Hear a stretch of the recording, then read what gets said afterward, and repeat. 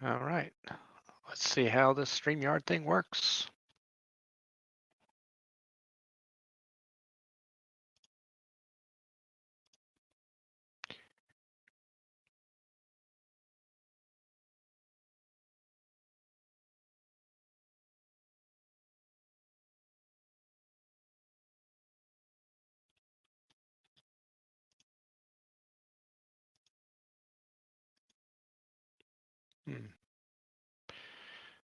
Yo, what's up, Red?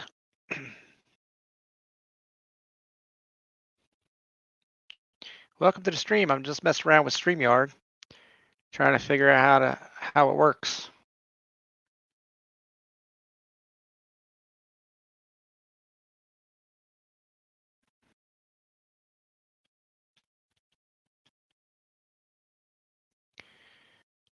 No, I haven't started pouring yet. I might try it out tomorrow. I woke up way too late today. Hey, what's up, Jeff Dunn?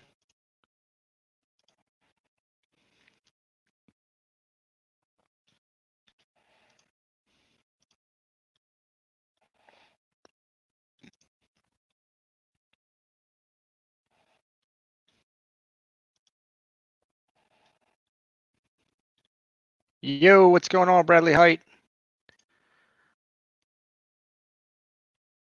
Welcome to the stream, brother. I'm just working on StreamYard, trying to figure it out. All right, yeah, I will, Red. As soon as I do it, I'll pour it and I'll send it to you. I'm going to videotape it too. I was hoping I was going to be able to mobile stream, but I think I got a workaround on that. Maybe. We'll see.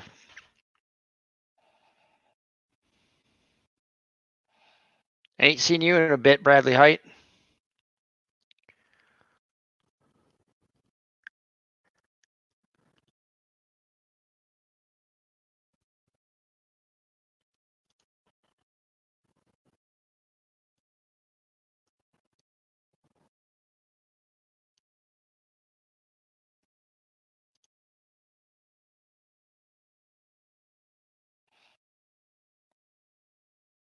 Got my little motion cat up there.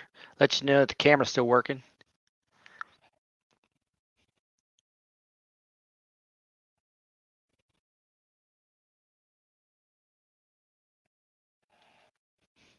Oh, yeah? Red says, I just finished a really awesome 2-bar set I poured today, and I'm telling you, they look epic. Man, we got to see those things. How come you didn't post a video?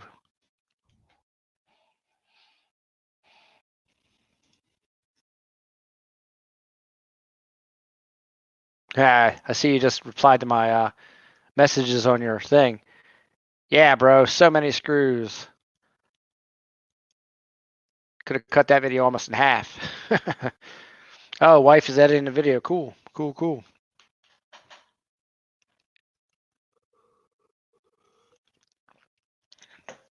So does anyone know how you well, I'm sure you do, how you invite somebody up on StreamYard? I know there's a link, but I don't know where you get the link from. Or is it just the link that I'm on now? You just copy and paste it. Is that all you do?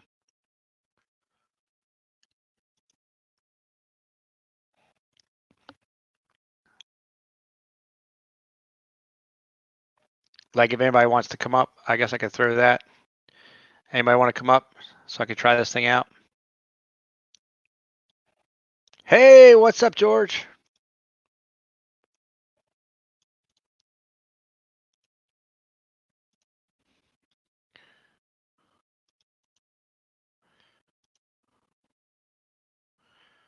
All right, I'm gonna put it up for like 5 seconds and then take it down because I always hear that you guys what you gotta do. 1, 2, 3, 4, 5, and remove it.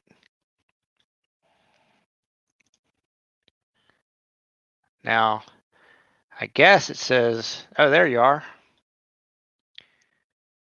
Boom. Yo, what up, Red? What's going on? That's easy. Everyone always seemed to make it sound like it was like they never knew when people were coming on. I just turned the sound on. It just beeped in my ear. There you are. Yeah, yeah, it's pretty easy, man. Yeah, that wasn't hard at all. I mean, unless you're George, then it's a challenge. Well, okay.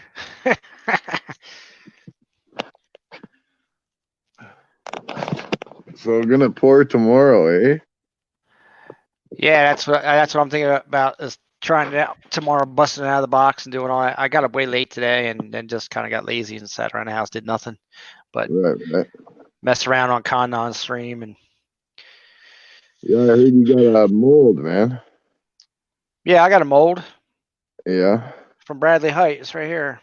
nice, nice. Yeah, that looks pretty dope, dude. Yeah. So, and I got my map gas torch last week, so I could stick it in my vise to hold it in place. And the only thing I got to do is I got to run out to Home Depot and get some fire brick. I never did do that. Just use well, I mean, you're a scrapper, dude. Do you not have like a piece of thick sheet steel? Now, now, because the No, last time I went to the scrapyard, got rid of all my steel. So, man. what up, Next Mike time, Badger? next time, save like a big, like the thick cast steel. You know what I'm talking about? Yeah, Yeah. Next time, keep yourself a plate of that.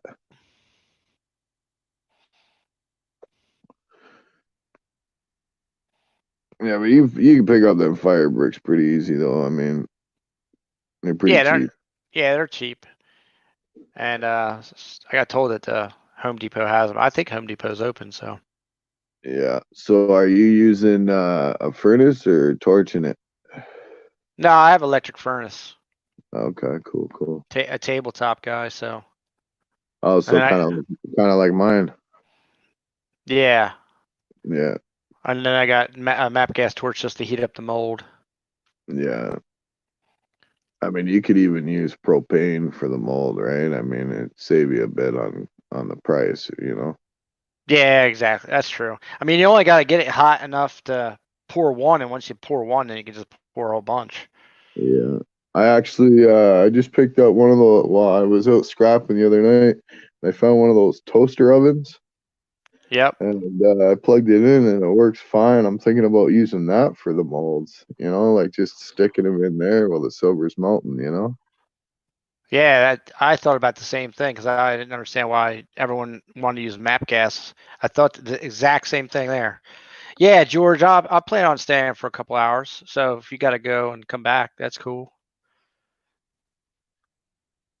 Yeah, I mean, it'd do the trick. Yeah, I definitely think so because I know some people even put it on the top of the furnace. Yeah, yeah. And I mean, I don't know if you know Dixie Silver Miner, but he uses like a convectional oven, right? Oh, okay, yeah, that would make sense. Yeah. Like a little toaster. It's all it is, toaster oven. That's all you need. Yeah. Because really, all you're looking to do is get make sure there's no moisture in it at all. Yeah, yeah. You just want to heat it up. That way when you pour the silver, it doesn't pop, right? Right, exactly. Yeah, don't pull at me, man. No, I don't wanna. I don't want it to pop on me and blow all over the place or get burned or any of that stuff. Yeah. It'll I it'll happen. It'll happen eventually. I mean, but let's hope it's not a big one. yeah. Hey, John Wolf, what's going on, buddy? Welcome to the stream. I mean, mine costed me 10 ounces, so let's Oh hope yours ain't. wow. Yeah, let's hope yours ain't that big, eh? Yeah, you got that right. Uh, Oh yeah, see that's a good idea too. Make a little. I could even make a little campfire burner out of a aluminum can type deal. Just sit it on top of there. yeah, you could. Yeah, Especially the way Bradley made this mold because there's a mold for my son on the other side, and it would hold the heat if I set it on top of a stove like that. You know what I mean? nice, nice. Hey V, welcome to the stream. Yeah, How that's are one you thing about doing? that's one thing about Bradley. He doesn't just carve on one side. Oh, is that Yeah, right? yeah, which is good. I mean, you get two molds. I mean, Yeah, agreed. Hey, Lady Kid Nichols, welcome to the stream. Yeah, the lucky kitty cat's the one telling you that the camera's still working. I'm highlighting my buddy Kevin Rose tonight. He sent me this nice holographic sticker. Pretty cool. nice. Yeah, I'm thinking about getting stickers made for this channel. Yeah, why not, man?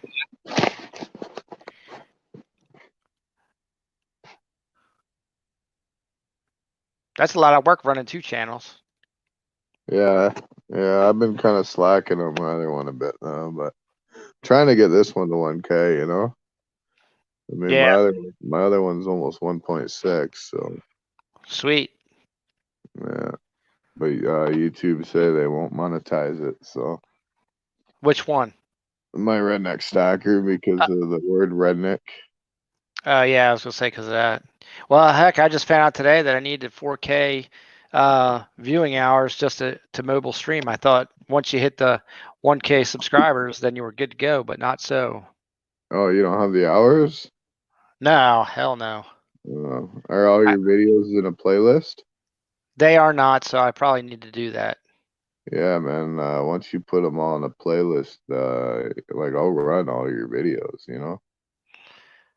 I see. I didn't understand what the difference was because if you just go to my homepage, you can play all my videos. It doesn't really matter. But I guess if I did Yeah. like live streams in one playlist and mail calls in another one and so on and so forth, people would be more likely to do that. Well, it's once they're in a playlist, you can just push play and it'll play all of them one after another, right? So that Uh, way people can play them and walk away, for an hour or whatever and clean their house and then come back and it'll still be playing your videos, right? I got you. That's right. Because if you do it the other way, they stop or they randomly pick other videos in there. Yo, Yeah. what's going on? The Shore Shannon Show. Long time no see, brother. How you making out?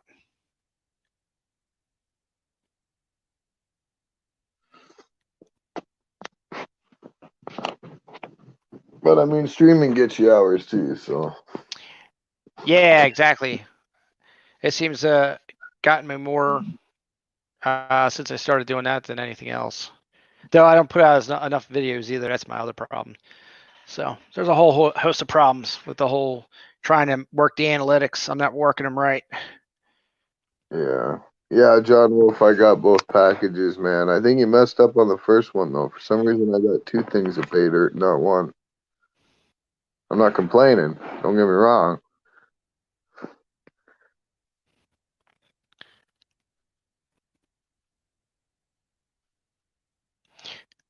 Lady Kid Nichols says, I think you have to comment every 20 minutes or so on live and don't skip ads on friends' channels. Yeah, well, the odds, it's revenue for them, right? I mean, But I don't know. What do you mean about so I would have to comment in mine during the live stream? no. So, like, let's say someone plays your list or, whatever, right? And they Uh-huh. watch the video, they should leave a comment or they're in live stream and, just letting you play, they should at least type like every 20 minutes or so. Oh, for the analytics, I got you. No, I see what you're saying, Lady Kid Nichols. And sometimes reading stuff and hearing it seem to calculate differently. So, all right. So as long as the people in the stream say something about every 20 minutes, it counts towards whatever your analytics are. And then as long as you don't skip, I don't skip ads, but you don't have to watch the whole thing. You only got to watch 16 seconds of it, unless they've changed that. But last I knew it was 16 seconds, and then after that, they got you get credited for it. Right.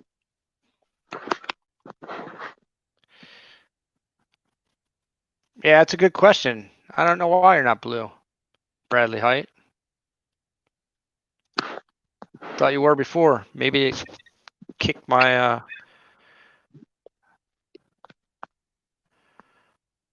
try that on for size. Oh, now he's gonna time me out. Nah, man, I got you. I know the game.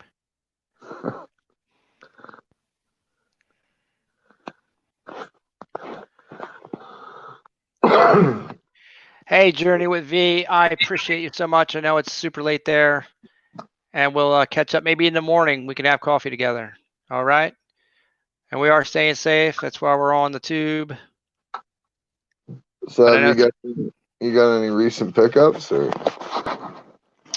Let's see. In the back of my truck right now, I got I don't know, 3 or 4 monitors, half a dozen PCs, and in the back cab, there's like 2 or 3 HDMI computers, and I don't know, a box of relays and some other stuff.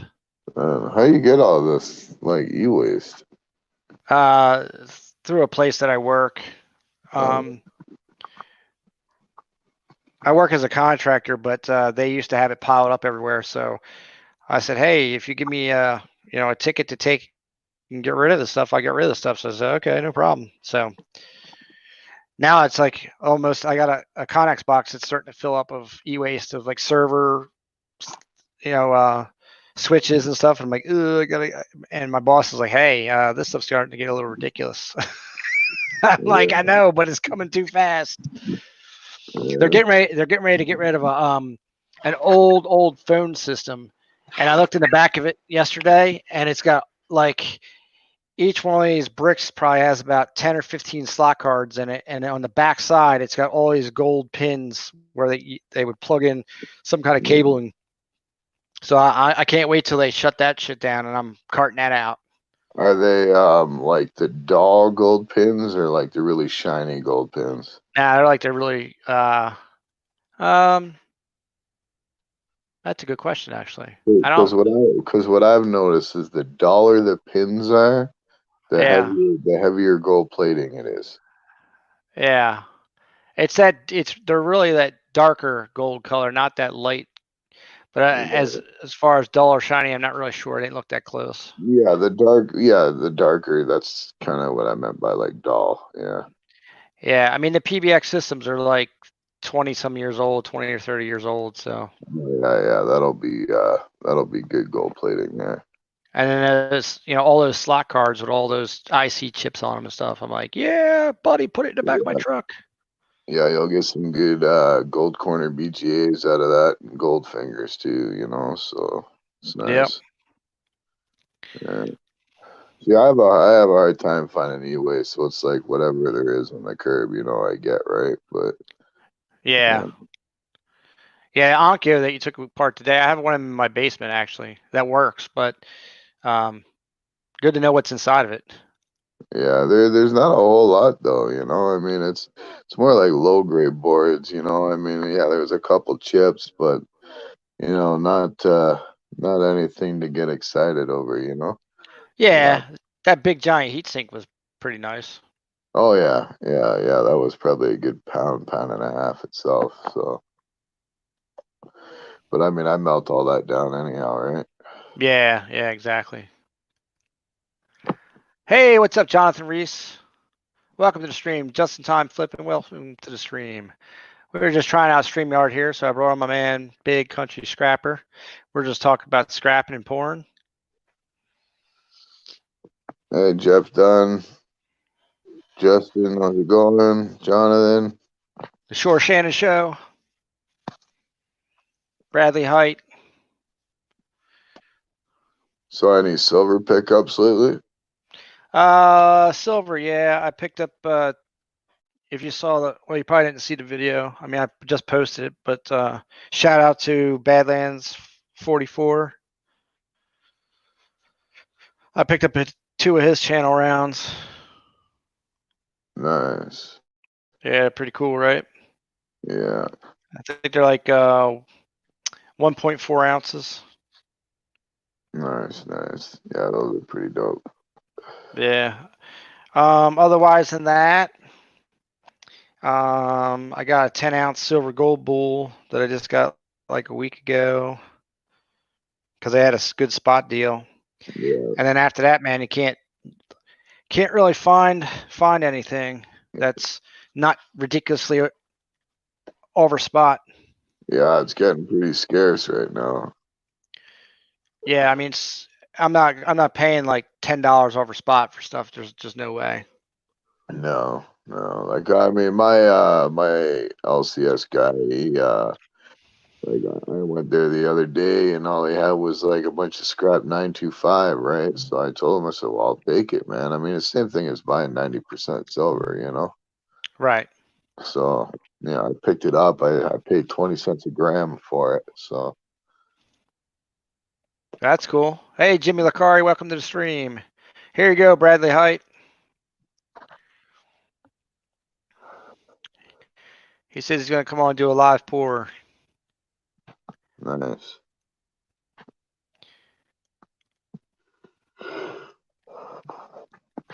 Yeah, Bradley's been pouring some pretty awesome pieces lately too.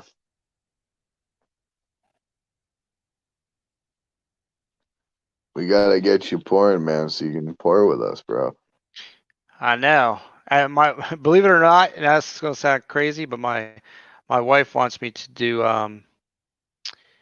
a pour of a miniaturized version of my daughter's cast for her leg.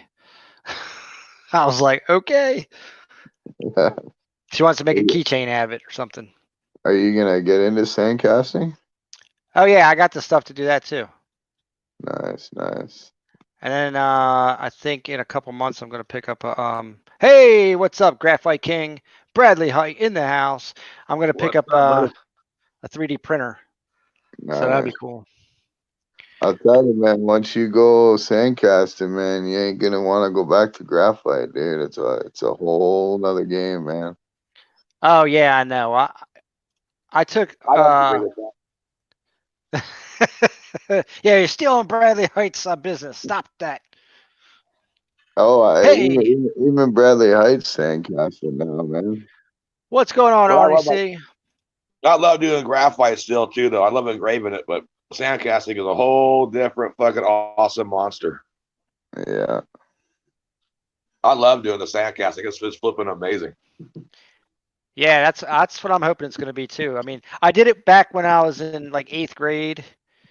And I loved it. It was very enjoyable. And then I never did anything since then. And then once I got into the YouTube community, I seen it again. I was like, oh, I want to try that again. Here, check this out, brother. Here's a spark. Here's a red silver spark plug I did for him. Sweet. It's the first spark plug I ever did. It's actually, I think, my first sandcasting I ever did. Yeah, that's cool. It's even got the lettering on it. Nice. That's a badass piece right there. Yep. Yeah, man. I love it, but it's going to Canada. So it's going to my brother Red. That's it.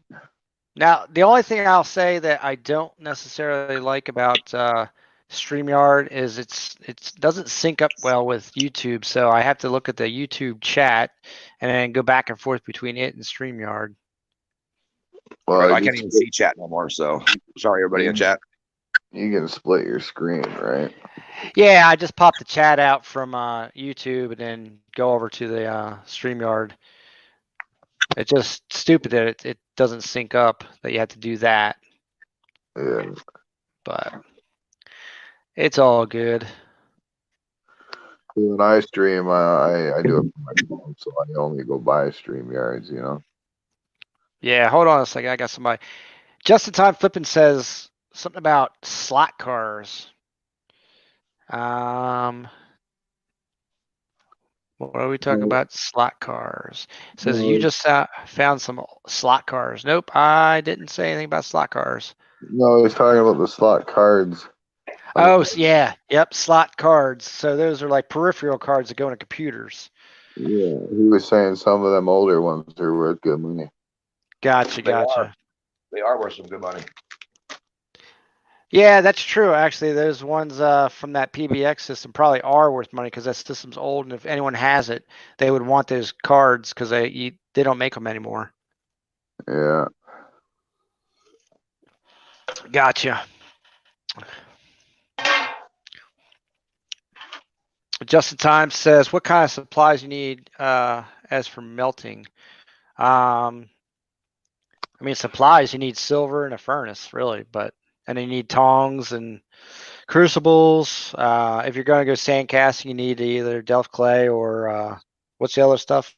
Petrobond. Yeah, Petrobond. Talcum powder. You need some type of stainless steel tray or something to catch pan.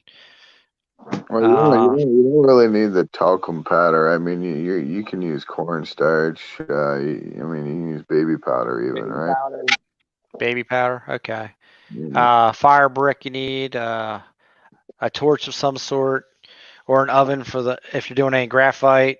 And you're gonna need like an old-fashioned sifter for the sand, and Yeah. not all of it, but just to put it over top of the main whatever you're casting to get it started, and then maybe the end of a hammer or something just to knock it down, or like a rubber Yeah, mallet or something. I just use a graphite mold to pack it down with. There you go. Let's see. George says, I just leave StreamYard side up. Oh, yeah, that's right. I got StreamYard up. The only thing I know is being on the other side of people that do that with StreamYard, George, is it's frustrating as hell because you're like, hey, hello, hello, hello. And then, like, depending upon what the lag is between the two, then it gets all out of sync and out of whack. And it's hard to follow. Brenda Davis says, got your card and stickers today. Awesome. Super cool, Brenda Davis. I hope you like them.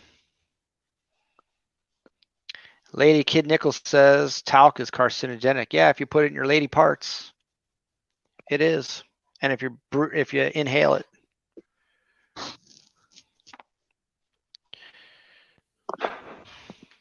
You'd have to inhale quite a bit of it, though.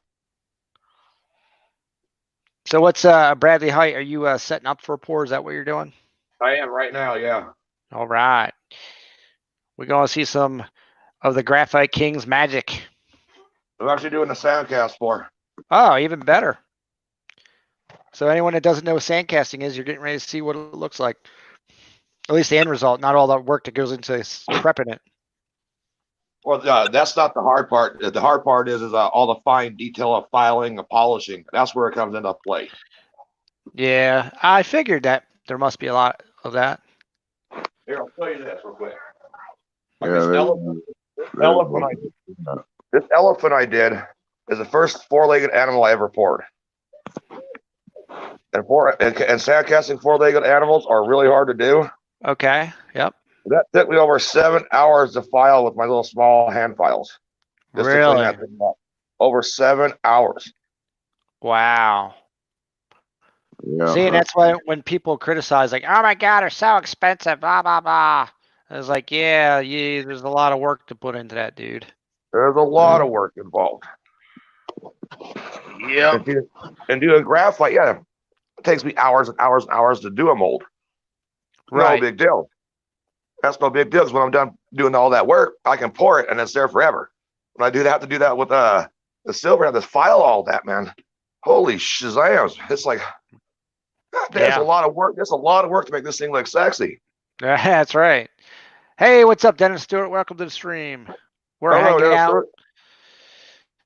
And I'll set you guys up here like this so you guys can see where I'm going to be working at. We're listening to the wisdom of Bradley Height. He's showing off his elephants. Oh, there you go. Bradley's going to show the whole process. Yeah, see, there you go. There, I'll show the whole entire process.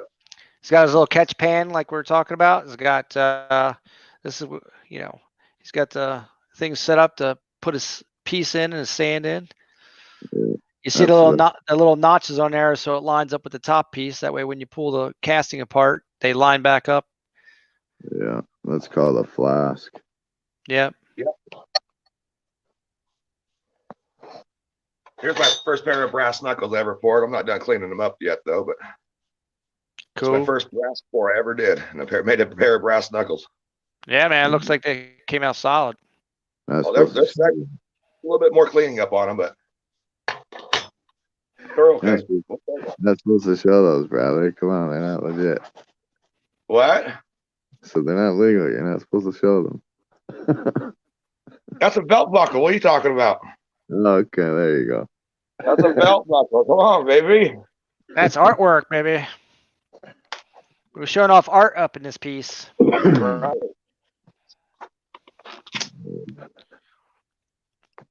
Wow, we've been live for 30 minutes already. 10 people watching. That's great. Nice. I'm surprised Bradley's doing a live pour, man. He's usually pretty camera shy. No, I'm not. Where's them socks at, Bradley? Right here on my feet. I mean, we didn't see the socks. What the hell? All right, shit. Yeah, see? Look at them socks, buddy.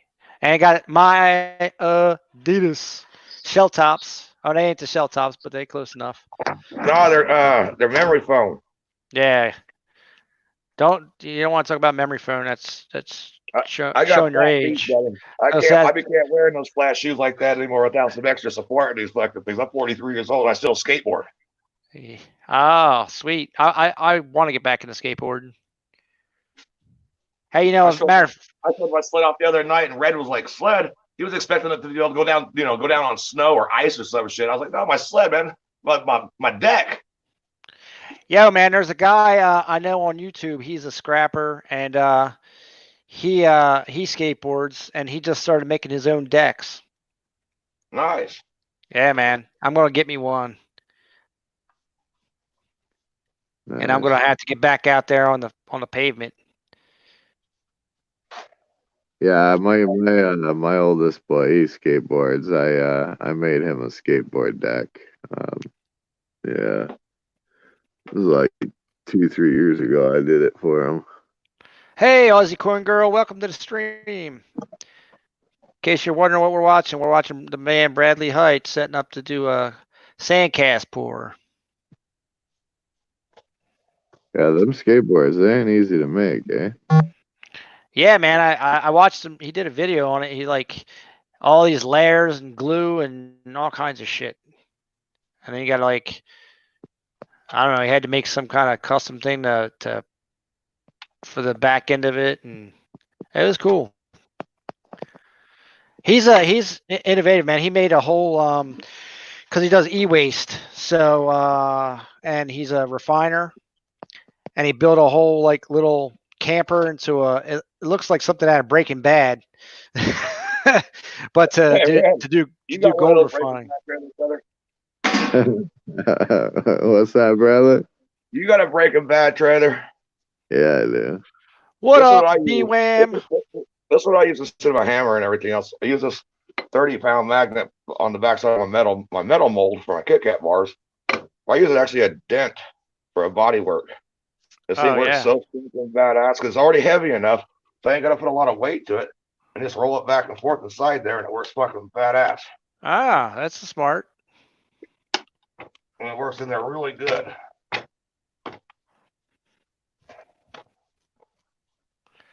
What happened? Not much, B-Wham. What's up with you, brother? We're watching Bradley Height, the master caster. Oh, we'll go that far. We're not going that far at all, brother. I'm still getting used to this sand casting shit. So is that right? Yeah. Yeah, Bradley's only been sandcast for maybe a month now. Oh, sweet. So if I start now, at least I won't be in the rearview mirror. I might be right out there with you. Well, it's been a few months now, right? It's been about, let's see, it's March. About 4 months, I'd say. Yeah. Yeah, I guess so, yeah. Not very long. Started early December. Yeah, the very end of November, actually. Yeah, Cool. get everything all nice and sexy and smooth.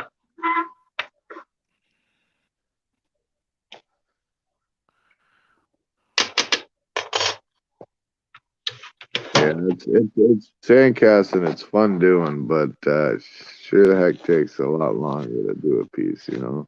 Yeah, There's it's a lot of work. Yeah, a lot more work goes into it, that's for sure. I would Baby powder.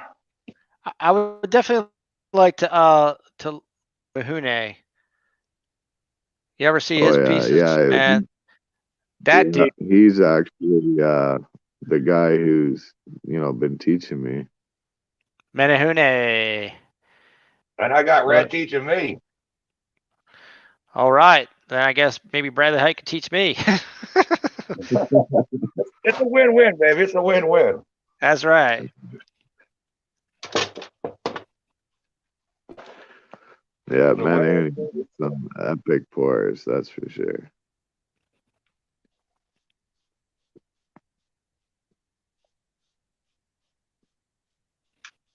All right. Now, Red, what's the preferred oh, you're doing that. Gotcha.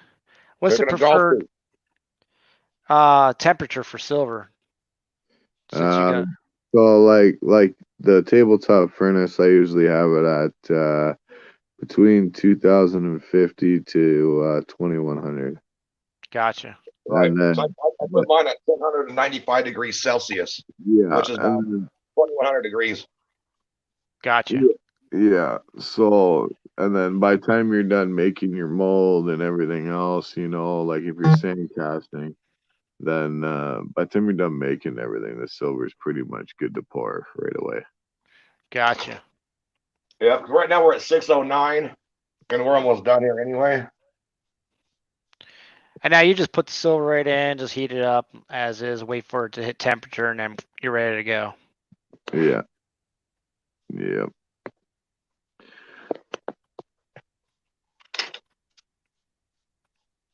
Yeah, and I mean, when you start pouring, man, I mean, you know, we could, you know, do some private chats and whatnot, you know, and kind of, you know, I mean, I can do a sandcast with you right on video, you know, and kind of walk you through it, you know, and help you out too, you know. Yeah, I gotcha. Cool.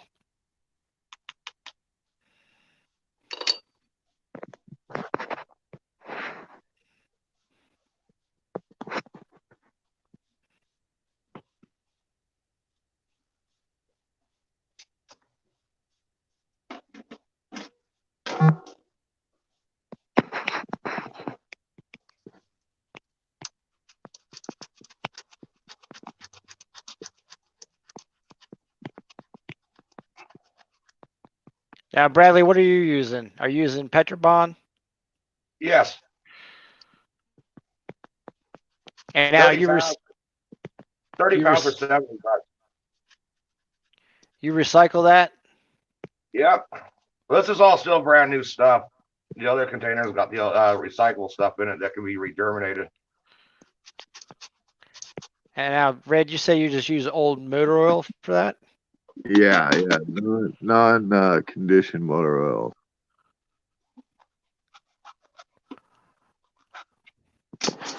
I mean, you could use vegetable oil too, but you know, I find me and TLT, we've noticed that the motor oil works a lot better. Does it? Yeah, and you don't need a lot of it, you know, like just a little, right? Okay. And I mean, Manahuni, he's done a couple videos on rejuvenating Petrobond as well. So Gotcha. Now, either you guys thought about using investment cement?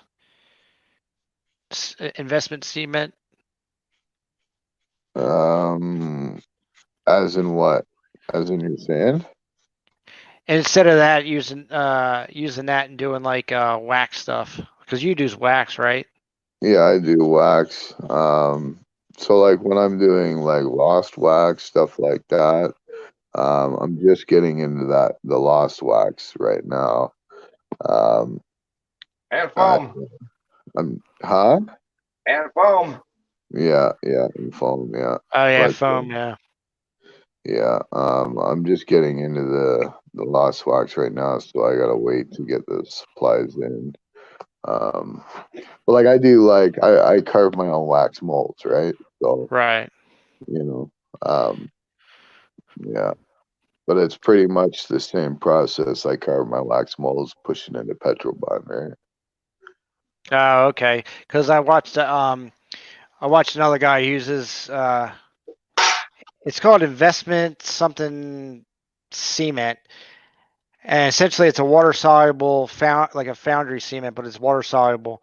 So you take your wax mold, you put it in like a bucket, you pour that stuff in there, you put it in an oven, it heats it up and melts all the wax out, and Yeah, then you take yeah. that, you pour into it, and it won't explode because of the way it's made. Right. That's the Lost Wax method. I Yeah, haven't gotten into it yet, but I have ordered the supplies to get into it. Like I bought my shaker table and everything and all that already. gotcha. I'm just waiting for the actual stuff to come in so I can actually do it, you know. Um, I have done it before. Like I work with a jeweler's shop, so they let me make my own customized ring about last month there. So I you know what I mean. I fell in love with the process, but I mean it is expensive to do, you know. Gotcha. And George asked, what's the difference between conditioned oil and non-conditioned oil? Okay, what's that, brother? No detergent. Yeah. There's more detergent in the conditioned oil. So there's more like a watery liquid in it, right? Gotcha. Hey, Dan Keller, welcome to the stream, buddy. Sorry I missed you. And basically, like the condition stuff, if there's a lot of condition in it, you'll get like a white kind of toxic smoke really bad when you go to pour into it. Because that's the detergent burning off, right? Right. So, you know, you get like the non-condition, like you're still gonna get smoke, but it's not gonna be like really bad. You know what I'm saying? Gotcha.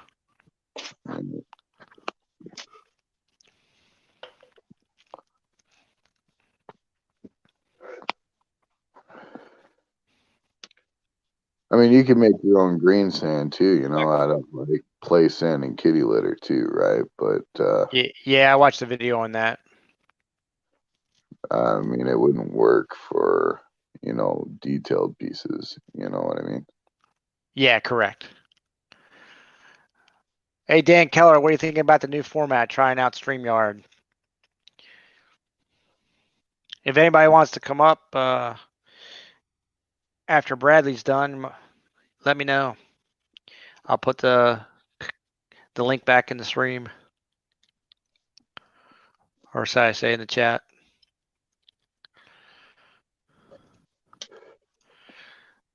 So, you do know you can have like 6 people up here, right? yep, I know that. Okay. So yeah, Dan Keller is pretty cool, man, and this is one of the things that my channel's going to end up getting into. See, look at that. He's going to make a golf tee out of silver. I assume silver, right, Bradley? Out of Sterling, yeah, 925. Gotcha. Dan Keller, so far I like the StreamYard. It looks like a lot of options, and if it works out well, I might just end up trying to get, some overlays and some other stuff and get really into it to use it. I like the idea that I could have people on, do interviewing and stuff like that as well.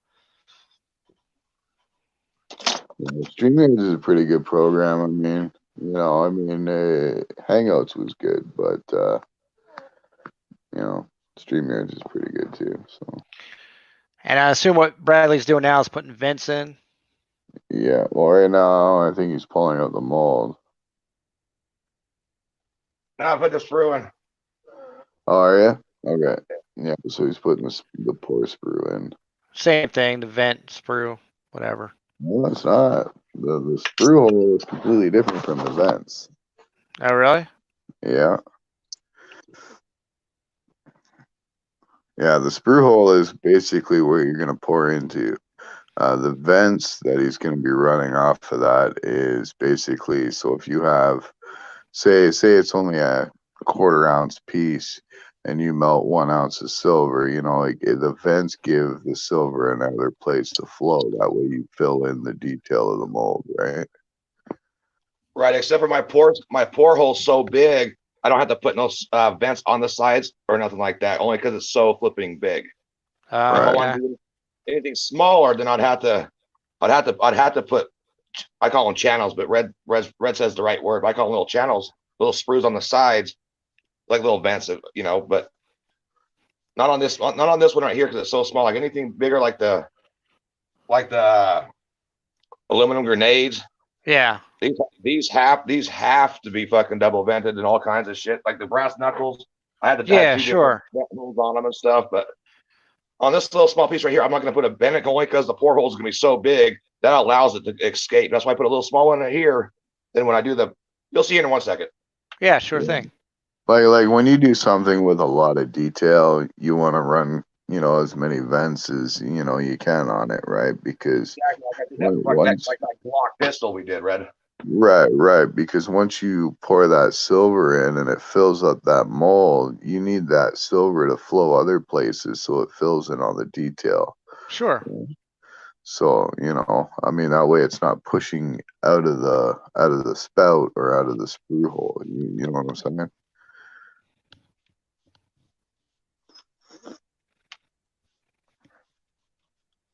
The vents basically help you from less mistakes, you know? And Right. it saves a So, lot more trimming to do too. Yeah. so George says it's like 200 a year to have StreamYard, or if you pay monthly, it's $20, and then you can get 20 free hours, then pay for a month again. I wish I did it that way. Well, 20 hours isn't much if you're doing a crazy amount of streams. But I guess in the beginning it would make sense because I'm not going to do that many streams in the beginning.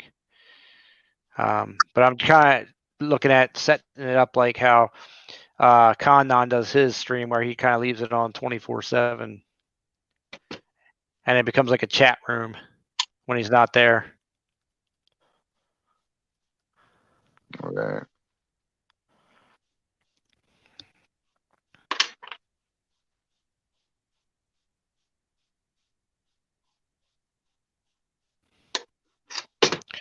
So what you're saying, George, is you would have rather spent the $200 straight up and got basically unlimited instead of $20 a month, or you'd rather do $20 a month? That's what I'm not following you.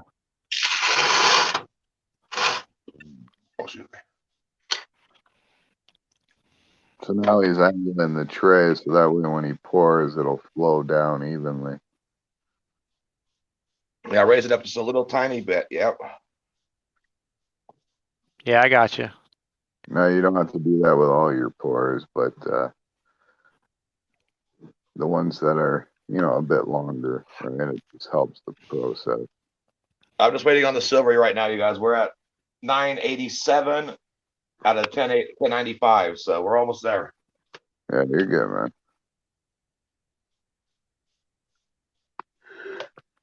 Now, if this was Sweet. 39 fine silver, it would all be that temperature. But with a sterling, because it's got copper in it, gotta add a little extra more heat to it. Yeah. I hope this thing works out. This will be my second attempt ever doing this, so I hope this thing works. Especially because we're live, so hello. Hope works really well. Now, I don't know if you've seen these copper knuckles I made. Wow, that's pretty crazy.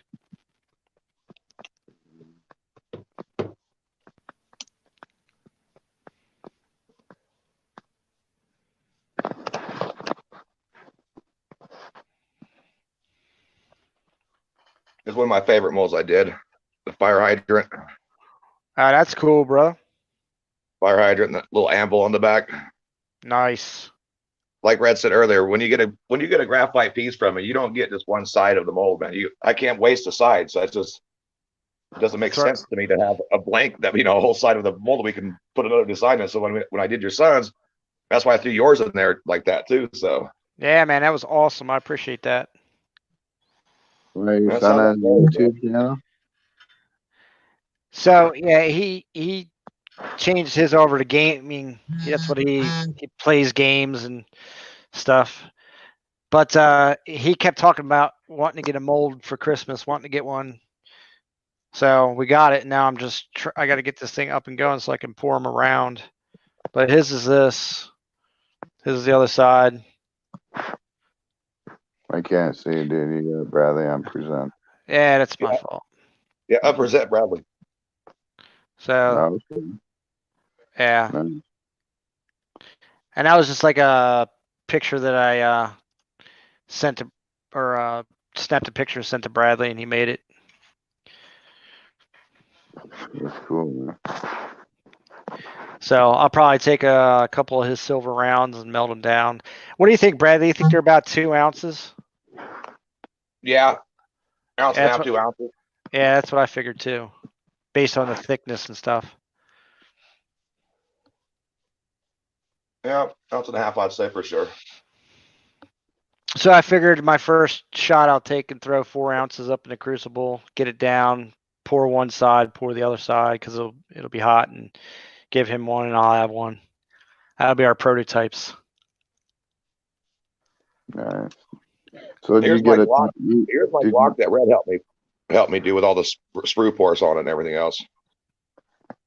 Oh, nice. did you get a tumbler? I did not get a tumbler yet. I know you can get one from like what's that place? Harbor Freight. Harbor Freight, yeah. Yeah. Yeah, I that made was on my. Scrapping. Get I made my the, tumbler out of an old computer printer. Oh, did you? Get the red. ABS The plumbing red. They got these tumblers on there. They're red and they got like the black barrels on them. Uh-huh. I think they're like $40 for the tumbler, but that's what I use, and I'll tell you, man, I've never had any problems with it. On Amazon? No, from Harbor Freight.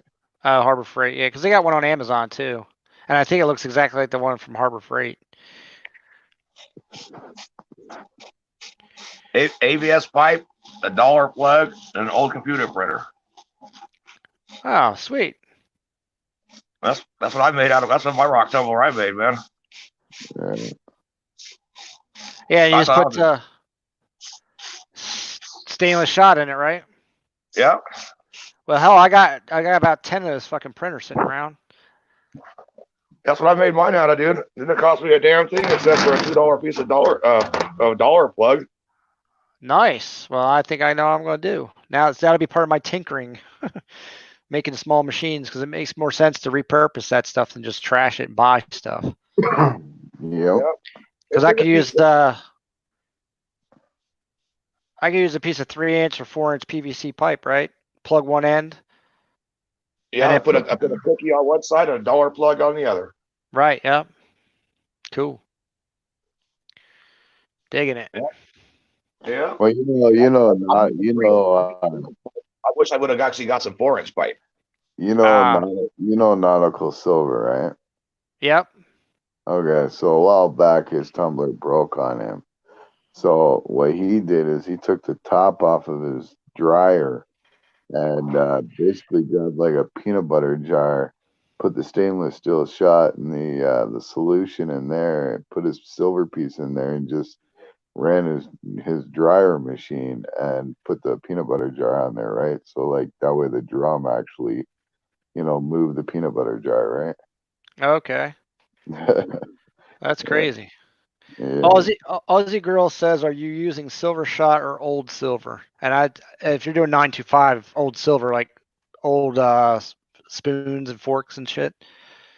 Spoons and old necklaces, bracelets. Yeah. The pistol though was out of silver, like That's 3.9's fine. 3.9 fine, yeah. That little Yeah. Glock. Yeah, the Glock. Most all my pours I do are pretty much all out of 3.9's fine silver. I don't do too many copper pieces. I mean, I do some copper pieces, but I don't do a lot. But aluminum, the grenades, the pistol didn't turn out so good. My 32 caliber pistol I did. That's Yeah, actually a 1906 32 caliber pistol. man, we pour it all though, man. That's what Redneck Metals is about, Right. There's a 50 caliber bullet I did in copper. Nice. Aussie Girl says, how much does a Glock weigh? I think it was It weighs.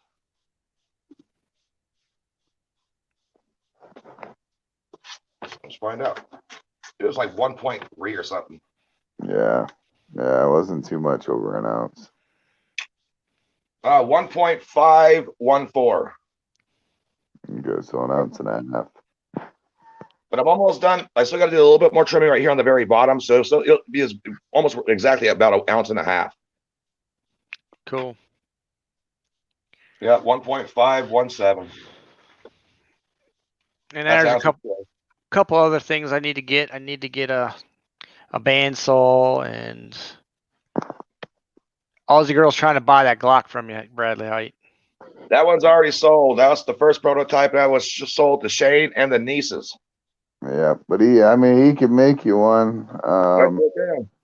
All you gotta do is just send him an email at bradgoldpan76@gmail.com, and he'll pour you one up. I think you're selling them at what, 55?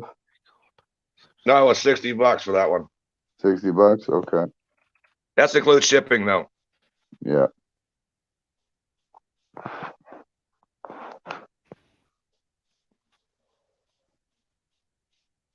We are at 1093. We are almost there. Oh, it's bradgoldpan76@gmail.com, right? Yes, sir. All right, I just put it in the chat for you. Thanks, grab it.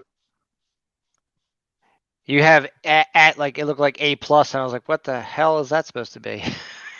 I was like, I don't remember that in his email address. That's a fat Sharpie right there. That's what I'm calling that. So no point left on it.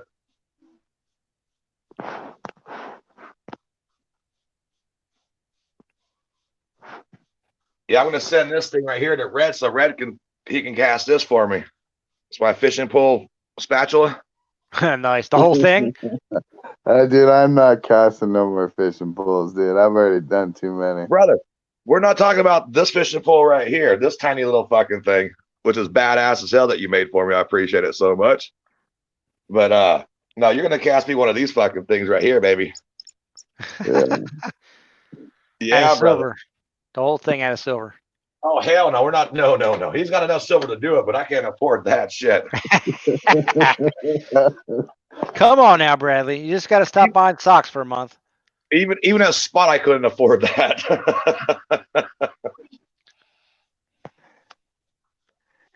That'd be like a 65 ounce fishing pole and shit. I'd get rid of one of my big bars out of my 3 big bars. I got my 55 ounce, my 62, or excuse me, my 67.8, and my 110 ounce bar. That one I cooked the hot dog on.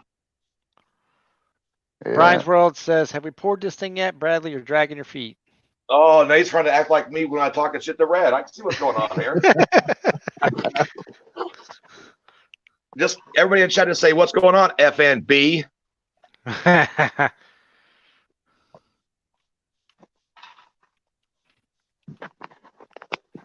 right, we're ready. Let's do it. You gotta turn the lamp a little bit because the bulbs kind of melt when it has that so much heat coming off these crucibles. So kind of melted.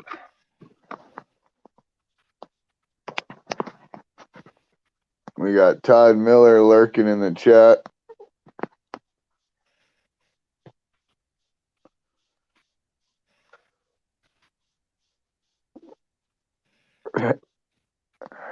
All right. That was a nice pour. That was a smooth pour right there. Thanks, brother. Man, you go away for a couple of months, playing those golf courses in Utah, come back and pour. I was having slag go all over the goddamn place. I was over pouring every flipping thing I was doing. I was like, what the hell? How do you lose your skills? Especially when I started out pouring, and this 35-year-old jeweler's crucible, itty bitty little thing, only holds 3 ounces, and this thing is hairy to hold. So I'm talking hairy to hold 3 ounces in this thing. Yeah. I called out Todd Miller lurking because he messaged me on Facebook and said he was lurking. So I just wanted to let everybody know he was here. Hey, Grandpa. What up, Todd Miller? Man with the many stickers. That's the sticker king of YouTube right there, baby.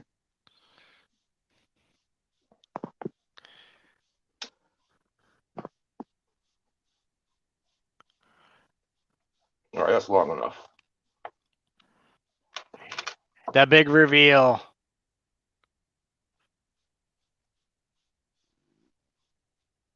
Well, looks like it came out. It's starting to look like it came out. Let's do a little. Yep. Yeah, it came out nice. Yeah, it came out pretty sexy, actually.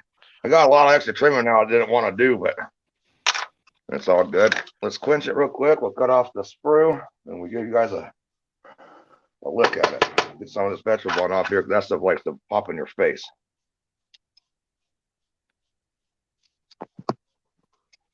Not too much trimming. Not too bad at all, actually. Aussie Corn Girl says, yeah, what's the obsession with the stickers? Hey, we like stickers, man. Grown fun. man, wearing stickers. That's right. See, look. There are some stickers, some coasters. Stickers are the new baseball cards. Right. It's actually funny, Red.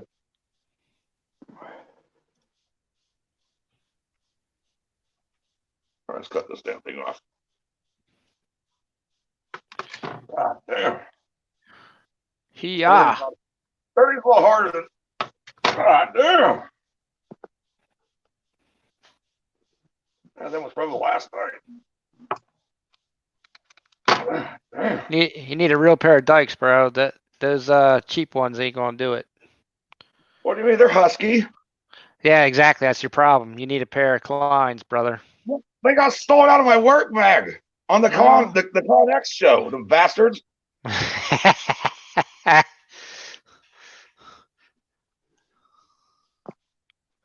What the fuck? Resort to the fucking bolt cutters. We got the little bolt cutters. Yeah, there you go. You need a pair of mic clips, brother. Look, I got a Sawzall, baby.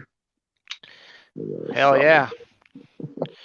Yeah, it's funny, man, because the first sandcast I did, and I had to cut the sprue off, it was so big. I ended up using my angle grinder. Yeah, I'm gonna bust out the Dremel here in a second. Shit. Yeah. Like, I'll tell you, man, after using the angle grinder, I had to do so much cleanup. I bet. All right. Right now.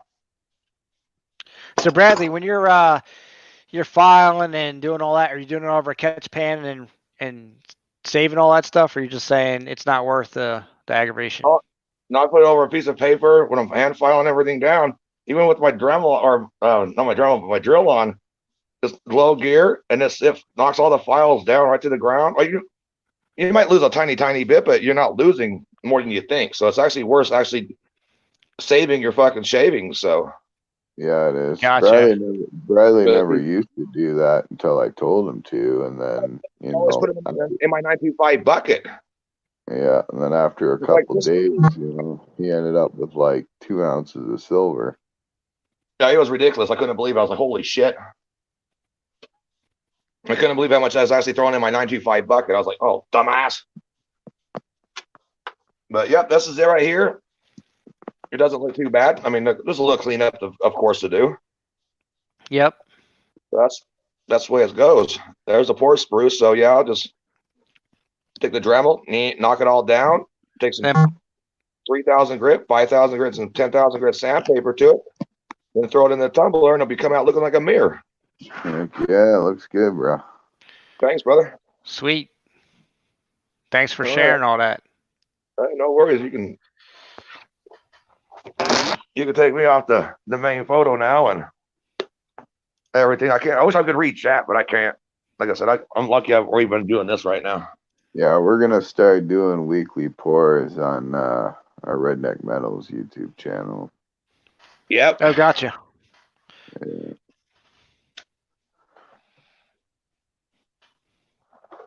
Hey, Bradley, did you see my my silver porn sticker? You're what? That's the sticker gonna come with my silver pours. That's Nice. awesome. Uncle Bill, he just sent me your sticker and his sticker actually. Oh, so you got the hollow? Yeah, I got this this one right here. Yeah, the holographic one. Yeah, buddy. Yeah, that thing's flipping badass, man. Yeah, that was freaking cool. he's the only one that got those. Yeah, he sent me that one, and he sent me his Bill J version 2 hologrammed one also. Oh, that's Oh, nice. Yeah, I don't have that one. That's not true. I got your holographic. You don't have my holographic unless you got it from Bill J. Oh, no, 'Cause- maybe you Yeah, he's the only one that has them. I don't even have them. This place how I got one then. Shit. Yeah, if you read the bottom, it even says Bill J version 2 edition. Oh, Let me see. It sure the heck does. Yeah. It sure the heck does. Wow. So he has that limited edition one, and Silver Nitrate is getting ready to get this limited edition one. nice. And then I'm talking to CR62. There's going to be an international one. I'm going to send him as soon as I get the sticker design made up. But I don't have them to give. They're just for other channels to kind of do a cross promotion. So maybe once we get rolling on the Redneck Metals thing or whatever, I'll make one up, and Red, you can do something with them or whatever. Heck yeah. I mean, Yeah, everyone loves the sticker stuff, so that's why Yeah. I came up with that. Yeah, we gotta get you pouring, bro, so you can come join us. Right?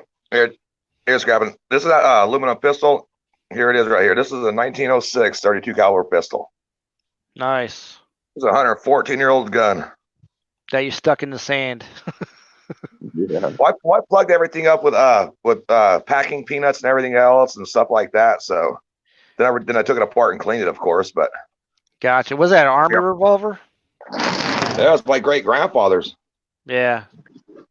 I just see the U.S. on the side, so I assume it's an Army revolver.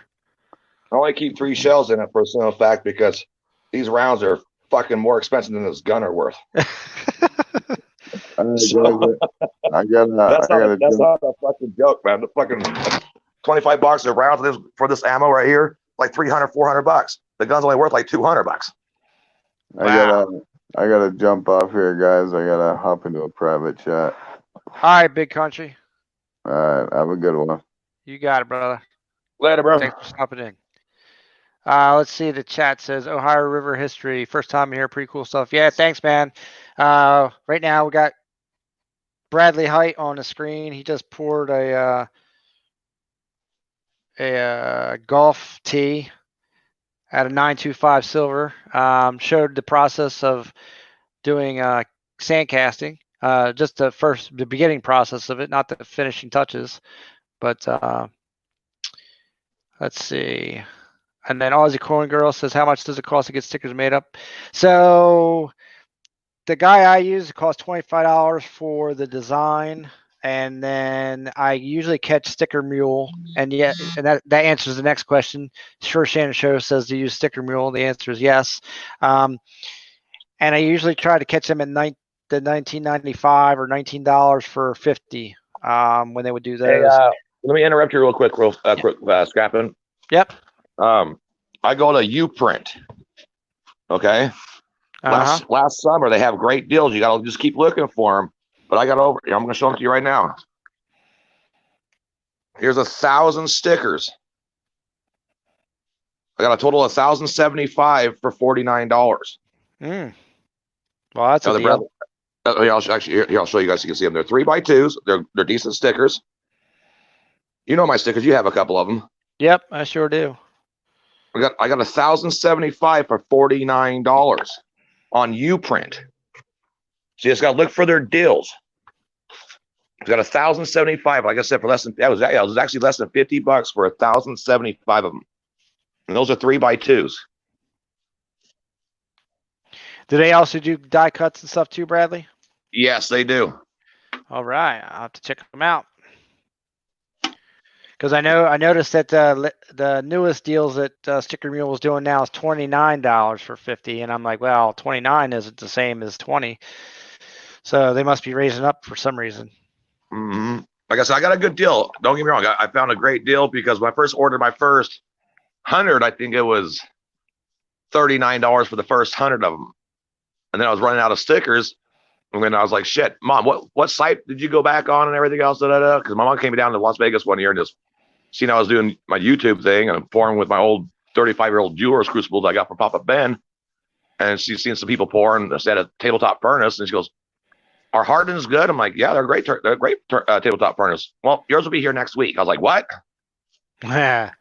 And you got stickers coming and everything else. But I was up in Utah this last summer, plumbing those golf courses and everything else. I was like, "Hey, Mom, what site was that again? I need to get more stickers." And she showed me what site it was, and bam, got 1,000 of them for, I think it was like $39. But then she actually clicked fucking the 75 sticker thing, so it came like to be like 100 or like $49 for 1,075 stickers. Wow. Yeah, so I'll check you Uprint, not Uline, but Uprint. Yeah, Uprint, and that's just a U, not YOU, right? Mm-hmm. I will check it out. Yes, sir. But anyway, you guys have a great night. Thanks for letting me bore you guys with my sand casting. And nah, brother, we're not bored. We're fascinated, man. We're watching, we're learning. So thanks for sharing. Hey, no worries. I figured I haven't been on your stream live before. I'm gonna jump here and see if I'll do a live pour up on Scrappin's channel and shit. Let's see if everybody likes that stuff. Yeah, man. I think everyone was digging it. So definitely appreciate you stopping by. And hopefully we'll catch you on the next one. Yeah, no worries. I got to wake up early here in the morning. I'm going. Finally got a golf course that's going to allow me to go play golf tomorrow. So I'm going fucking golfing, baby. Do it. I'm like a fucking crackhead, missing his crack. But that's me. That's the golf course for me. So no work. I can't go golfing. Shit. I know, right? Ain't that some shit? No, Vegas is a ghost town. Our lights ain't even on the strip, dude. It's fucking so eerie here. It's ridiculous. Wow, that is creepy. It's fucking scary here, man. It's like, what? This is not Las Vegas. I've been here for over 30 flipping years, and it is flipping weird, man. Seeing just nobody. It's weird. Yeah, you're like in the Resident Evil Las Vegas. That's crazy, man. I live up next to Red Rock Canyon. If everybody in chat knows about Las Vegas, but I live on the far, far, far west side of town next to the mountains. Okay, yep. I look down on the valley, and it's like, what the hell? Wow, yeah, I bet, because I've been at Red Rock Canyon, so I know where you're at. I live right next to Red Rock Canyon. My house developments, when it was first built, was the farthest you could go west. So yeah, well, I probably when I was out there, I drove right by your house, could have waved to you. You did. I'm right on the corner of Far Hills and 215, man. You have no idea. I'm right here. Nice. Yeah, but anyway, you guys have a great night. Everybody have a great night in chat, and I'll talk to you guys soon. All right, Bradley. Hi, everybody. Have a good night. All right, brother. Thanks for having me. Yep. Later. Bye. All right, so that was the man, Bradley Heitch, on some casting and pouring, which I'm going to be starting up more than likely tomorrow morning. I won't be able to shoot it live, but it'll be interesting for sure. As long as I can get some fire brick. I definitely need that fire brick. So let me see who is in the chat. Yeah, so I did say Sure Shaded Show. Yes, I use Sticker Mule. I'm sure they give me some kind of code or something. I think for $10 you get like a sample of stickers or stuff from them. Let's see. Let me make sure I got Ohio River history in my list. Let me go to that channel real quick. I did not. So Ohio River history, I got you, bro. And I'll keep you there. I'll check out one of your vids in a bit. I hit the bell.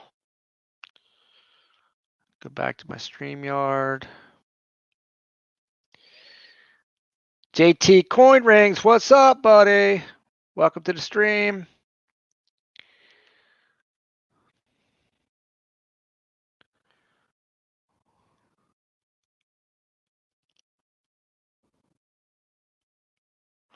JT, you want to come up on the panel?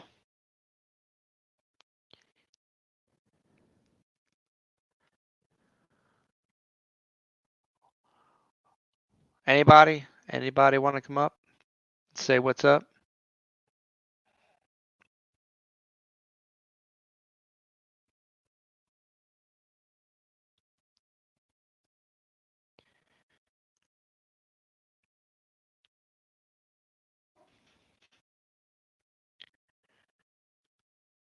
All right, JT, no problem, bro.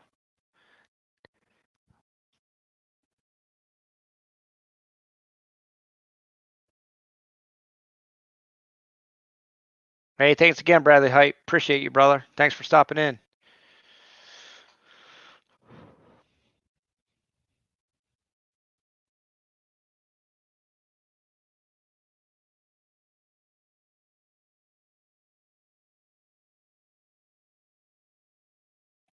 All right, so we're at an hour and 16 minutes. We're hanging out right now with Lady Kid Nichols, The Shore Shannon Show, Ohio River History, JT Coin Rings. And let's see, it's showing we have 10 or 11 watching in the chat, so that means we got some people hiding in the back. Jeff Dunn's in the house. Who else do we got that I'm not saying? Hey, Aussie Coin Girl and Dan Keller are also in the house. And that's all the people I could see. I'm sure there's other lurkers in the back. I heard that my man Todd Miller is hiding in the back. Todd, if you could just wave hi or give a period or something, say, hey, what's up? That would be awesome. I'd like to see if you're actually here. And let's see, Ohio River History says, how the hell do you bring people up there and just talk? Here, look, man, I'll put this in the thing.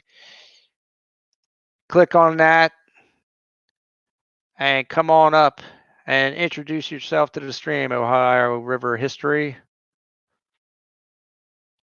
Give it a few minutes, or should I say a few seconds, and then I'll take it down. That's if you're interested. Come on up to the Saturday night scrapping show. All right, that's what we got. Take that down. JT, I don't know why you're not here. Boom, you need a wrench, brother. JT says, I know you'll be on for another hour. The cat arm's still moving. Heck yeah. My man's getting big biceps. He's working that thing. I'm surprised Shannon don't want to come up on here. Sure, Shannon, you know you're a good speaker. You put out some good videos. You can stop up here.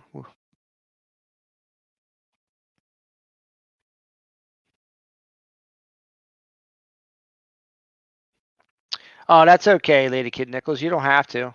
Nobody has to. It's just an offer to come up here on panel and talk BS a little bit. If you don't do it, you don't do it. If you don't post videos, YouTube is for everybody. The people that don't post and just like to watch, the people that do post, people like to just chat. That's what it's about. Having fun while we're locked in. And even when we're not, it's something to do. It's a better hobby than some hobbies out there. Keeps us out of trouble.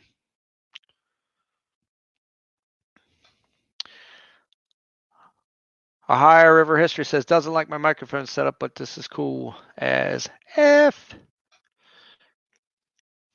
Yeah, man. Come on up.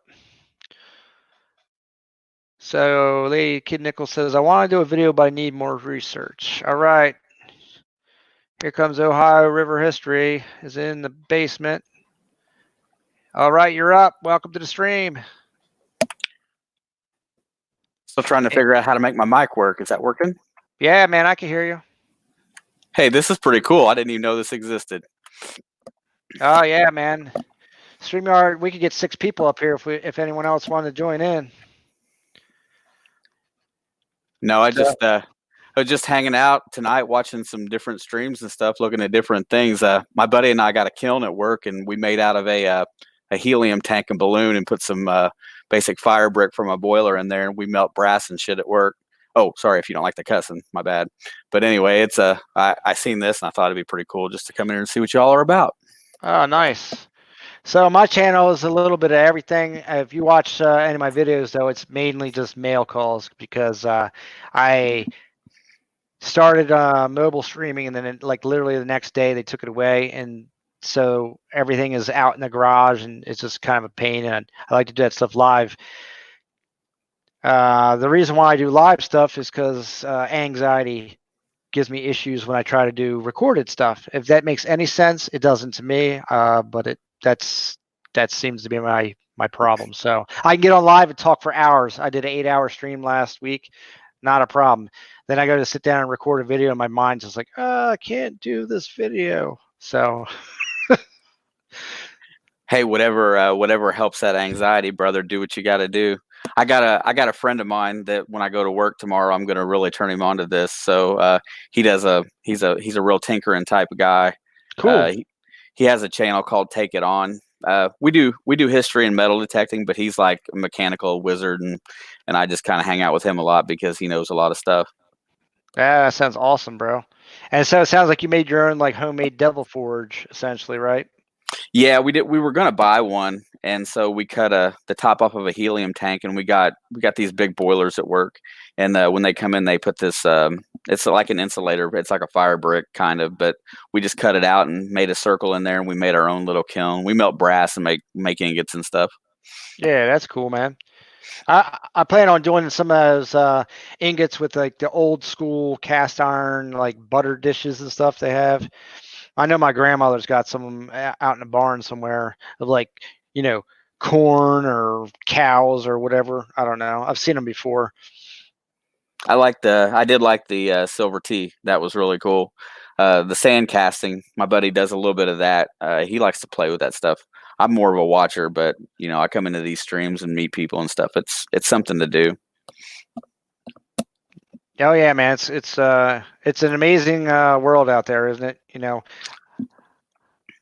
Well, I mean, nobody's going outside right now, or everybody's hiding and cowering from this corona epidemic. And so we're trying to find ways just to, everything's shut down. We're just trying to have a good time, stay positive.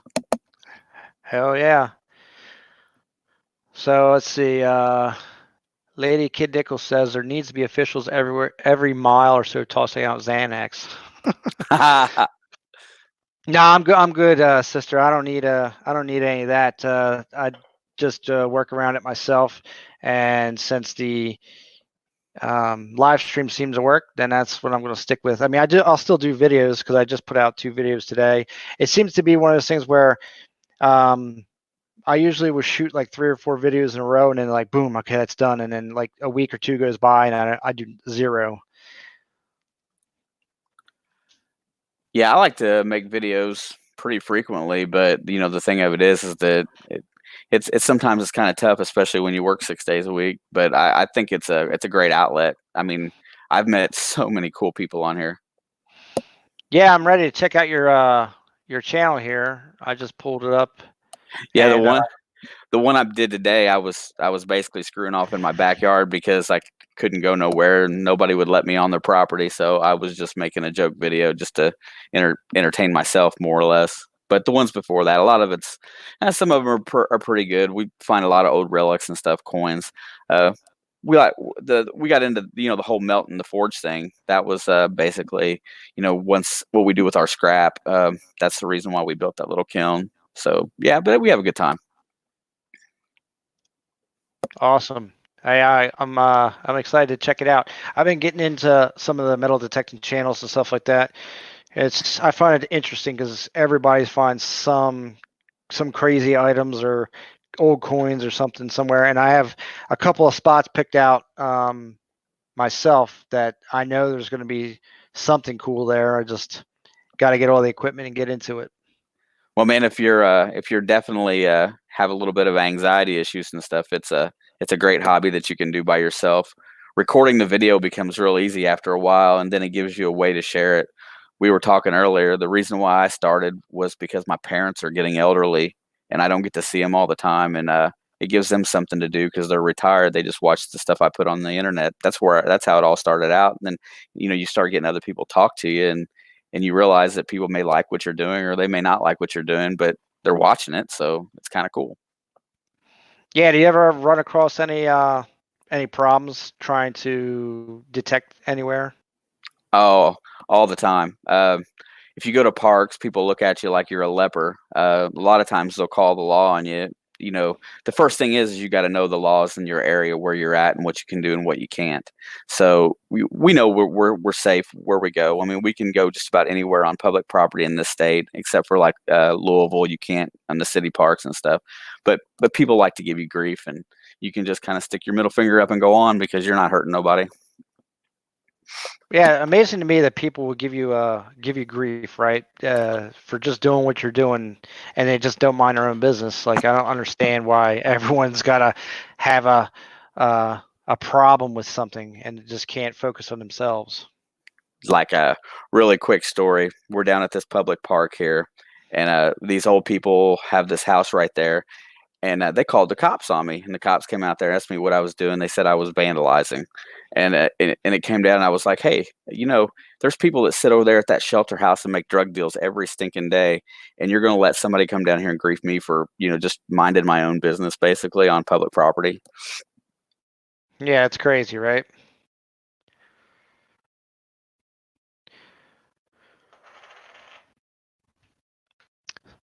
So, what's the coolest thing you found so far? I got an 1828. Yeah, you're right. I got an 1828 half cent and an 1831 large cent are probably my two best finds up to this date, and I've been at it for about 4 or 5 years. That's still pretty cool. I assume you find a lot of pocket change, a lot of trash, right? A lot of trash. You can't hide from it. I got enough change last year in Clad that I bought there's a new detector that came out, and it's like $300. I bought it with all my Clad. So I mean, there's a lot of you find a lot of loose change everywhere, especially at these parks. So I mean, there is a monetary gain too. Yeah, that's pretty cool. That's one of the things I thought. We got some parks around here that would be a beneficial thing. Plus, the beaches aren't too far away. You can go hunt the beaches. But I also know, I know of let's see, an old train station that's now turned into some like condos, but it used to be a train station. So that whole back property has never been hunted, and my family owns an old tavern from the 1700s, and that property is about 2 acres. It's never been hunted. So you're up east, I assume? I am, yep. Yeah, because that's where all the top channels are really at. I mean, most of them guys, they get Revolutionary War stuff all the way up through Civil War into modern silver, through 1964 dimes and stuff. So they got tons to show. It's a little harder the further west you go, but hey, it's still fun. Oh yeah, I'm sure. Heck, you ought to get a detector, put out a couple videos. Man, there's so many people in this community that'll support that. So I mean, it's probably a good way to expand your viewership. Oh yeah, that's definitely the plan. It'll probably happen maybe next year. This year was is the pouring that I'm getting into. Like I said, I'm probably going to start that tomorrow, and we'll see where that takes me.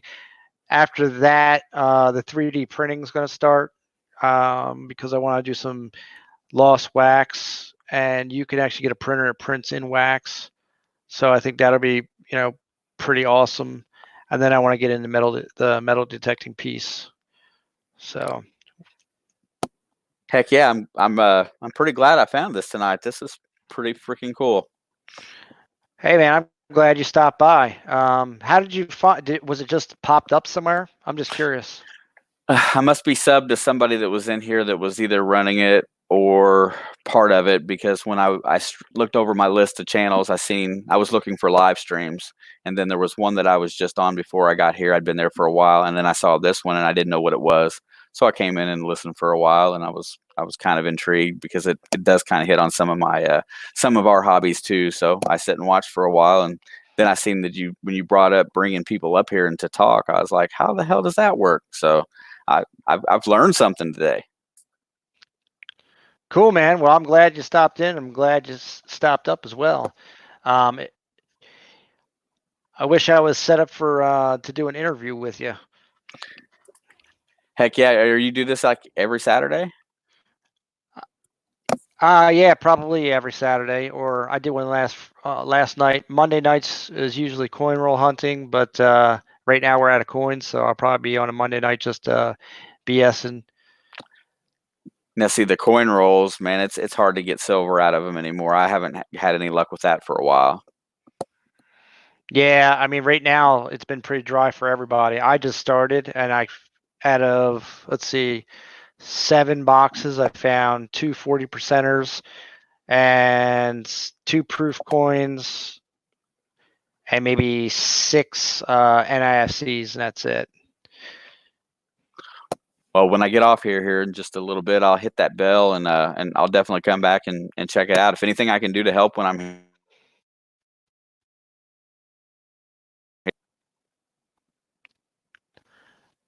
Cool, man. Yeah, I'd also be interested in, well, I'll watch your videos too, so I'll see what you're hunting, what you're doing there.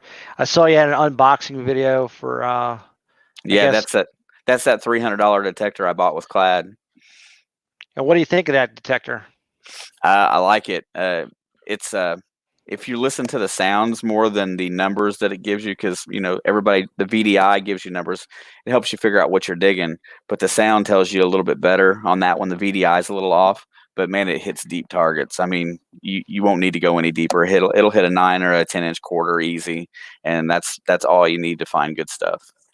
Oh wow, yeah, I would definitely say so. And are you using the Garrett Carrot? Yeah, I still got that one. I got the Nokta one too, but the Garrett just seems to be the one I go to. It seems to do the best. Yeah, everyone seems to think that, because I do a lot of research before I get into anything. So I've been kind of looking at the different detectors, like the Garrett AT Pro and an Equinox, but it's like everyone seems to have their own, like, it kind of fits to the person, whether how tall they are or how their hearing is, or some people just seem to have a great, overall experience with them, and then next person, like, that thing sucks. So, Well, I think I think everybody has an opinion, and I never say what I think is good or bad. I haven't picked up one that I thought was bad. I think if you apply yourself to what you're doing, you can be good with a $79 detector. I mean, you just got to listen. You got to apply what you're doing. Some people are just, oh, I want silver right now, and they just don't want to wade through the trash to get it. But you still have to dig trash targets. yeah, I figured the same. I figure, it's like anything, there's a learning curve to it, and the tools as good as like you said, as you use it, and you get used to it. Practice, my friend. So, good deal. Hey, well, I'm gonna do a little bouncing here in a few seconds, but yeah, if you I'll hit the bell and get your notifications, and then I got a couple people that I'll turn on to your stuff, man, because this is absolutely a cool thing to do, and especially if somebody wants a chance to have a voice, they can come in here and give you and have some BS time with you. I think it's pretty neat. You got it, brother. Well, I appreciate you coming on, everybody. This is Scrapping with Ohio River History. Stop over and check out his channel. He's got, let's see, a lot of his hunts on there, his unboxing for his equipment. I definitely think if you're into metal detecting, check him out. Hey, thank you very much, man. I'm going to bounce. You got it, brother. Thank you. Have a good night. Later, man. Later.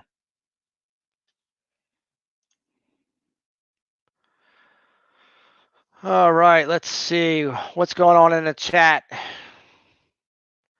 So, Lady Kid Nichols, you said that you want to do a video, but you need to do more research.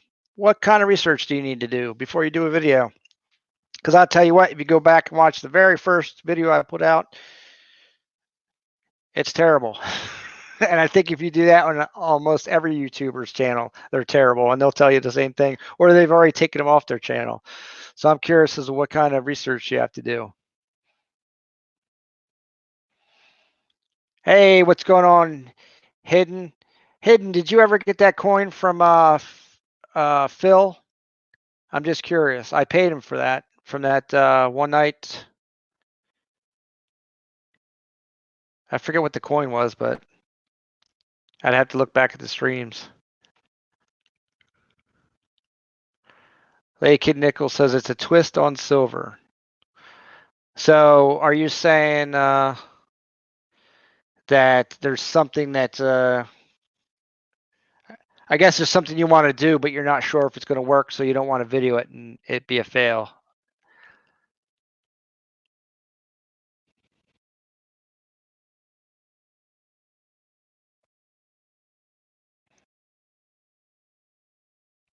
No? Huh. Okay.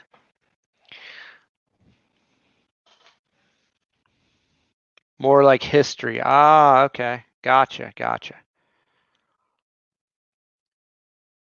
All right. Well, whatever the case is, I'll be excited to see it. That's for sure. I'll see. There you go. That's what I'm talking about.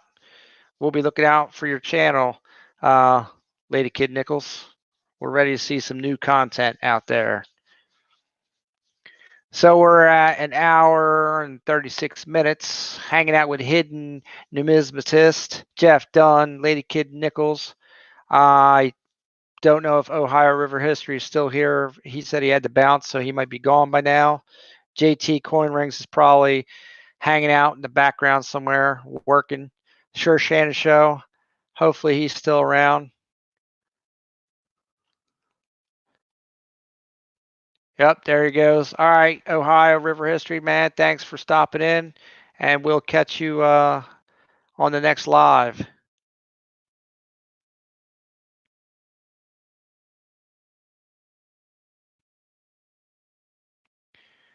Hey, Jeff Dunn, you got some spreadsheets, brother. I need some spreadsheets. I want to know what's up with those errors and varieties. I got myself a scope and I got myself a whole bunch of coinage, but I have no idea what to look for. Sure, Shannon, man. You want to come up on the panel and talk a little bit, bro?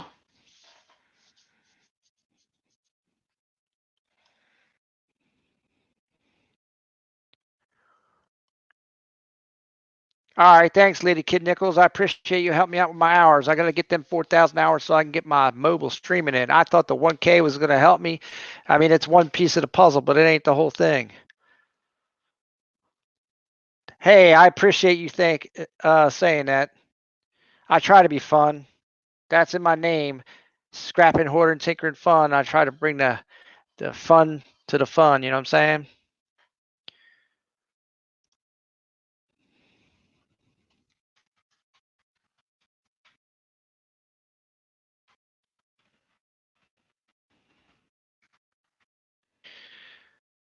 I put my email in the chat there. If anyone wants to do a sticker trade, Jeff Dunn. If you want to help me out with them spreadsheets, bro, we much appreciate it.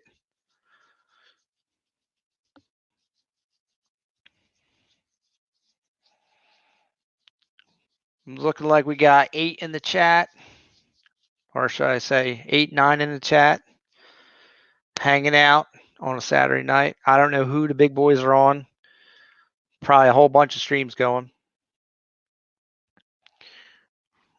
Right now we're just chilling and chatting. Now, Sure Shannon Show, don't you have stickers, bro? Because if you got stickers, man, I need to get some stickers, yo. I need to add them to the sticker album.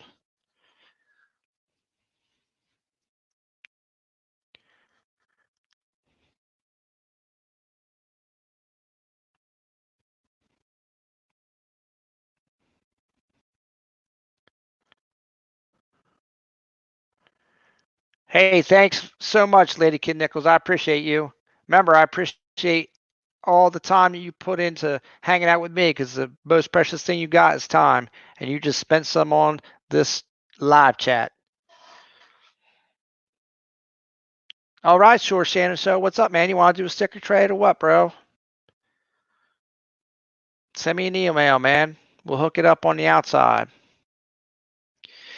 Jeff Dunn says, SHTF, do you search mostly halves? I will email you some of the spreadsheets.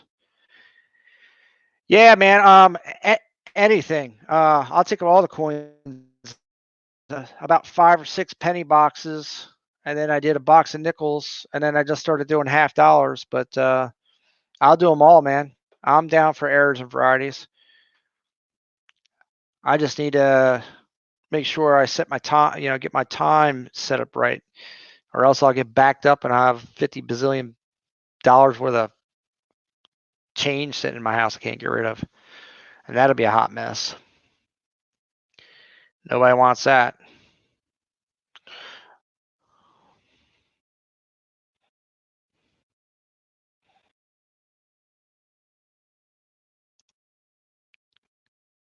All right, Jeff Dunn, Ohio River History has left his email there. If you want to email, hook that up, help a brother out. Yeah, sure, Shannon. Just so you know that this is the sticker trade. This is the freebie. And same with you, Ohio River History, man. You want to send me an email, bro? I'll send you a channel sticker. And then this is my coaster. It goes with it.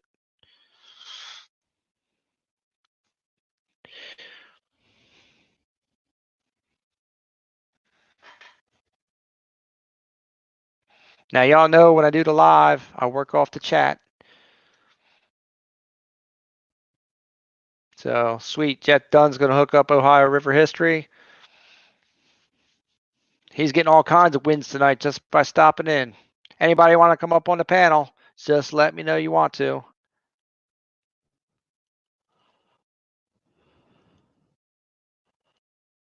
All right, brother. Matter of fact, yeah, let me, I'll write down your email too, just in case. Let's see.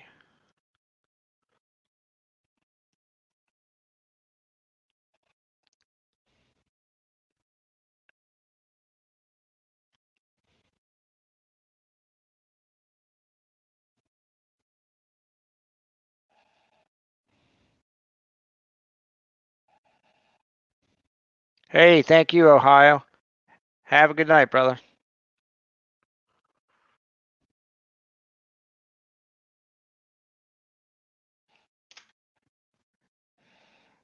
Well, I suppose if I'm going to keep on doing these live streams, I'm going to have to come up with topics, aren't I? I'm going to have to make up a topic list. Just something to talk about. Been online all day long. Ran out of mail to do. Ran out of stuff to look at.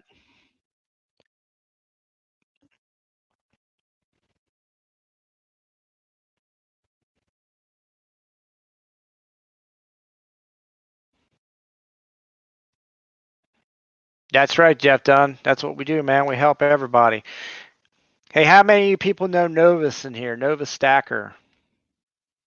Put a 1 in the chat if you know Novus Stacker.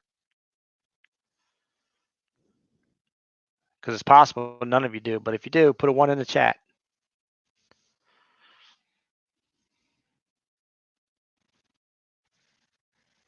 Jeff Dunn, you do. Did you get the email today from Barbara Carbone?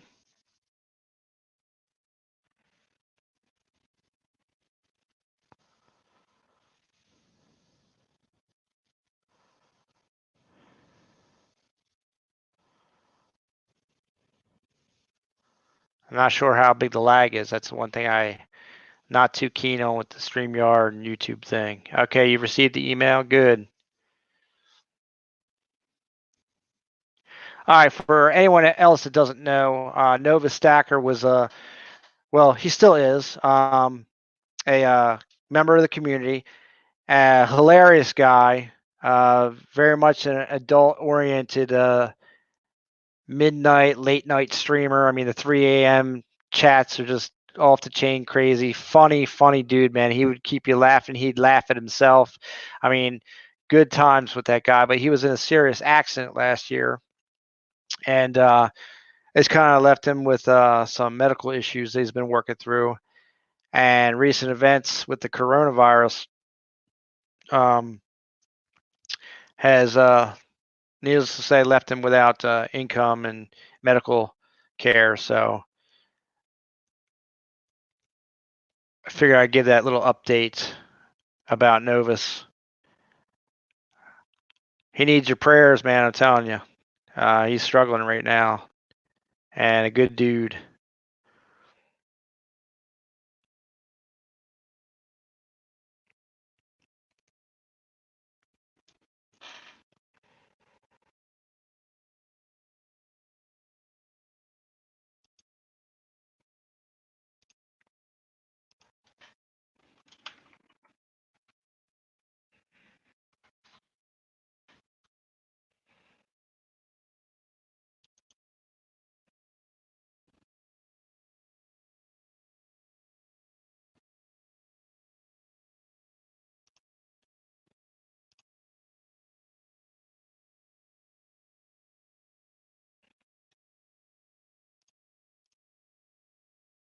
All right, so this is what we're going to do. That's my man Novus. If you get a chance, go over there and give him a sub, and check out his videos and support him the best way you can.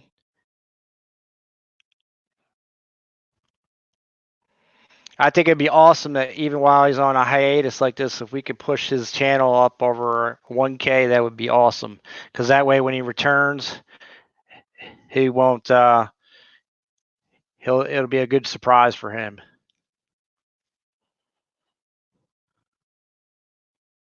All right, sweet, Shannon. I appreciate you, brother. I will check my emails, and yep, I see it. I see it on my phone. I will get you out something on Monday, and I'll send you a reply back with my address. Actually, and if you want to, you can just go to my my main screen of my channel. My address is right at the top. It's even in my about page too. If you don't want to wait for the email, but if email works for you, I will be sending an email, sir.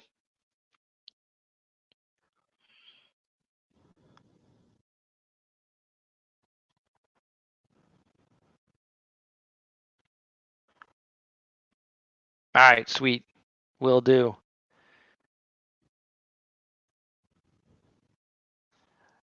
Next thing I need to do is figure out how to put up put up a different screen or something. I'm gonna run and get something to drink real quick. And I don't think you can hear me when I walk downstairs. I think these headphones kind of crap out in the other room. So give me a second. I'm gonna run and grab a drink, and I'll be right back. Put some questions in the chat for me. That way I got some stuff to answer and talk about when I return.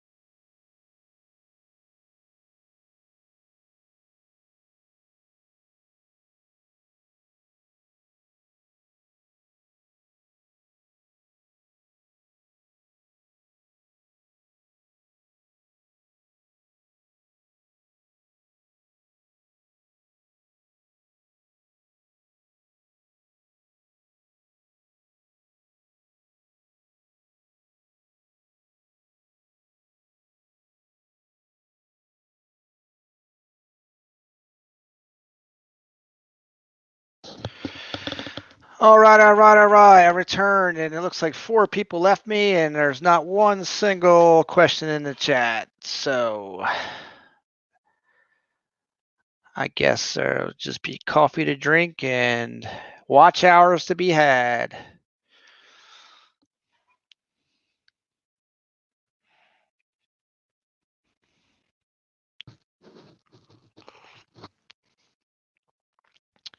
Coffee is hot.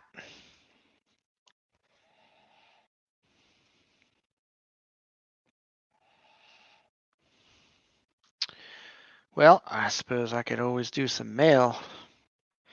I could write some letters while I'm sitting here, waiting for the chat to wake up. Because we're supposed to be chitting and chatting. Let's see. We already did that.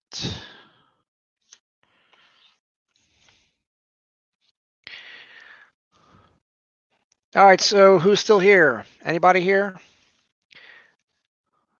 Says there's 5, but is there 5 or is there just people chilling? 5 watching.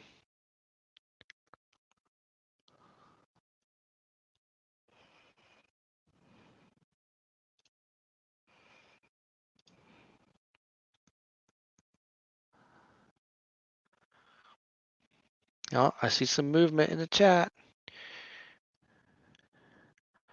Let's see. Short Shan Show says I bought some hologram stickers a few weeks ago from Sticker Mule.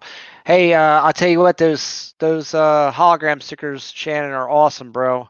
They're really nice quality ones. I got the same ones that you did for my silver porn sticker, and they're nice, bro. And you can kind of see the hollow. The Bradley Height had that one of mine. That one turned out really nice. That's the same as this coaster that you can get on Bill J version 2's channel. All right, let me see. Yeah, Jeff Dunn, I see you sent me some coin variety spreadsheets, bro. That's cool. Is there something I need to read while we're in the chat? Or did you just want me to make sure I've received them? Because I've received them, but I do all my email stuff on my phone, not on the computer that I'm currently on. So yeah, Shannon, Sticker Mule did my coasters, these stickers here, these coasters, and these stickers over here. This is my donation level sticker. I only got 50 of them made. And then the silver nitrate stickers, which I showed earlier, that I'm getting ready to send the silver nitrate. And I assume today I got these sticker. I assume this is a holographic sticker for Kevin Rose's channel, and they look like they're the same ones from Sticker Mule. So are these Badlands 44. There you go. You can kind of see the hologram. They look so much cooler in person, but I think they're all Sticker Mule. I think they're high quality. Yeah, man, I got the Kevin Rose sticker. I got a whole slew of stickers, man. If you check out my channel, most of my videos are all either unboxing or sticker trades. Okay, that's cool. I can use Excel and PDF on my laptop, so that'll work, Jeff Dunn. I appreciate it, man. I'm excited to see what the different varieties and stuff are because I don't know the years and stuff to kind of keep an eye out for. And then I can kind of separate the years, and then I can kind of go through them with the scope and look at them all. Maybe I'll find my own error variety. That'd be cool.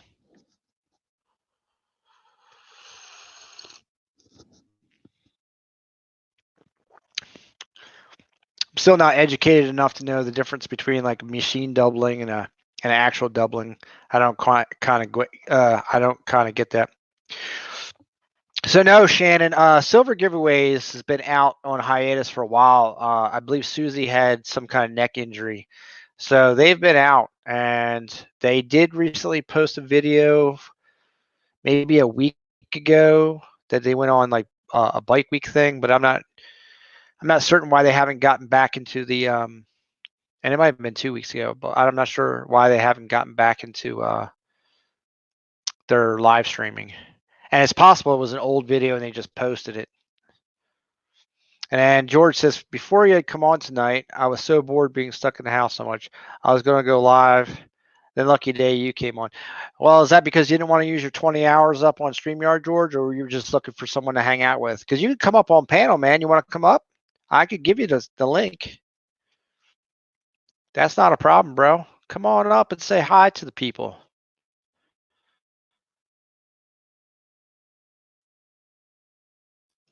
Sometimes people, they do live streaming and they talk to a point where like, I just don't want to talk. I'd rather just hang out in a live chat and listen to someone else talk for once. It's just like when you're being at work. Sometimes you just rather watch someone else do something than do it yourself, or vice versa. I'd rather do it than watch someone. So, but if anybody wants to come up on a panel, man, I could have 5 guests up here, 5 guests.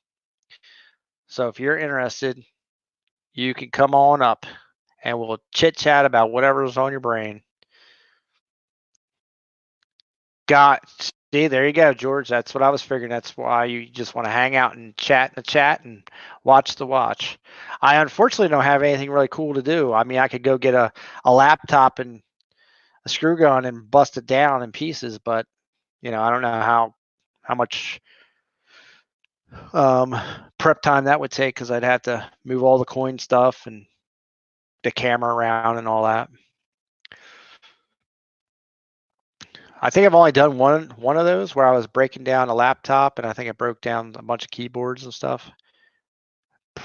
It's probably one video for scrapping, and I don't think I have any videos on tinkering. I haven't really tinkered around with anything in quite some time. So what's up, JT? Are you coming up? You say, hey, you're back. Does that mean you want me to put the link in the chat?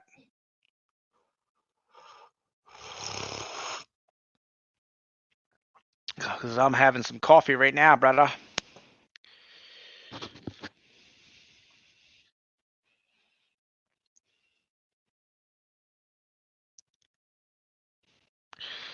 What video camera do you have? I use my cell phone. Hey, what's going on? Dirty Water Jones in the house. And JT says yes. So we're going to put that in the stream. There it is. Come on up. Say howdy. Give you a few seconds. But yeah, Shannon, I'm using my Samsung Note 5 and the Android cam.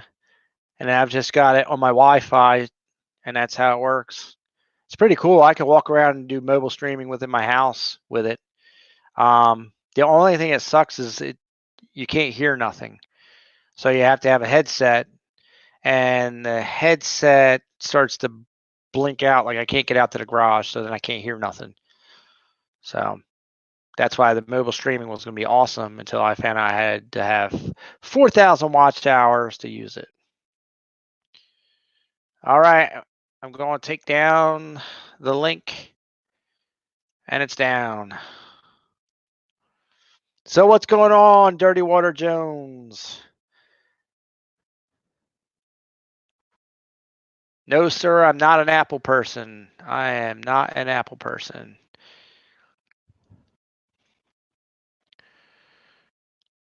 Now, my whole family is, and they always come to me asking me, hey, my phone doesn't work, and I can't sync to this, and I can't do that. Oh, JT is up. He's in the basement. What's going on? Hey, what's up, JT? What is What's up? up, brother? Ain't not much, man. I had to turn off. Drinking some coffee. 1 second. Let me turn off the. There we go. Had to turn off. Yeah, you were getting some feedback. Bounce back feedback. Yeah. Yeah. What's going on, brother? Not much, man. It's Saturday night. We're hanging out with the chatters. All right. Let me see if I can get the comments here. Yep, see them. All right. What's going on, guys? So as you see on my right-hand side is JT Coin Rings. He is a coin ring maker, and I'll tell you what, his packaging skills are above and beyond all packaging skills on YouTube. Oh man, thank you for that. I've seen some better, but Really? yeah, handcrafted by Phil. He has some good stuff. Or Fael. I'm sorry, handcrafted by Fael. He just sent Budget Bullion Stack a beautiful gift. One of the last ones from the corn ring talk. Oh, right. I mean, I know Yeah. that coin I got from Eric was off the chain, right? Yeah, Uh, most definitely. He's excellent. Yeah, he is. But I don't know, man. I've seen some of them packages you send out with your logo and all your Mhm. slick stuff, bro. Yeah, I mean, sometimes that package goes a long way, especially when you got skill in the bag. that's true. I think that's the best thing is to give everybody their coin exactly. I mean, and the whole content, and for appreciation, make sure I give them a little extra when it comes back to the the packaging. Sometimes I go as far as putting their names or their logos on the bag. Depending on time, and sometimes I spend a couple hours on a ring. Sometimes I spend maybe a couple days, depending on cleaning and shining and sizing. So it all depends on the work inside the ring. Yeah, sure thing. Yeah. So now I know that you talk about this kind of stuff all the time, and I know you talk Silver Talk with Eli on Sunday. So we're gonna stay away from all that because that's your time with them guys. So I know you're in the medical profession. So how is all Yeah. that working out down there in Baltimore? I mean, is it like crazy like it sounds, or is it not as bad? Or I wish people took it a little bit more seriously. Um, I'm in a laboratory profession, laboratory sciences. I work right in anatomic pathology, so we would deal with cases and diagnosis. When it comes down to if anybody gets ill, making sure the doctors have all the information they would actually need on the cell information. You know, so but when I walk around and I go to certain areas in Baltimore, people are not taking serious the protective wear of wearing your mask, wearing your gloves. It almost seems like they just want this thing to continue, like this is one big vacation. Um, and I just wish people took it more seriously because it is something to take serious. all right, yeah, I would agree with that. One Mhm. person said, from that's not in the country, said that they think that Americans feel like we're above that, and Yeah. I get a sense of that too from some people. Like they think that can't happen here. Yeah, but like you see, the numbers has multiplied, not Yep. just not in just one of the biggest cities and economies in our country, which is New York. It's happening all over. The numbers are rising because people are not taking the necessary precaution, and I think it's going to continue. That's that beautiful ring he made. Yeah, man. One of the things I wanted to do with let's go back to corn ring talk is like I wanted to make sure the people in the community had an opportunity to meet and get to know these wonderful artists. I know I came in the precious metal community, and only a couple of us do corn rings, and I wanted the opportunity to get the real people from all over the country, like even from Germany, Sweden, Russia, even here in the United States. I wanted to get them all together and get an opportunity for our precious metal communities and others to know who they are. And like you had opportunity to get one of the best corn ring makers I've talked to. He helped me out tremendously out, Eric Eason, to wear one of his beautiful rings.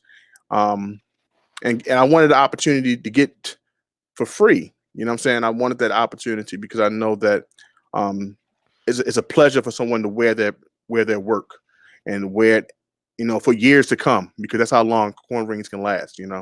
So that was my plug for Corn Ring Talk. Soon it'll be back once I get my channel in order and get the viewership up and work out some kinks. I want to continue the opportunity. Hey, brother, I know about kinks, man. I'm the same. I have all these ideas, and Mhm. it's just like, but I got 4 kids and a full-time job, Yep. and you get home and you want to do stuff, and then with like I said, and I know it sounds like a crutch, but with anxiety, Mhm. sometimes that limits me where I'm like, yeah, man, I'm going to do this thing, and I get home and then the brakes immediately come on and nothing happens. It's Well, like crickets. same here. I suffer from anxiety as well. It's something that I realized happened when I got older. Maybe I don't No, you're know. right. You're But right. As over I got time, older, yeah, over time, I realized that I kind of hesitate to do certain things, and um, unfortunately, it was a problem for me coming in front of the camera, but I just continue to push through, um, yep. and work through those issues. So it's a learning process, and I understand exactly where you're coming from when you talked about the videos. Like I get to it, and I second guess myself. I think I have maybe 7 videos in this phone that needs to be edited, and I'm trying to find a creative way to bring them out, to tell a story, to make them more engaging. So that's the process I'm working with. Even if I have to write down more historical facts or outline, I'm gonna get it done. But I understand exactly what you're talking about when it comes down to actually putting it out for the world to see. Yeah, the thing about it is, um, sometimes where the anxiety comes out is I have the ideas and I don't know how to execute the ideas.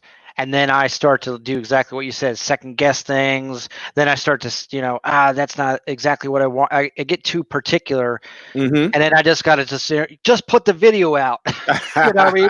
And Yeah. that's where it usually comes down to, like one week, all of a sudden I'll just bust them out like boom, boom, boom, and I'm edit.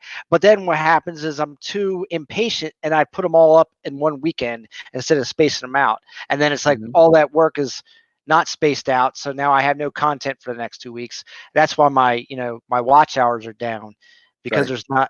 there's that big long gap. There's But nothing going on. I think you went through the same thing that I experienced when I came to the 1,000 hours. I didn't understand. For me, I didn't understand to put out longer videos and to do the live streams as along with the videos. And if I knew that earlier, I would have been a lot further than I am now. I think I'm like 1,300 hours. I think I've just touched. And my plan is to do maybe 3 to 4 live streams a week, just maybe 30 minutes to an hour because of my time, and then put more videos out. So I know I still have a lot of year left, and I got a lot of time, and I just kind of now make a schedule for it. I think the best thing too is make a schedule, like maybe on Thursdays. That's when I may do a lot of shots throughout the week, what I would like in that video, and Thursday be the time that I put it out for my Monday. Um, so that's when I'll try to. That's my new schedule that I'm trying to put out. So I make sure that every Monday a video is out, and then I'm here on Sunday, and then I'll cut that information up. And that's another thing I suggested you do as well. You have an hour long, live stream. Take that thing down. Take a couple points that you make and just cut it down in a 5-minute chunk and put it on the video again, and get people back on this live stream to get some more watch hours. Just a little, a little idea that me and Eli been playing around with, and it helps, Yeah, because you have interesting stuff, and people want to see and do some binge watching. So take advantage of that. I've noticed that Eli will take a snippet out of your guys' weekend thing, and then Hmm. he'll make it a whole video. And actually, I started taking a cue from you guys from that, where I would Hmm.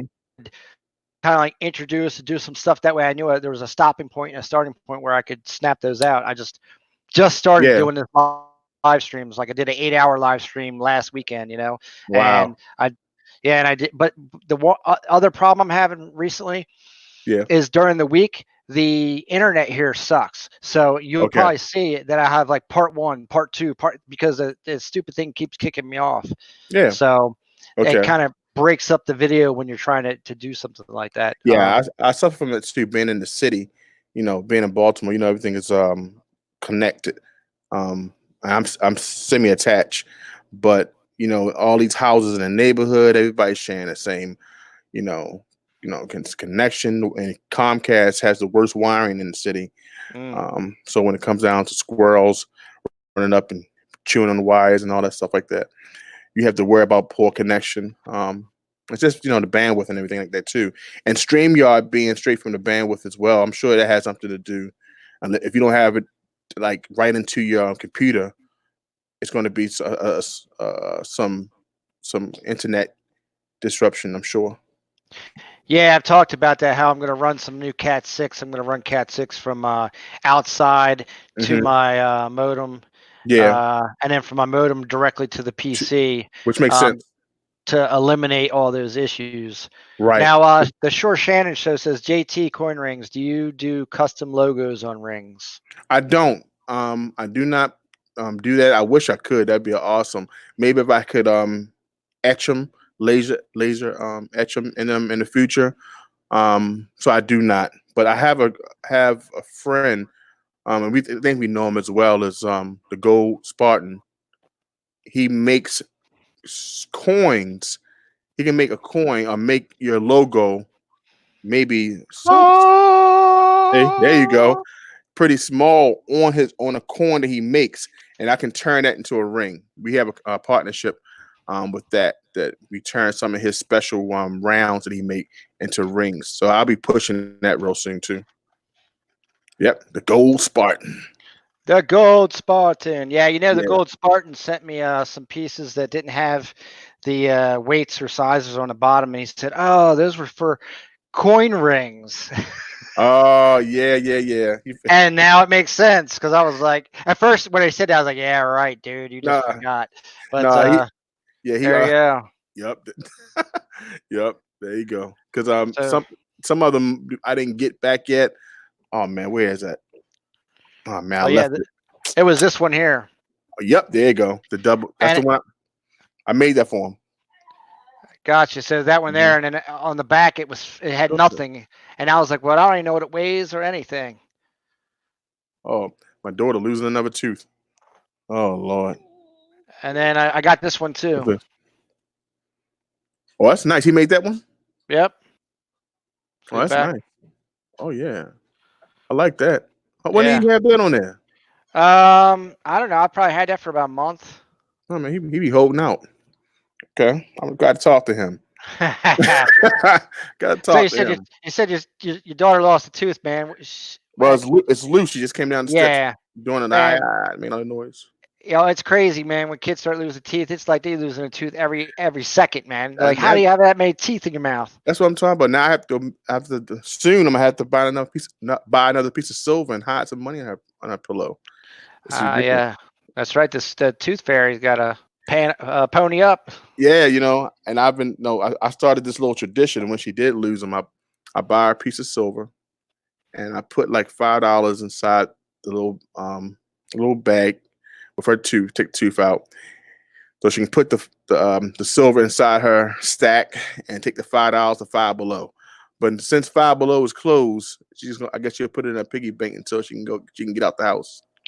Yeah, there you go. She'll be chiseling out the next tooth. Like, I need another 5. Believe me, she will. I don't know about those Leos. Hey, what's going on, Jimmy Lacari? Jimmy Lacari. You need an avatar, bro. You've been in the streams. I've seen you all day long. Now you need an avatar. Yeah, we recognize his name. He's there every Sunday. That's right. On Silver Talk. So I hope you see it tomorrow. Well, I think Jimmy Lacari, I think he followed me somehow over there because I saw him there on Silver Talk, and then he popped up in my stream on a Monday night, and now I've been seeing him. So, but we need to get you an avatar, brother. Right, so we can see you, bro. Or at least a nice little logo you can make. But I'm glad you said Jimmy Lacari, so I can say his name correct tomorrow. I'm called Jimmy Lasari, But that's just me once again messing up a name. Well, you might be right. I might be messing it up. I thought that's how it would be, Lacari. Yours sound a little better. Yours sound a little. I'm gonna go with Jimmy Lacari. Hey Jimmy, put a 1 in the chat and let us know which one is pronounced correctly. Yeah. A 1 for me and a 2 for scrapping. Yeah. Still Let's there. see. Yeah, he might have said. Drum roll, please. Oh, he said I got it right. Boom. Oh, okay. All right. So tomorrow, I definitely could say it right. If I say it wrong, scrapping, let me know. Jimmy Lacari. Jimmy Lacari. Got it. Thank you for coming. He's only saying that because I'm wielding a wrench now. Oh man, even a cat down here. I come downstairs and everybody come down, huh? That's how it is, man. They gravitate towards the figurehead. I see. That's what is happening. It's all good. So let me ask you a question. When you're organizing your stuff, Yes. because I'm bad at it. Mm-hmm.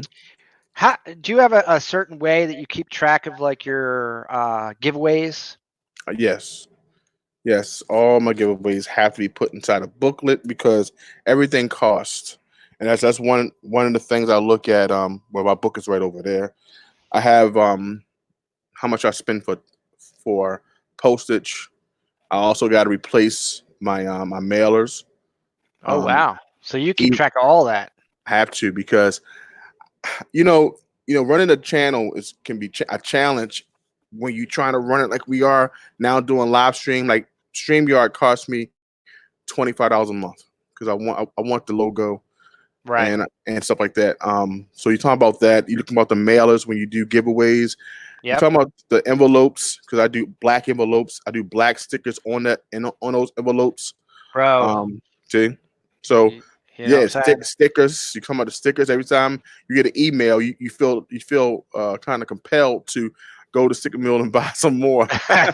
Well, look, bro. I got coasters. I got stickers. I got my donation level coaster stickers. I'm definitely gonna take that idea. I think it was a great idea. And when you presented that last week or the week before, I said, you know what, that's great, and I'm gonna do the same thing. I'm going to invest in that because it just makes sense. You know you're gonna do sticker trades, right? And this is something great because it's adding a little extra value. I'm also going to add like maybe some pendants, some clad pendants and hearts and cowboy hats, stuff like that I can make out of pendants and just do a donation tier. All of it helps because one reason why I stopped Corn Ring Talk was because I wanted to make sure I gave some type of donation to the artists. Yep. And some of the corn.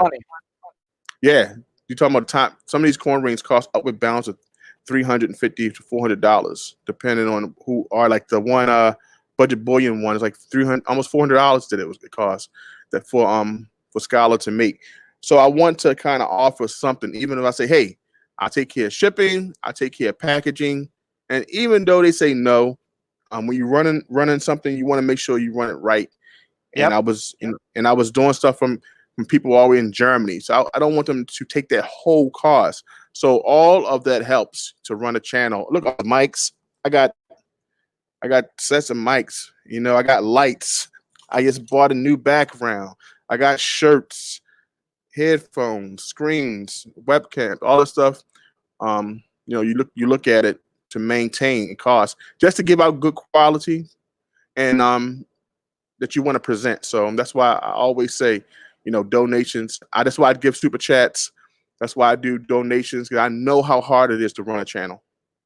Yeah, I do the same thing, brother. I go into people's streams and stuff, and people think it's like it's easy to do, and I used to think so, but then when you start getting a cost of actually doing a thing, not just chatting, but like you do coin rings, I'm getting ready to go into silver pouring. Well, just to set up for silver pouring alone, is about $1,000, man, for all the stuff that's involved. Yeah, I bought the furnace. I have the molds. I have the Delft clay. So just to maintain that, it costs. And then on top of that, like coin ring tools are very expensive. It's a hobby that my wife looks at me. So I have to I have to look at it and say, okay. It's a hobby, but it's a business. It's a business. And I have to start treating it that way. So when money come in from coin rings, I separate that, and that's what takes care of my mailers and the giveaways and stuff like that. But you got to also have like a kitty. You got to have money saved up with it. So you're not always pulling from your paycheck when that comes in. Like all the coins that I buy, like the John Wick coins, the African coins, the world coins, the Egyptian coins. I hope to sell them for coin rings, but sometimes a customer may not want those. They may just want a regular JFK, a $6.50 coin, and I didn't spend $50 on a special coin thinking it's going to sell for me to upsell. So now I'm buying extra. So I have to really watch all that stuff. But these just the pains of having a coin ring and coin channel. Yeah, yeah, I hear you, bro.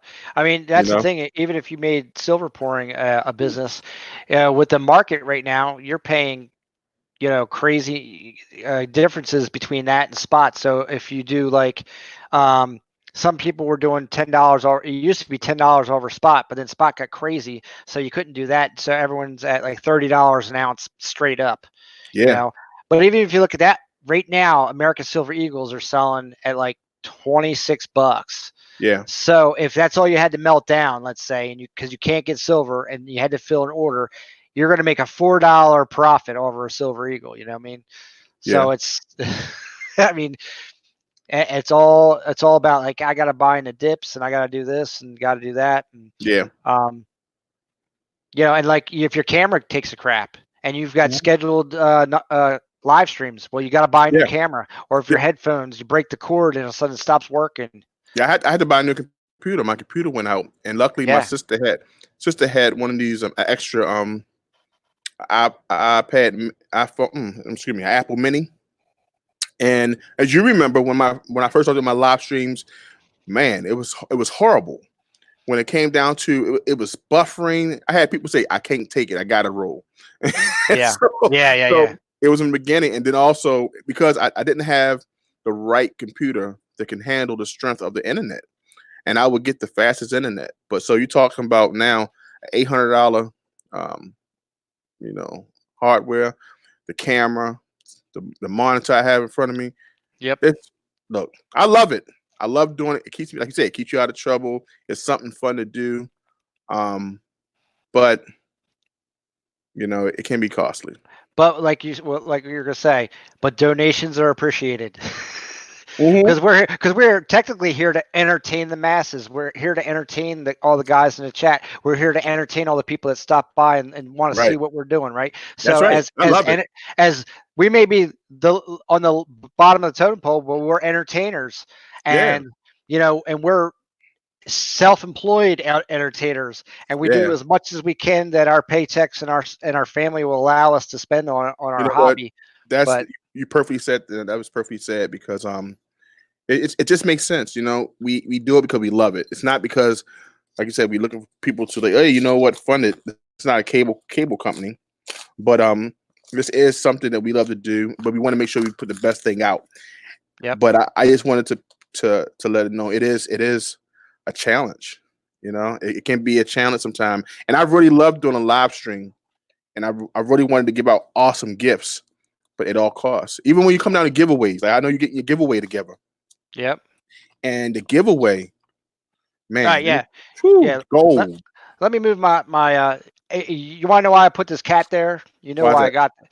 Because people would, if I'm not in the stream, because I'm really just talking, so I don't need to keep moving my hands around. So people would come in and think, oh, is the screen frozen? Right. So I put the cat there so it's waving, so you know that I'm live. Right. And I thought it was pretty brilliant yesterday when you said that if you see it stop moving, you know it's over. That's right. That's right. Because my phone died last night, and that was it. So I was really waiting. Like, okay, is it going to shut off on them? Is it going to shut up? Because I heard some quiet for like a couple seconds, and I said, "Oh man, it's going to shut off on them," and it never shut off. It was pretty cool to watch. I thought it was cool that you put that there. So let's go through the 1,000 subscriber giveaway. I haven't made the video yet because I'm waiting for just another average stacker to get to his 1K. And now I piggybacked off of his. Like I had no intention of racing the 1K or anything. And then I saw his. I mentioned it in the stream, like, hey, you want to race? He threw down the gauntlet with, hey, you want to?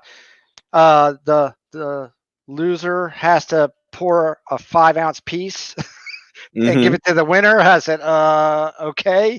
And then it was like, so then I went over, made my video, and I had tried to kind of copy his prize tier. And the same thing is like, hey, as long as we get by April 1st, and he's not there yet, so I really need him to get Mhm. pushed there. But so let's go through those prizes real quick, right? Right. So there was a 5-tier prize system that he set up, so I went with that. So I put this bicentennial 40% proof quarters 5th place. So not too shabby. And then I went to a $50 for 4th place. It's a proof bicentennial, 40% silver. But that's a couple dollars you got to spend for that. Yeah. And then I jumped up to 3rd place is a 1 ounce, not a 30 gram, but a 1 ounce 2003 Silver Panda. Oh wow, you went hard. That's nice. Right. So and then my 2nd place was a 1 ounce Year of the Rabbit 1999 Lunar Series 1. That's nice. That's nice. Right. And then of course 1st place is a 1 gram Maple Leaf. And The Grammy. Yep, a Grammy. And then also on top of the Grammy, because Jazz pushed it as another thing, was a silver pour. So it's going to be one of my channel rounds. Awesome. And this thing's going to be about 1.5 to 2 ounces. That's pretty cool. But you know how much stuff is, right? So how much is that whole setup there for a giveaway? You're looking at just for the Grammy is $60. Just for the Grammy, it's $60. And you're looking at the 1 ounce, China Panda, which they no longer even make. You're talking about anywhere from $35 to $40. So you're looking at also the 3rd prize, I believe you said. No, that's 2nd prize. No, it's 3rd prize, right?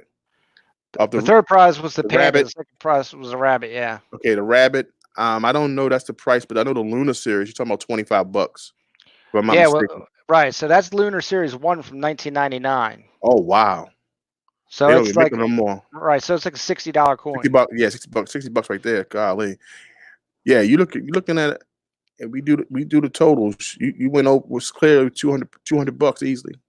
Right, and then you got a 1.5 to 2 ounce silver pour that I had to do, and found it buried. It went from 180 to 200, 220, and like I said, in the silver pour going to be 1.5. And you're talking about it's a channel round, so there's always a premium of $30 an ounce. Usually charge. So that's a pretty good 1,000 subscriber giveaway. Right. So you see, that's the thing was when you look at costs into your channels, like. That's one of the things that people sometimes overlook if you're going to do giveaways and stuff. I think my first giveaway was my 100 giveaway. I gave away 10 prizes. And I gave away one from 100, 200, 300, 400, 500, all the way to 1,000. Wow. Yeah. Now the one thing I will say, if you're a young channel and you're actually watching this, which you're probably not, there's only 6 people, but if you're watching the replay, is don't go hard on your 50 sub giveaway. Don't go hard on your 100 sub giveaway, because people will suddenly expect that by the time you're at 1,000, you're going to give away a goddamn Lamborghini.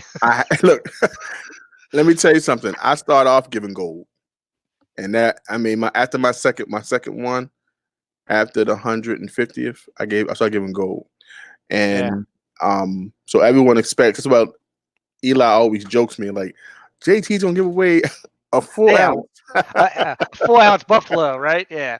It's not going to happen. But I still my first gold one was a Grammy. I gave away to the Canadian Grammy. And Hitting Numistus, he won that one. And then I like, because I think that's a good thing to have. Oh yeah. A lot of people take that for granted. No, I don't think that people take it for granted because it's so small. And I remember I was going to give away this peso. It's 90% gold. Okay. I bought like 10 of them, and I love them, but I chose to give them to my daughter to put in her stack, but I kept one for myself. Sweet. Yeah, and and I always wanted the pesos. I think they're pretty cool. But something for them to have. Because it's so small, and she thinks she likes it. You know. Yeah, Long- I got the pandagrams. I got Oh. that from me and my son. Oh wow, the pentagrams. Yeah. China pentagrams. Yep. But they have like they have like 20th, 1/10. They also have like 1/20th ounce. They do. They're all like it's like a 3.5 gram or something. Oh wow. Okay. A 10 gram. All the panda ones are in grams. So, Okay. but it's basically like you said, like a 10th ounce, 20th ounce. Got you. 20 ounce. Yeah. Yeah, that's pretty And cool. they unfortunately they carry a higher premium, but they're cool. Like the kids really like them because the little panda on there, you know. Right. So you're looking at like over 180 for a 3 gram, like for a 110. Yeah, I think so. Like I think the gram itself are like $75. Yeah. They carry a high premium on them. Yeah. That's And I why. might be able to show you one. I think my son's little stack is right here. Mhm. I was just got my daughter. I got to buy her a chain. Got to buy her a chain, but I was doing a video. See, that's what I'm saying. I was doing a video on it, scrapping, and I left it down here. I just got to buy her a chain to go along with it. This is my oldest daughter. Okay. It's like a black onyx, 14 karat gold bezel, and a 1/10 American Gold Eagle. See that? Oh, there you go, mama and baby. Exactly. But it's so tiny, but it's cool, right? Yeah, that's pretty cool. You know, I'm gonna get Gold Spartan to make a box. I'm gonna call it a legacy box Mm-hmm. because he make personal boxes. You ever see those? No, I haven't. Oh, you gotta check them out. He can get these specially made for you, Mm-hmm. and like you put your son's name on it. So in that box, he can make a big enough for all the coins, or he can make a treasure chest. And I want him to put like each one of my daughters with a necklace. I'm gonna make them a gold ring and their coins. Gotcha. And that's what I'll call like their little legacy stack. Now you seen this, right? That is, we're getting back a little bit. What is that?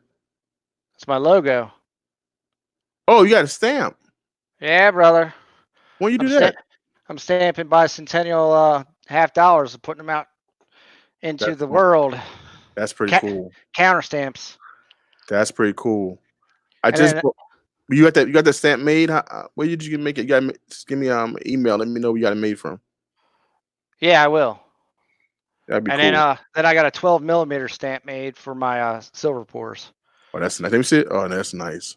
So here let me take the end off. But yeah. That's nice. So that's 12mm. The 6mm for the $50. But Okay. there's another cost for a channel, right? Because the 6mm costs $86. Wow. And you talking about the big one cost like 200 plus. Yeah, that's right. Yeah, I know. I wanted one as well when I start pouring, and I was like, you know what? I'm not selling none like that right now. Let me focus on one thing at a time. But now that I have the rings, I think that it's the next thing to add. I'm concentrating more on my pouring, so I can add that along with the rings that I sell. I think you should. According to chat, see John Argent Mhm. says, "Hey, what's up, John?" And Jimmy Lacari says, "What do you guys think is the right?" John. He says, "What do you guys think is the right gold to silver ratio to have in your stack?" Oh wow. I don't know. I mean, for me, I love gold. Just can't put a lot in my stack, but because silver has so much room for growth, I'm putting more silver. I never thought about the ratio, I just buy a lot more silver, but I make sure at least in that month I trinkle in some gold. I don't care if it's a fractional. I still buy it because I know I'm buying it for my girls. So I can agree with that. Every time I get the loot to buy a 1 ounce, Mhm. I've had it twice, and I go to push the send, man. But that's a big chunk, man. But see, you was talking a lot about this last night, scrapping. And look, Uh-huh. we're going to talk to you because you're missing a lot of opportunities. You could have a, you could have bought gold when it's $350. Well, that's Yeah. true. I could have. I Look, know. look, we're going to talk to you about your gut.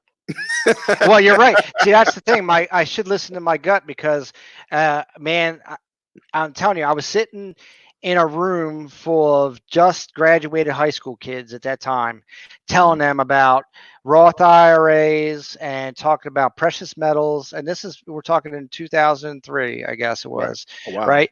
And that's when I bought that Panda, was in 2003. Okay. So I bought 50 ounces of silver then, and silver was only at $4.75 an ounce. But with the premiums, you were looking at about $13 an ounce. Wow. Which, I at the time convinced myself, I was like, you know what, it doesn't matter because of production costs and blah blah blah. $13 doesn't seem bad. And some people said, nah, man, you're never gonna get your money back. I was like, yeah, but they got some Numi value stuff like. But look at that. If I'd have bought 1,000 ounces then of those Pandas, Yeah. at $13 to $15, I could sell them for like Wow. $65 now. So hey, Yeah. look, I'd be winning, right? Yeah. Just because of the collector value on Right. top of everything. And then I literally had the gold eagle, man, in my hand looking at it. $375. Wow. And it was at $300 gold was, and it was a $75 premium. And that's the thing that I couldn't get around. Right. Right. But my gut was like, yeah, just buy one, man. Just buy it. Yeah. I turned around and got this peso. The peso I just showed you. I couldn't turn it away. I think for the peso, that 90% peso, I had purchased it for $73.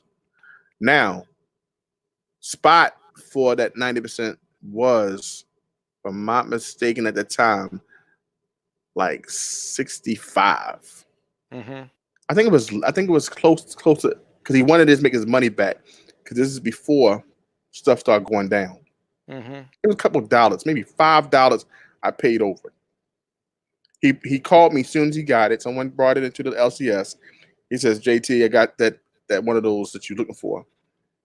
And then he told me, hey, I got a couple more. You want to buy them? I said, you know what? Give them to me. I just bought them, but they wasn't much. Nah, see, that's minuscule, right? So you're thinking, no big deal. Get him. Like this right here. Somebody told me, oh, why would you do this?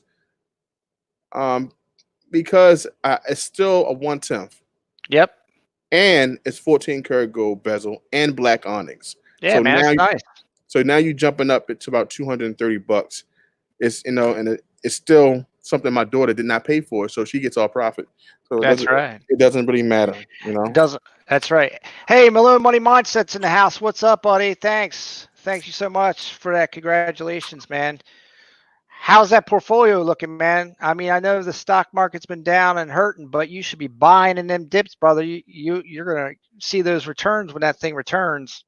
And to get back to Jimmy Licari's question, the ratio for the silver gold, mine's heavily silver, just because it's easier to buy small increments and you're buying closer to spot. Where gold, if you're buying small increments, you're buying so much over spot. So it's a battle. I haven't really found any great deals on like 10th ounces and 20th ounces. But I would buy them if I could find good deals. And like I said, once I get up to the 1 ounce, it's really about a discipline. If you decide that you want that 1 ounce, then you know what you say. I have a budget for what I spend, and I'm going to save that budget until I can buy that. So that's why I'm lopsided right now. But a good percentage, I mean, I would say if you're at 1 ounce per maybe 100 ounces of silver, like you buy 100 and maybe you cashed in on a high and then you buy an ounce of gold. I think that's a good way to look at it.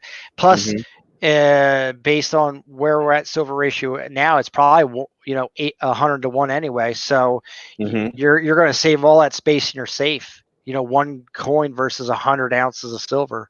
So that's another way to look at it too. Is if you're starting to get really heavy on silver and you need to make space, as long as you're not killing your dollar cost average, then sell out and purchase gold for space.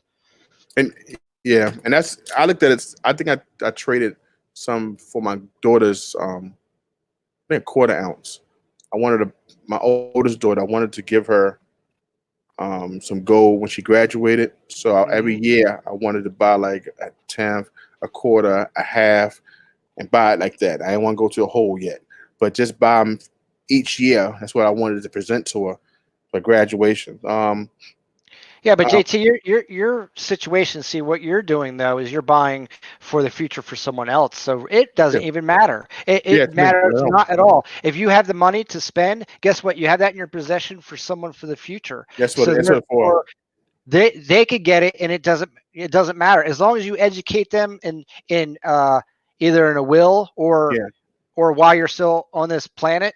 Educate them as what they're getting or going to have or whatever, so that way they don't squander that you've saved for them. Right. It's fantastic for them.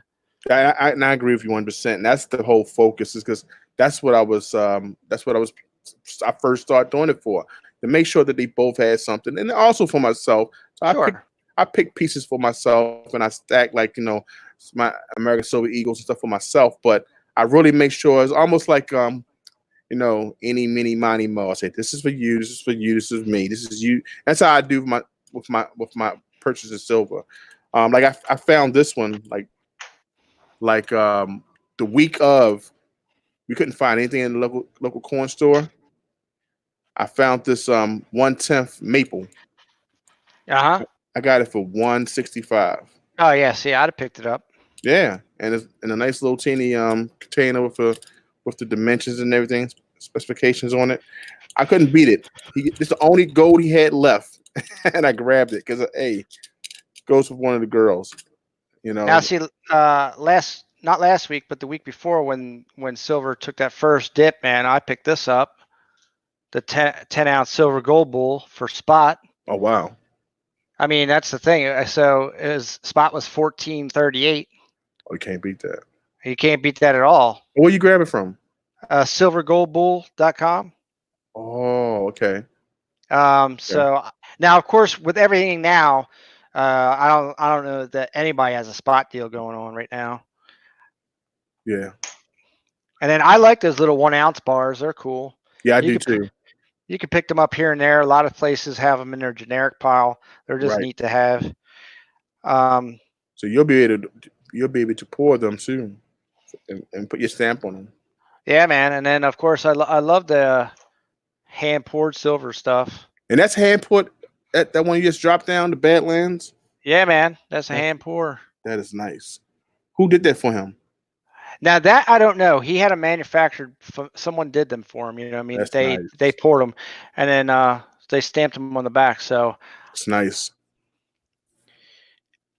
Like that. That's real nice. And then of course, I got a bunch of stuff from Eli. Mm-hmm. Got a piece from Bunker Bullion. Silver Dragons. Mm-hmm. Redneck Stacker, CR62, MK bars. I got a bunch of those. Remember those little channel rounds he was putting out? Yeah, but I got a couple of those. I got a couple of those too. I got I got a Coinman 5000 bar. Where is Coinman 5000? Man, I don't know. I haven't. He comes and goes. He's been so busy, and I don't know what's going on with him. I know him. The kids. I know he. This is Eli's. Yeah, this is Eli's right here. Well, you got a bigger one. Let me put mine down. This was his 9,000 subscriber bar. Yes, I got the silver Baggins before the last before he changed the name. Yeah, I got Silver Baggins too. Matter of fact, I got a couple pieces from Silver Baggins. Yeah. And then I got his new channel round. I need to get the new ones. I don't have this new stuff. I have all his old stuff. It's like his first. It's called the ingot. We call these things. There's number 15 when he first started pouring. It's all bent up. I don't know what he did. He power slammed it. I don't know. Got a little bend to it. Oh yeah. Now he's Well, you doing, remember when? he's doing. That's nice. I love I like the fact he put those there. Yeah, remember that was a big controversy about that. So I got one of those, and Yeah. then I got these Oh, pieces. yeah. This is They Silver look nice. Silver Baggins. This is Redneck Stacker. This is the Okay. Zelda Shield from CR62, which used to be Gold Wash and Pay Dirt. That's nice. Oh, he changed his name. Yeah, he's now CR62 Silver and more. Okay. Oh man, that's cool. I have this one. I got this from a trade. A Salivate Metals. Oh, nice! You got the Fortitude. No, I wish I had that one. He wouldn't give me that one. But Oh, this is the one I have. This have like the AG with Adams. oh yes. back. And this is the one and only one Clever Corn ever did. Oh, that's sweet. You know, you got this made by I think Silverback. I think Silverback Gorilla. Yeah, but Now, I did get a Lake House Beach piece. oh, you did? You know what? You know what? Hands down, hands down. mean- I think his stuff is looking like fire. I was gonna say, I mean, I got a little bit of a strife with him I right know. now, but You told me but last his, time. Yeah, but his stuff is Fire. on point, brother. Fire. It is. It is. I didn't know he was gonna come that hard. Oh, he came hard, I did. bro. I did not You know. seen him because you seen him on Instagram, bro, and he's Yes. putting it out. I mean, he's Yeah. coming up with some beautiful stuff. Yeah, and I remember him when he first started, and when he told me he's gonna pour. I remember because we was talking about the furnaces, and I never knew he was gonna come with that much beautiful art. Yeah. He did the log. Is that one of the logs? I mean, I don't know what he called it. I mean, it's Okay, they look like the log. He has one that looks like a log, man, and he does some beautiful stuff. yeah. Yeah, it's a nice. I mean, essentially, this is his. He does his hammered detail on all his stuff, and then Yeah. he tones them, so they're all similar, but there's different shapes and designs. Yeah, He puts different stamps on them. So, Yeah. yeah, Malone Money Mindset says, "Yeah, I like that. I don't have kids, but that's my thought with silver. Something to pass down." Yeah, Malone, and in your in Mhm. your world, it's another asset class. So if you put 5% or 10% into that asset class, and you're young, dude, you ain't got no kids or wife or nothing, man. Shoot, you could have a Right. house full of silver by the time you're ready for all that. Yeah, that's a good. I mean, take advantage of it while you can, because once the children come and the wives come, money is Goes. dispersed. Money You is dispersed. Got that right, brother. So, got to take advantage. While you can. I try my best. Oh, I was going to show. I do have another silver. I mean, gold Spartan. Oh yeah, I saw that when he put that out. The cool thing about that, what he does is he has a 3D printer, so he 3D prints and then sandcasts. So that's exactly what I want to do. Yeah. I'm looking at a 3D printer now, and they're not that expensive. And then I got What was and what were the going around prices you've seen? the price I saw for the one I'm looking at getting is $300. Okay, all right. And I got a guy at work that knows how to use one and everything. So he's like, "Yeah, man, I'll show you everything. It's Great. not a problem." Okay. And then he told me some free programs I could get to 3D render myself, so I can make my own personal stuff. Because that's the one thing with my pours I want to do. I do not want to have something like this, which I was very disappointed in later on. See, Silver Dragons got this and did this and said there's only going to be a limited amount, and then he was going to break the mold and all that. I was like, great. And then about 6 months later, I happened to be in another silver pourer stream, and what did I see? The same mold, Yeah. and I was like, "Son of a bitch!" Right. And I was like, "Well, Yeah. what the hell is that?" Yeah, as long as they can make them, yeah. So I like the fact that you can develop it yourself. That's why I try to do different ones. You know, like I make stuff that nobody else going to hopefully not duplicate. You know, even if I make an Ankh, I'm gonna make mine with ridges. I'm gonna make it a little different, so I can make it as a keychain and just something separate. So I understand where you're coming from. Well, that's true. If you're using now, I will say if I was to use a generic mold, just a round or a shape, and then I do something to it artistically, that's different because it is Yeah. my own. You know what I mean? Because you're just using a basic shape at that point. But this isn't a basic shape. This isn't a rendering of a dragon. So I thought he Yeah. had that made for himself or for his channel or whatever. And then I was like, yeah, man, that's awesome, and I jumped on it. Just like I thought the same thing with this. I thought maybe. But I think this is actually out there. Other artists are pouring the same Yeah. piece. Yeah, you have a lot of artists who put that little twist on it. And Now, like Redneck Metals, which is Big Country Scrapper and stuff, he hand carved the mold for this. So there's not going to be there's no one going to make that again. Okay. That looks nice.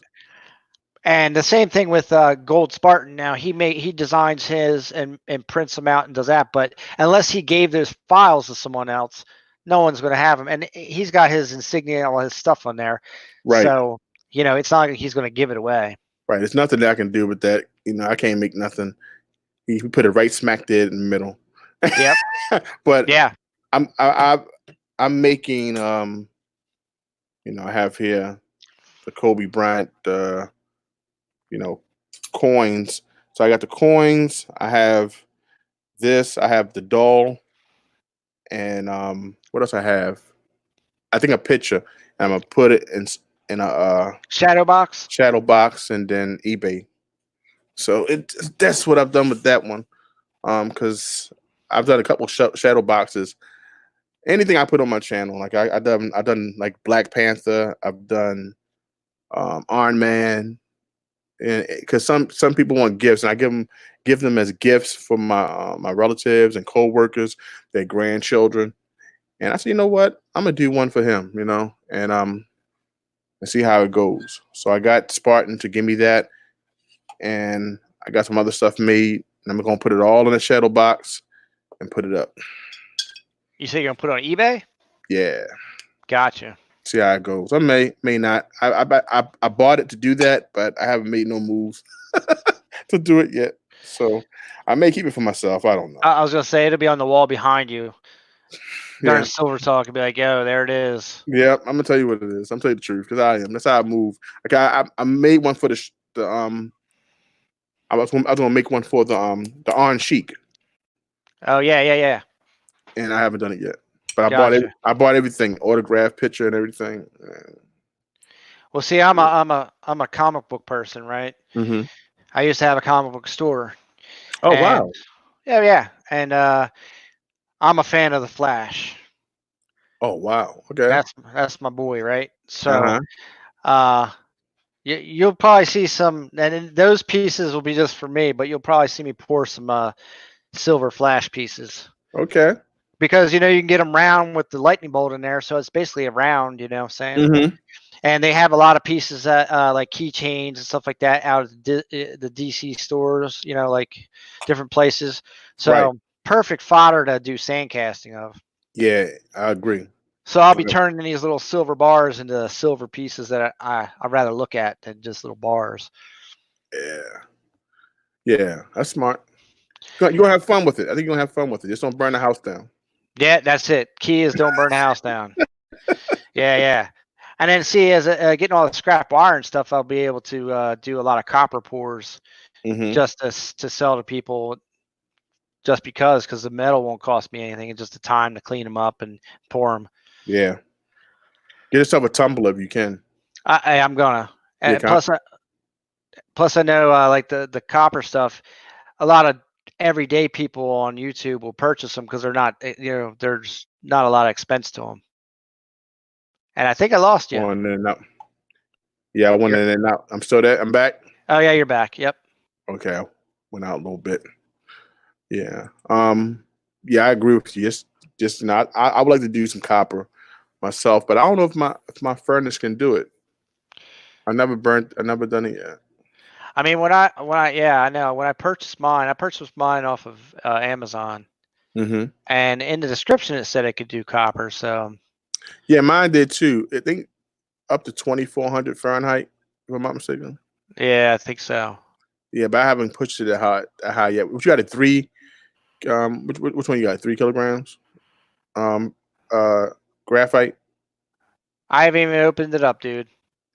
Wow. It's in the box. It's been in the box since January, like the first week of January. I haven't even opened up to inspect it. It could be all busted up for all I know. Wow, you got a lot of trust, huh? Well, that was that anxiety. I wanted to do the unboxing perfectly, do all that. It was, and it just, Yeah. and I never got to it. And then here we are ready to go in April. So hopefully the damn thing works. Or That's gonna be interesting. or I'll be angry at myself because I'll be paying the lazy man's tax. Oh, that'd be interesting. Oh man, good gracious, come back, everything all cracked up. You like, oh man, I hope not. Well, I know. Could you imagine? I could open it up and the crucible's all smashed inside, Yeah. and the thing doesn't even turn on. I don't know. Well, I do it. If I can offer any advice, get yourself another crucible. Get 2. A backup. I will. Yeah, please, because I didn't know one day that my crucible was going out, and when I poured it up, I poured up half of it. Yeah. I was like, thank goodness the other half was still underneath, and it didn't spill out. Right. Because Gold Spartan just had to order a new furnace because the silver went to the bottom of it and came out the bottom. Well, that just happened to just another average stacker. He was going to pour my piece, and his crucible failed, and all the silver poured inside of his furnace. And then he showed me, he flipped it over, and half of it poured out of the bottom of it, and it's that just happened to Gold Spartan a couple days ago. Crazy, right? Yeah. So be careful. Be careful. I think he went and bought a tabletop. He just bought a tabletop. It came in today. Yeah, that's what I have, a tabletop. Oh, you do? Yeah. Okay, good gracious. I think watch your arms, the coils. They a lot of people in the chat was giving them some advice. So he said watch the coils because the graphite is conductive. That's right. He said watch so I was like, good gracious, melting smoking gloves, exploding graphite, and melting body parts. That thing sounds dangerous. They all dangerous, man. Yeah, they are. They pretty are. See, that's why I've been so apprehensive because I have all this stuff in my garage. First of all, where I got to do the work. Mm-hmm. So if I got to back up or get out of the way really fast, I'm going to die on all that stuff. Wow. So that's my first thing is I got to get that stuff moved, which I've got most of it. So I'm getting close, right? Then I'm working on a tabletop that's about chest high as opposed to like waist high. So I'm already, I got a platform that I can stand on so I can get it at that elevation. But now if I gotta get out of the way, I'm going down. You're going down. Maybe then up on top of you. Oh Lord. Right. And then I got my vise that it can hold the map gas, so I don't have to worry about that rolling off the table or doing something stupid with flames shooting all over the place. But so I got that covered, but I'm still thinking I got 2100 degree crucible I got to pull out of this thing and pour, and it's gonna my vise is on the right, so now I got to work from my left. Oh man. So that's already an uncomfortable angle as it is, trying to pour to the right instead of pouring to the left because. Oh yeah, you need to get it together. You know what I'm saying? And it's just like even Jimmy Licari is laughing. He's like, LOL. Yeah, get it together. Everybody's rooting for this video. They're like, is it going to burn down? Is the house going down? Is he got the fire truck outside? What's going on? It's that song, Burning Down the House. Yeah, that's right. Oh man, don't do it. Just take your time, man. Good gracious. That's right. But then the thing that I watched Bella's dad, aka Phil, right? Okay. I watched Bella. She's like 9 years old or 10 years old, whatever, and she's there zoop pouring rounds. Hmm. So I'm like, well, if she could do it without burning the house down, I think I should be able to do it without burning the house down. Yeah, it's not that bad. I mean, I did almost burn the kitchen down. So yeah, Okay, and then I know, and Eli almost burned the back porch down. So yeah. So it's like the things exploded on him. So, but for me, I don't know why I had a towel on the counter, and as I was pouring, the heat from the crucible ignited the towel, and my wife is videoing it, and she just started laughing. I'm like, no, put the fire out. but So yeah. I put the I still had the blowtorch on. Yep. The blowtorch was on and everything. I put it down near the cabinets. She says, "Get it away from the cabinets." But she did not help. She was still recording, so I'm laughing. I said, "You know what? Turn the camera off." I said, "What the hell is wrong with you? Help me get this thing out." Oh man, it was hilarious. So because she's not realizing you got molten metal. I It's got- gonna burn. It's gonna burn through layers of the house. Right. It ain't just gonna stop, go out. Like, I'm like, "What are you doing?" She's laughing so hard. She's like, after that, I said she's no longer going to be my camera person. I don't want her Oh. nowhere near it. So man. it's terrible. She was terrible. I never helped. My wife never helped me again. From that point on. But Dude, that's funny. I'm just saying, be careful because you don't want to light anything on fire. But it's fun. It's fun. I just want to get a little better at it. The actual sand casting part. So, Yeah, I got a feeling with my artistic background, the sand casting, I'm not even worried about that piece at all. Believe it okay. or not. Yeah, I watch some guys do stuff and they seem, I don't know, a little worried about it. I'm like, man, I'm gonna go hard on that stuff unless it doesn't work right. But I can't imagine that I'm not gonna be able to get the results that I want. I'm sure you probably get it. My problem. I only have done open pours. Yeah, I got you. I haven't even went to the part of putting both of them together, making the pour. We call them the air pours, whatever you want to call them, the lines and stuff, so it can pour evenly. I haven't done all that. I just make my mold, pour it in, voila, shine it, and get it moving. Yeah. So that's what I've done so far with the key change and stuff. And I'll continue to do that until I get some more Delft clay because I'm running low. So you're using Delft clay. I was going to use Mhm. Petrobond. The Delft clay, I heard some good things about it. It's a little bit more expensive, I heard, but it's worked well for me. It really holds the image.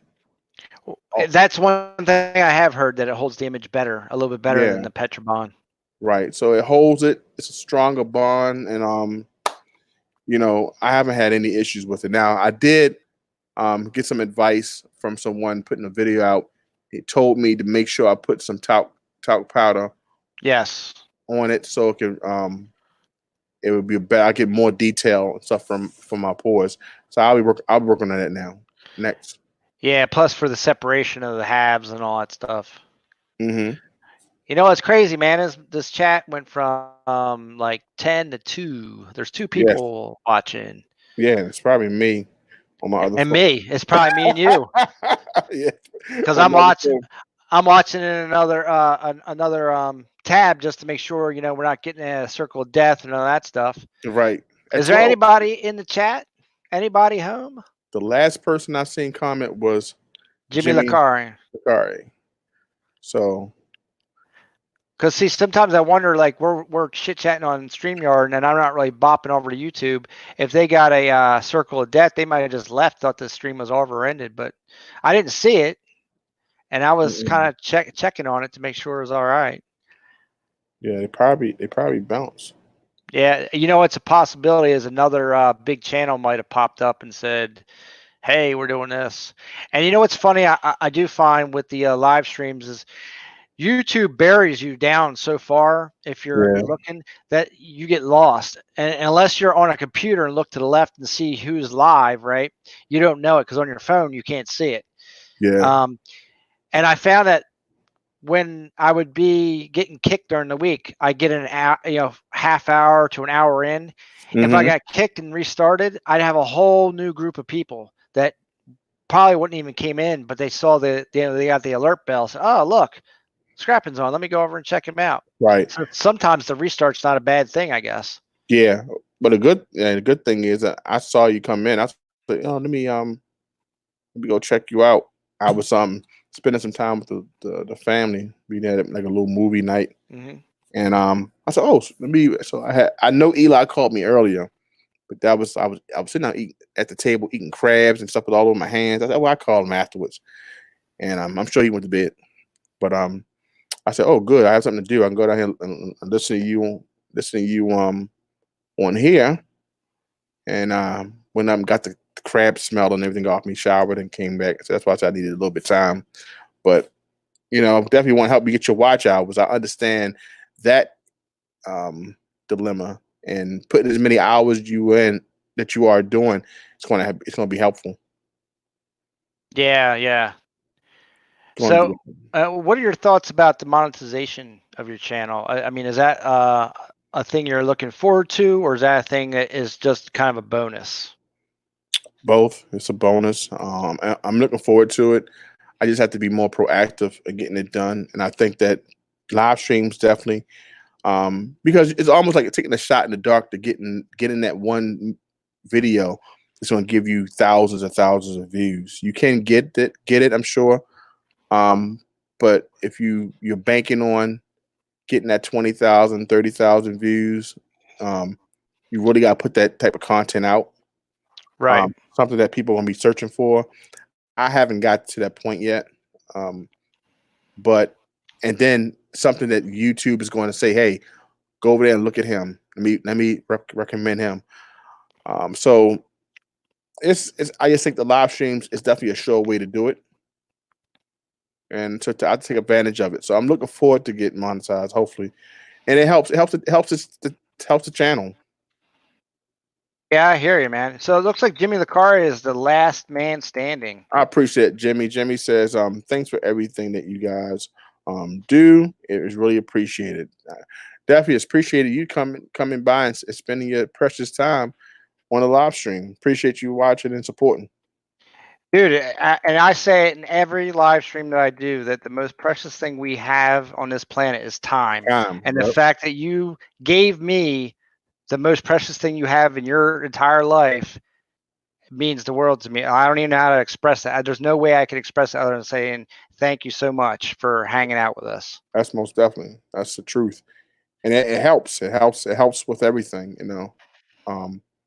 just having anybody come to the channel and just sit down and kick it with you, watch your videos, comment, like, subscribe, whatever they do. Spend time with you on the live stream. It all helps, And to me, it doesn't matter how big, how small it is, as long as the support is there, it makes you feel like, hey, this is all not in vain.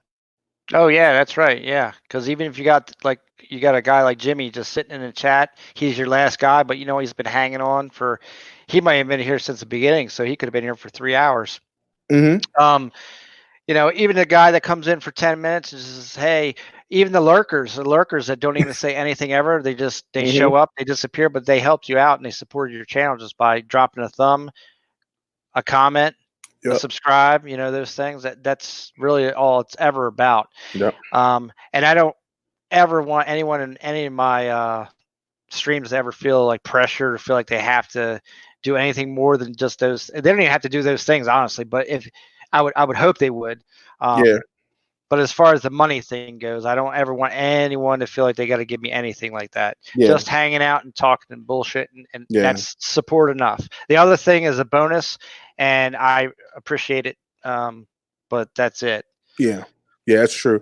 I mean, the support, financial support, that happens. People give that freely. They choose to give it. That's what they do. I know some people feel at arms a little bit by people talking about money. Yeah.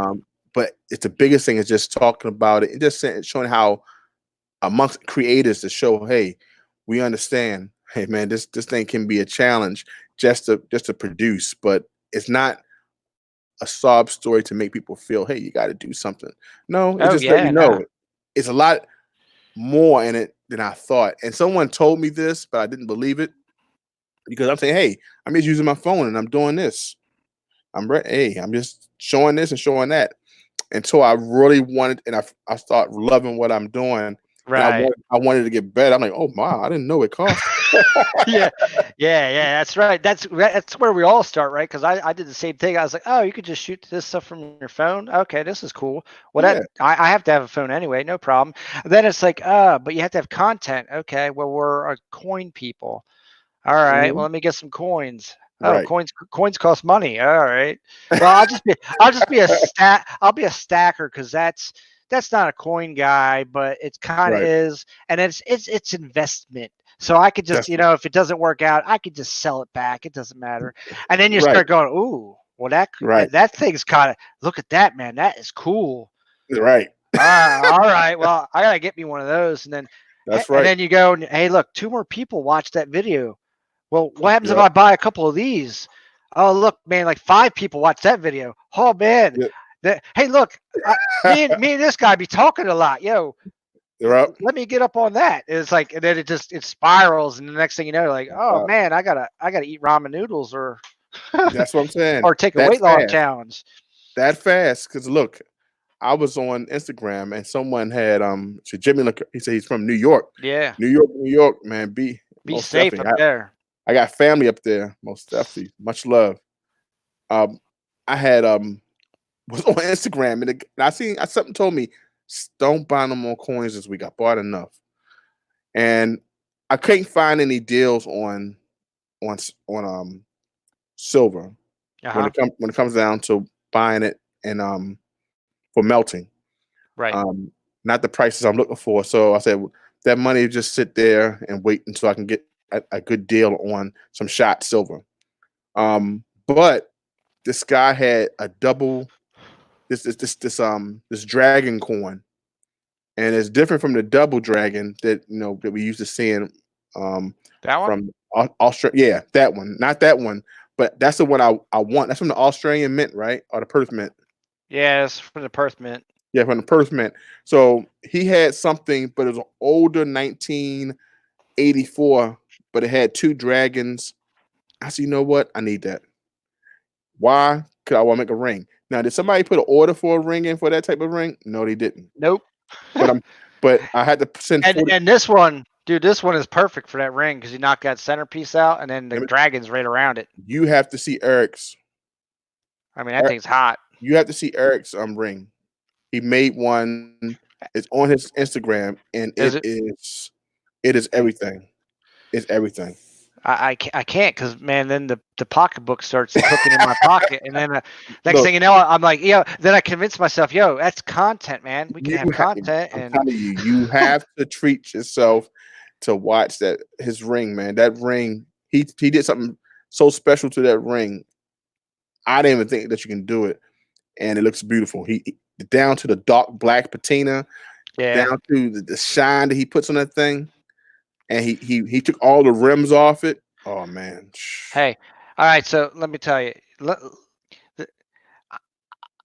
I told myself I wasn't going to be a numismatic guy, right? So I tried to stay away the best I could. Right. And then next thing you know, I got a tube of Morgans and peace dollars, and I'm like, that's stacker stuff, right? And then all of a sudden, I got myself an 1891 Carson City last week or whatever. I'm like, it's just coming. Then I'm like, but I'm an art guy. Oh, you got a Carson City? Yeah. What? Yeah. What year? 1891. Wow. Okay. How much that set you back? I got it on steel, bro. $65. What? Who you robbed? That's right. That's right. Look at the Carson City I have. This right here. Right. Was a pocket piece. Right. And you won't be able to see the CC because it's so worn. But if I show you it's like you see the two C's, you just know. just the little humps, right? Yep. And my LCS said, "Look at this Carson City." I said, "What the hell is this? It's worn. It's slick." He says, "Yep, but It's a Carson City. it's Carson City, $20. They give it to me, Nice, nice. even though it's slick." All right, so I looked it up. It's Carson City. right, that's right.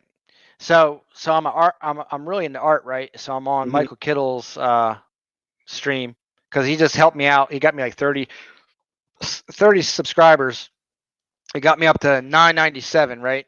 Okay, Just by his influence alone. that's He was awesome. one of my videos as a for his giveaway video. You just had to go there, blah blah blah, and 30 subs like within like 20 minutes. That's awesome. What's his name? Michael Kittle, Rare Coins. Okay, I gotta check him out. All right, so I'm on his auction and I see this. I've always heard about these hobo coins, Yes, I love him. right? So there's a guy. I watched a video a long time ago about this guy named Shane Huber or Hober or something like Yes. that. It is addicting. Found it buried. He says this is very addicting, isn't it? Oh, it is, George, for real. So anyway, a long time ago, I watched a video on this guy, and then he says, "I got this Indian head penny, Mm. hobo penny by this guy," and I'm like, "Ah, man, I just spent my my allowance Mhm. on my investment, if you will, You wanna call it? because I have a budget for investing, right? Mhm. So I'm like, I can still spend it even though if it doesn't do anything, it doesn't do anything. But anyway, I want to show you this coin, and it's freaking amazing. I mean, it is. Let's see. Hopefully, you can see it. Oh, there it goes. But it's a 1902 Indian head penny. Oh, it's nice. See I that? oh yeah, it's like yeah, I mean, skeleton. Got but the. Yeah, it's nice. and it's crazy because if you look at it with the naked eye, I mean, it's just unbelievable. The Mhm. detail but then, so this falls into where I'm going is like, I told myself I wasn't going to do that, and here I am buying that stuff. Yeah, You know what But I mean? it's kind of hard. You're going to get bit eventually, you know, Yeah. because you look at it and say, you know, I like this. There's something I can grab, I can have, and I do it all the time. Like, you know, Eli makes fun of me, like, man, you're not no stacker, man. You're a collector stacker, and I guess I am. I am I, too. I do find things I like that I will not get rid of, and it doesn't matter to me the content. Like I find something that's maybe 60%. If I like it, I'm grabbing it. And there's some things that, you know, I have some, like I bought this bronze. You know, it's just something bronze. It's Martin Luther King. I brought it. I Right. liked it. I needed it. I wanted it. So, and I'll- I'll grab it. No shame. Yeah, you shouldn't have any shame. You know, when I was a comic book guy, right? Mm-hmm. I used to get original pieces of like original sketches and stuff from artists all the time. Mm-hmm. And until it got crazy out of whack. But the thing that's crazy now is it is crazy out of whack. And then I used to get stuff for free. And now some of these pieces that I have sell for, you know, hundreds of dollars, which is crazy. Oh wow. Like you've seen the movie The Crow, right? With Brandon Lee, Brandon Lee. Yep. right? So I have this. And that's by wow. the artist. That's by the artist James O'Barr, who actually wrote and drew the actual comic book before the movie. Oh wow. How you stumbled across that? At a convention, I commissioned. Actually, that was free anyway. It was Wizardworld 2001. It was just like, hey, can you draw me this? Right. And then there's this guy here. That's funny because my wife just brought me some Brandon Lee videos she got from the dollar store. I'm watching. Oh yeah. It's crazy. So that's the Punisher by a guy named Bill Sienkiewicz. Well, he's a master painter that puts stuff out in like big giant art houses in New York and stuff like that. Okay. That's a nice picture too. And I mean, I probably have like 200 of these things. Oh wow. Have you got any? What's the proper way to store them? I just use like archival. Well, first of all, I spent the money back then to go get archival board, and then I put them in archival plastic. Okay. So they're acid-free boards, so they won't yellow and deteriorate. Where a lot of people get them on like backboards that are not acid-free, so eventually they'll yellow up. The Okay. ink will fade, stuff like that. I was Okay. with a background in art. I kind of knew all that ahead of time. So when I went and got my sketches back then, I made sure that wasn't going to happen. Oh wow. I had no idea about that. So that Oh wow. That's nice. pretty cool, right? Who was that? Is That's the Flash. Flash. Flash, right. Yes, sir. I seen the wings of the ears. Now, did you ever? How old are you, JT? 46. 46. Okay, so you know the game Magic the Gathering, right? Nope. No, maybe Mm-mm. not. I guess maybe Mm-mm. where it is a card game from back in the 90s. Okay. But there's a fantasy artist named Ed Beard Jr. that did a lot of stuff for them, and I got this. That's nice. You know, Uh-huh. and a piece like that from him probably goes for about $300 now. Oh wow. You know what So I mean? do you still keep a record of what you have to check pricing? Yeah, I do.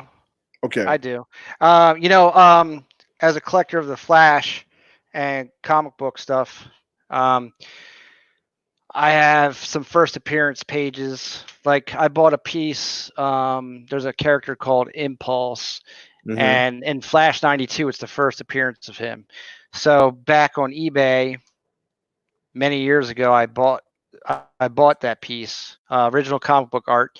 Now the artist has since passed away, and Mhm. but it's signed by him, so that, which is a shame to say, but it kind of adds value to it, That's the value fact to yeah. that it's signed by him. But that piece I paid $150 for, Wow. and so I bought that in, let's see, in 2000, maybe 2005, I think. Okay. Well, so you've been And there for a while. yeah, and then in 2008, I had an offer for $2,500 for that. Wow. So if that tells you anything about, like, I've always had my finger on the pulse of like stuff like Smart. that. Yeah. And I've always gotten into hobbies where I could, if I wanted to get out, I could always sell out. Like I could always get out of it. So to go back to Magic the Gathering cards, it was a card game you would play, right? Yeah. And it was a collectible card game, so you had rare cards that were worth money, and you had all your common crap and all that. But I invested a lot of money in it. I used to go and do tournaments and stuff like that. And then when I got out of it, I was able to sell all my stuff, and basically all that I put into it, I got my money back plus. You know what I mean? Wow. So I find that anyone that gets into a hobby, if you can get into that style of hobby and be smart about what you're doing with it. Also, like with coin collecting, it's just like card collecting, or I guess maybe stamp collecting is. You want to put the money into it, so you don't like with the Carson City. Like you got a good deal for a $20 deal, right? Just to say I have one. But if you were a hardcore collector and you were trying to fill the set, you would want to spend as much money as you could on the coin, as opposed to buying a bunch of low grade ones to fill later, because then you lose. In the end, you lose. Yeah. So makes sense. But the thing is, like you said, go in it with that in mind, knowing that you can make some money. It is an investment. I think Gary Vaynerchuk talks about what he used to do cards, baseball cards, and he was talking about him selling his cards as a youngster, making $1,300 a week when he went to the mall and he went to flea markets. And there's a big thing right now. People did it with the Pokemon cards and stuff, Yes, sir. So I mean, I like it, So that's why with coins, it's interesting. That's why I think that I've gained it, because of the history. That keeps me interested in it. and Mhm. people find it to be valuable depending on what series you have, grade, variety, if it's double dyed, if it's depending on if you have a coin. So it's so much into this that we can get out of it. So Okay. much if you want to collect just for the content of it. Agreed. You know. Agreed. And the thing about all collecting comes in waves. I'll tell you that right now. Over the 25, maybe almost 30, probably 30 years since I've been doing stuff.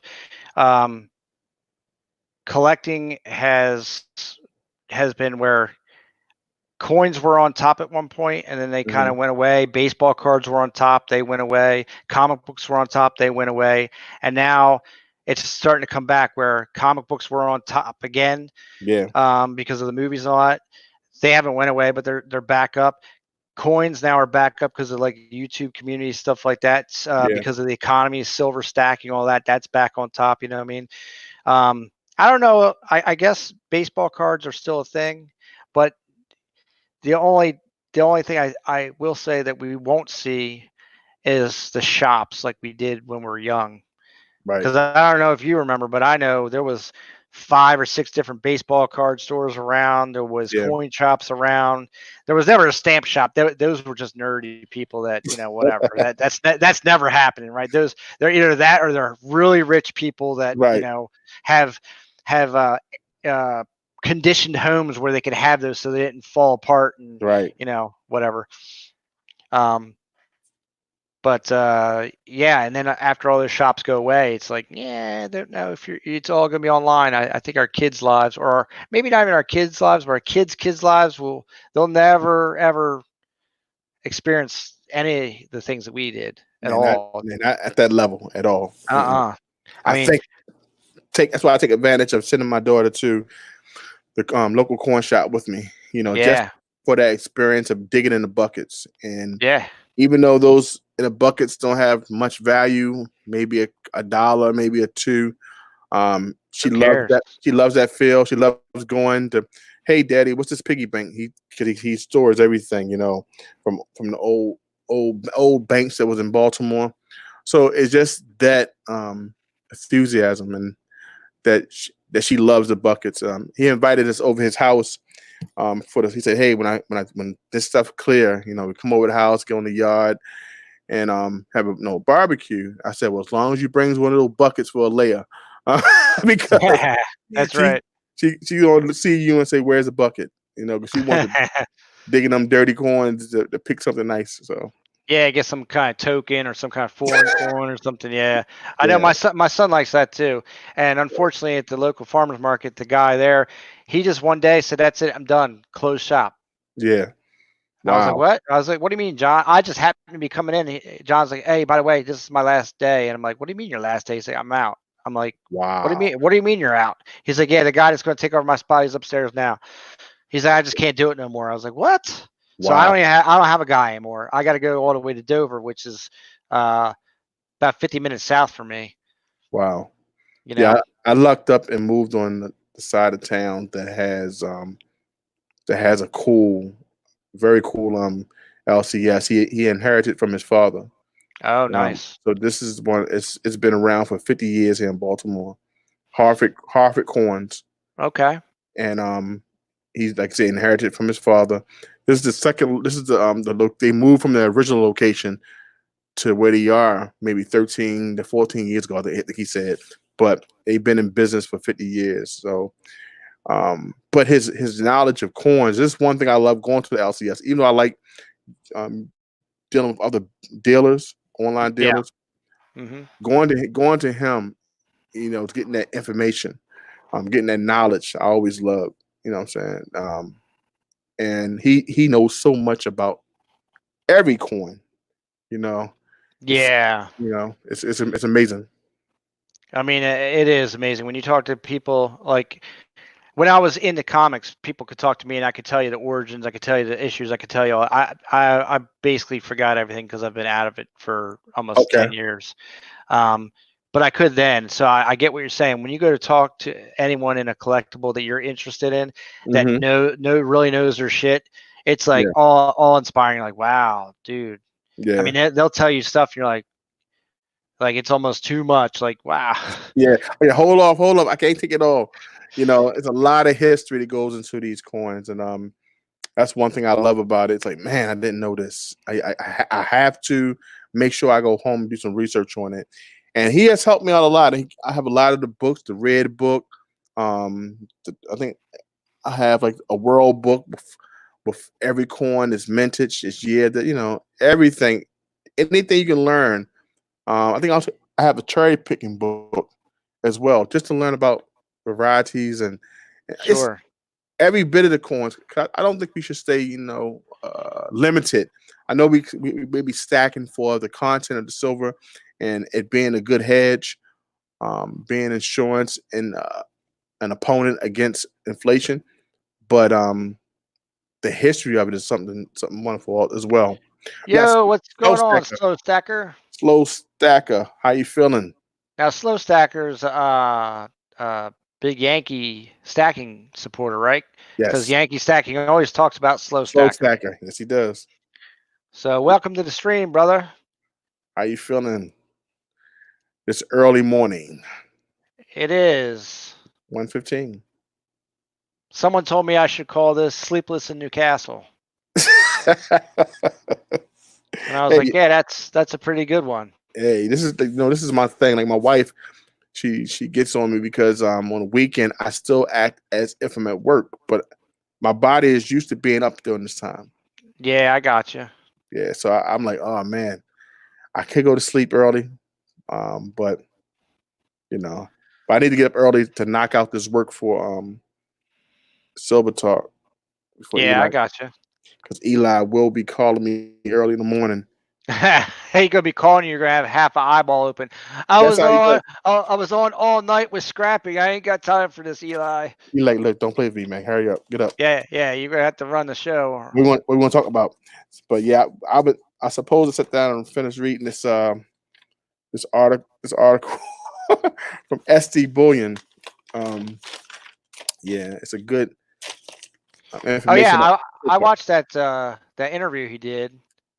Where he's Slow Stacker said, I'm actually on day 1 of my 14-day quarantine, so that sucks. But hey, more time for YouTube. Oh wow. I wish I'd take advantage of it and did more videos, but I haven't. I have like two ring orders over there at my desk waiting for me, and I'll do that before the weekend's out. I hope to get it done by Monday.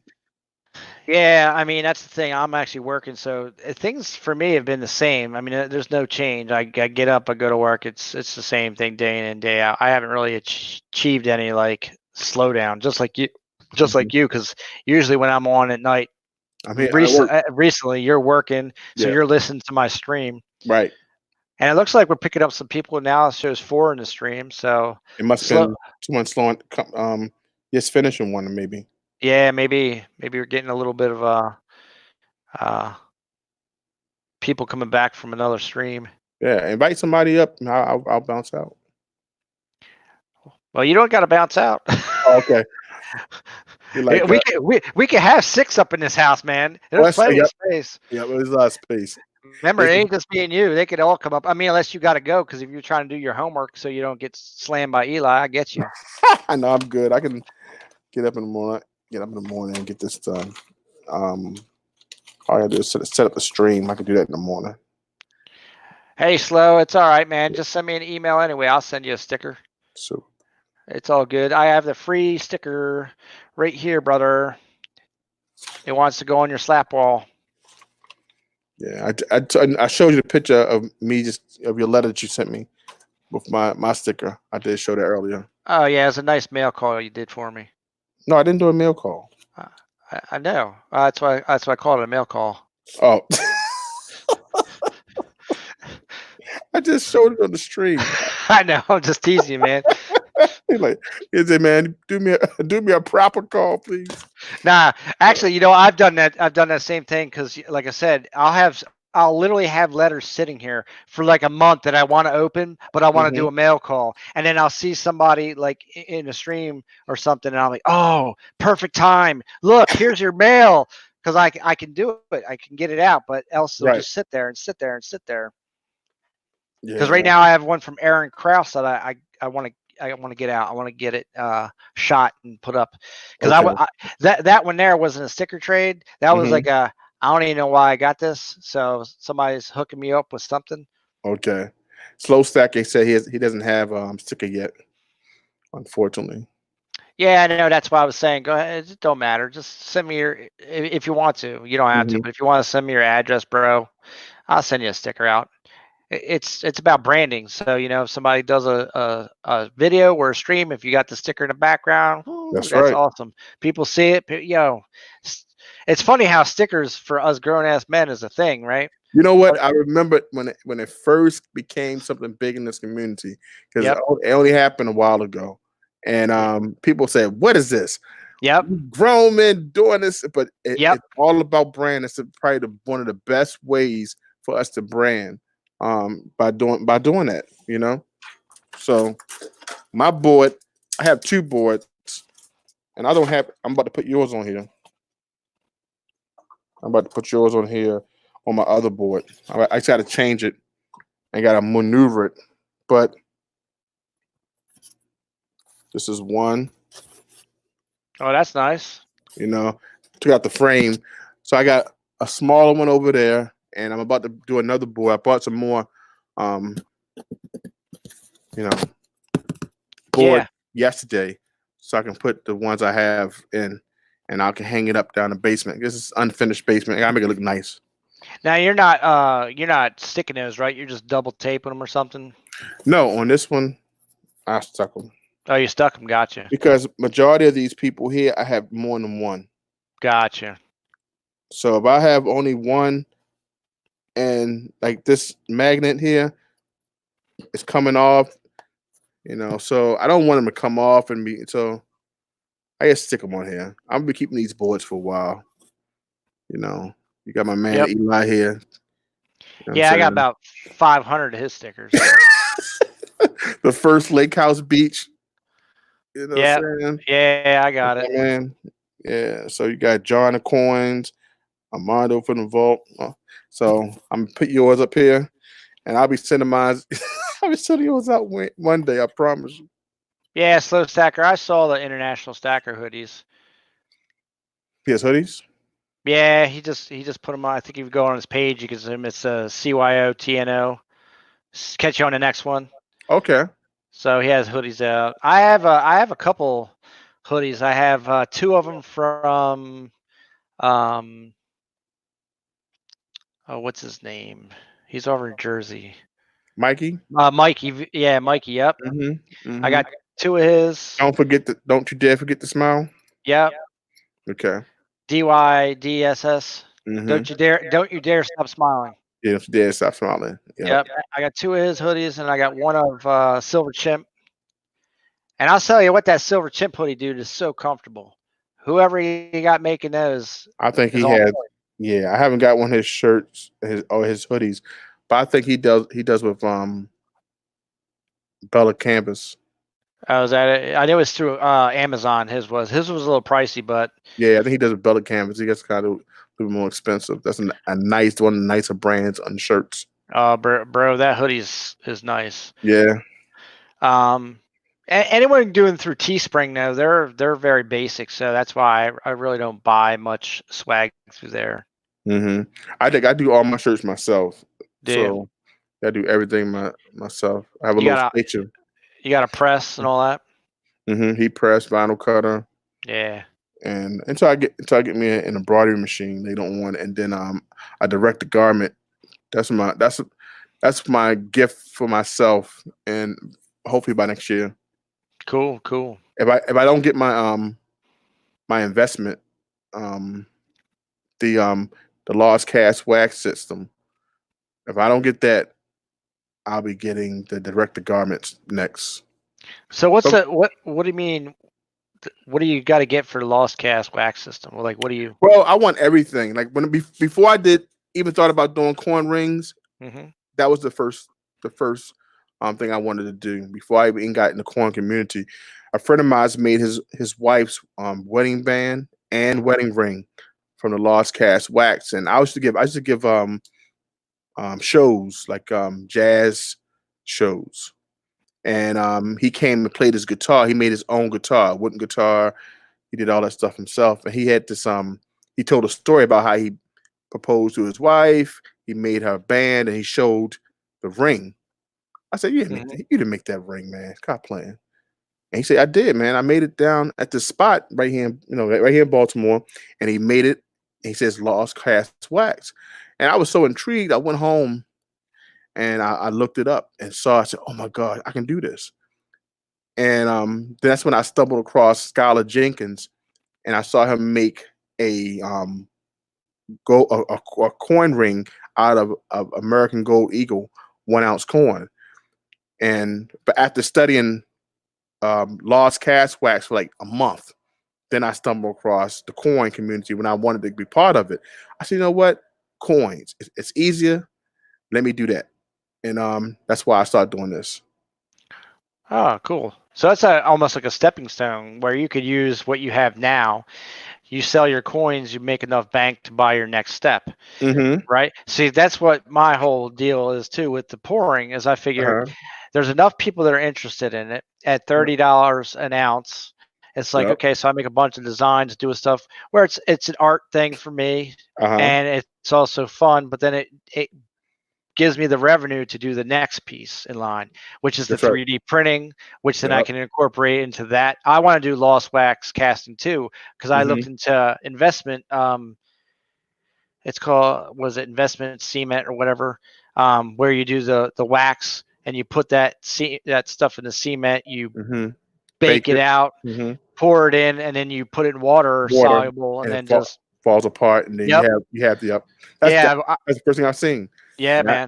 Yeah, you can make anything when it comes down to that. And that's and my thing is that, damn, I want to become a jeweler. Yeah. Well, I'm not going to go to the jewelry aspect of it, but it's funny you said, because I was talking to a jeweler, and he's the one who turned me on to, you can get a 3D printer that prints in wax. Yeah, I think I've seen that. Right? And he's like, he showed me some of the pieces he did, and I was like, what? I was like, you printed that? He said, yeah, I printed that, and then I used lost wax method and made it out of sterling. Yeah.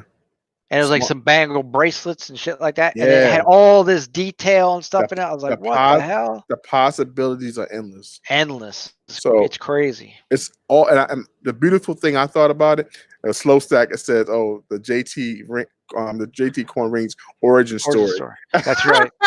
That's right. See, we talk about comic books, right? This is it. This is the JT origin story. So I just thought that was beautiful that you can do these things in your basement, or it's not difficult. So I guess that's why I had to do it. I mean, I have it, and I had to start Coin Rings, and I said this is a perfect opportunity for me to build something and build it in steps. Yep. Agreed. And then the cool thing is too, is if it does take off and do something, it'll supplement your income, or heck, who knows, man? It could become your income, and you ain't gotta go nowhere. That's what I'm saying. So my thing is, it's all about goals, meeting people like Eric and Rob and Skylar. Yep. Realizing that I can take the coin ring. It's so many levels of making it look like, jewelry. Something like wear shiny. Put now Skylar is putting diamonds inside the coins. He's doing everything with setting. So he's taking jewelry classes. So it's so much I can do to develop.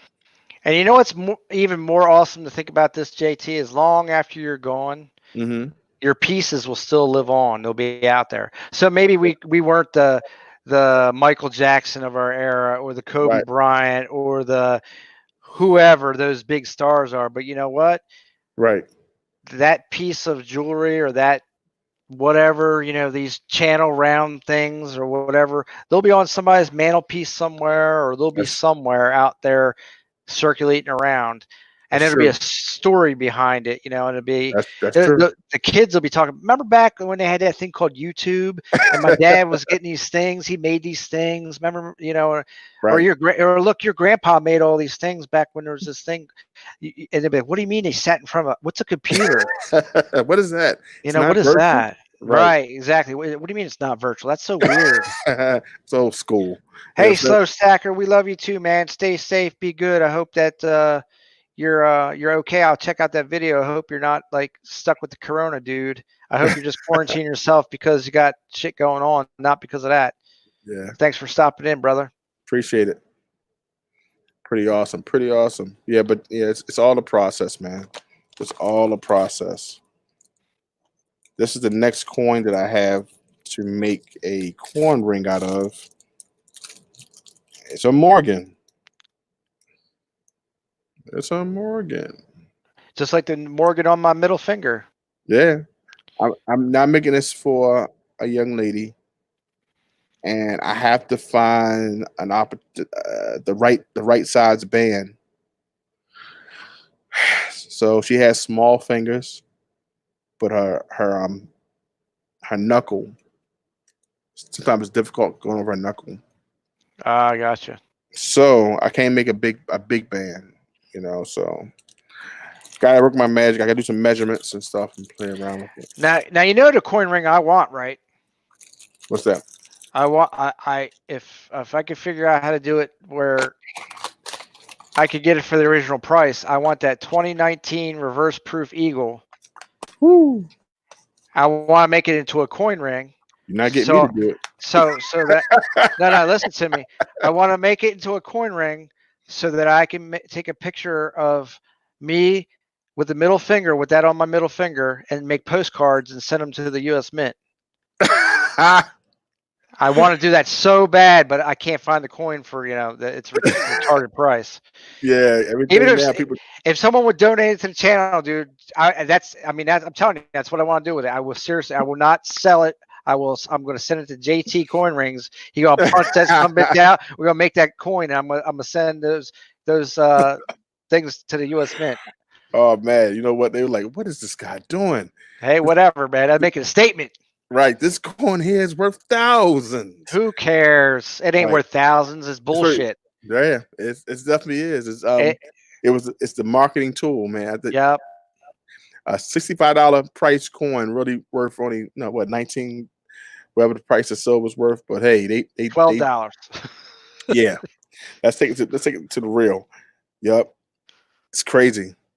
That thing went as high as what, 3,000? How was the highest that you heard about that coin? About like $3,500. Amazing. I was so upset that I woke up late, and when I tried to get on, it was like spinning. It was just like I couldn't. The phone was busy. The internet was crashing. Yep, It was terrible. me too. And I wasn't up late. I was on time. And you know what? And you know what? The next day on what was it? On Saturday, they put it back up. Wow. Because I got a phone call from a dealer saying, "Hey man, they're going to put it back out the next day." And I put it on a chat somewhere, and someone said, "How the hell do you know?" Who blah blah blah, like contesting against me. I was like, "I don't know, man. The dealer told me." So I went on the next day, and guess what? It was for real. I got it in my cart, and then it disappeared again. I was like, "Well, there you go." And then, of course, it said, "Oh yeah, when this product becomes available." I was like, "This is crap, man. How could it be how could it be 2019 and you can't make up a website that can actually handle any traffic?" Yeah, the disappearing coins we have here. Yeah. Slow. We talking about the 2019 reverse proof. What's that? What is it called? The reverse proof coin. What's that? Yeah, the Eagle, reverse proof Eagle. That was all hoopla, George. What I want to do is I want to have JT make a coin ring out of one. I want to put it on my middle finger and make a postcard out of it and send them to the mint. Like, let's ban this man from ever getting American Silver Eagles. Shit, I wouldn't buy an American Silver Eagle from the mint if you paid me to do it. Oh, right. Because they're a ripoff. Because it doesn't make sense that I can go to a guy on Facebook and buy the same coin for $3 or $4 less than the mint. What that doesn't make sense. The mint makes the damn thing. Yeah. So that means there's a big margin on there if the mint can sell to a dealer at a bulk price, and the dealer can make $3 or $4 on it. You know what I mean?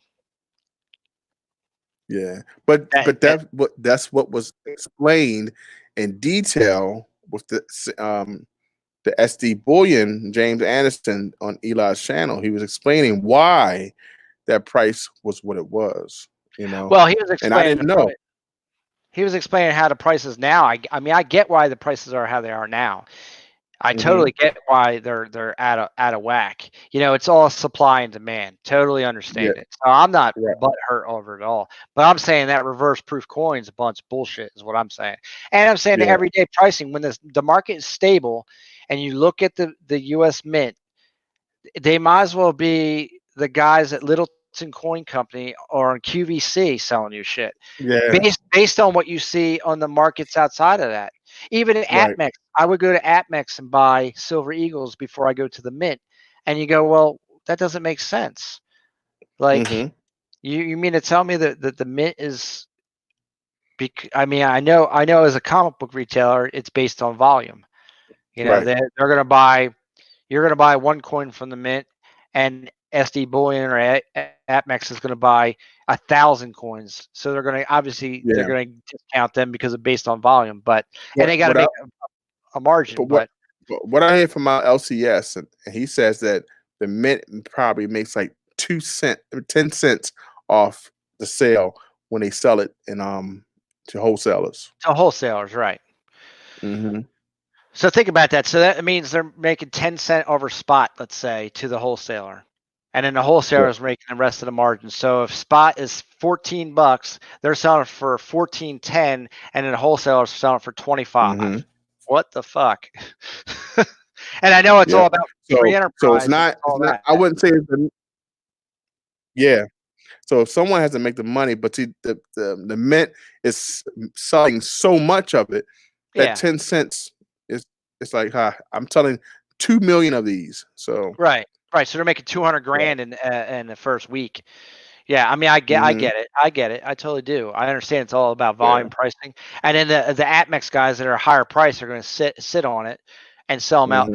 But then what's crazy is then those guys will still have it for $2 or $3 under the retail that the Mint has. So that's why I never understand why anybody but the dealers would buy it from the Mint. So then the Mint shouldn't even have a shop. Why even have a shop?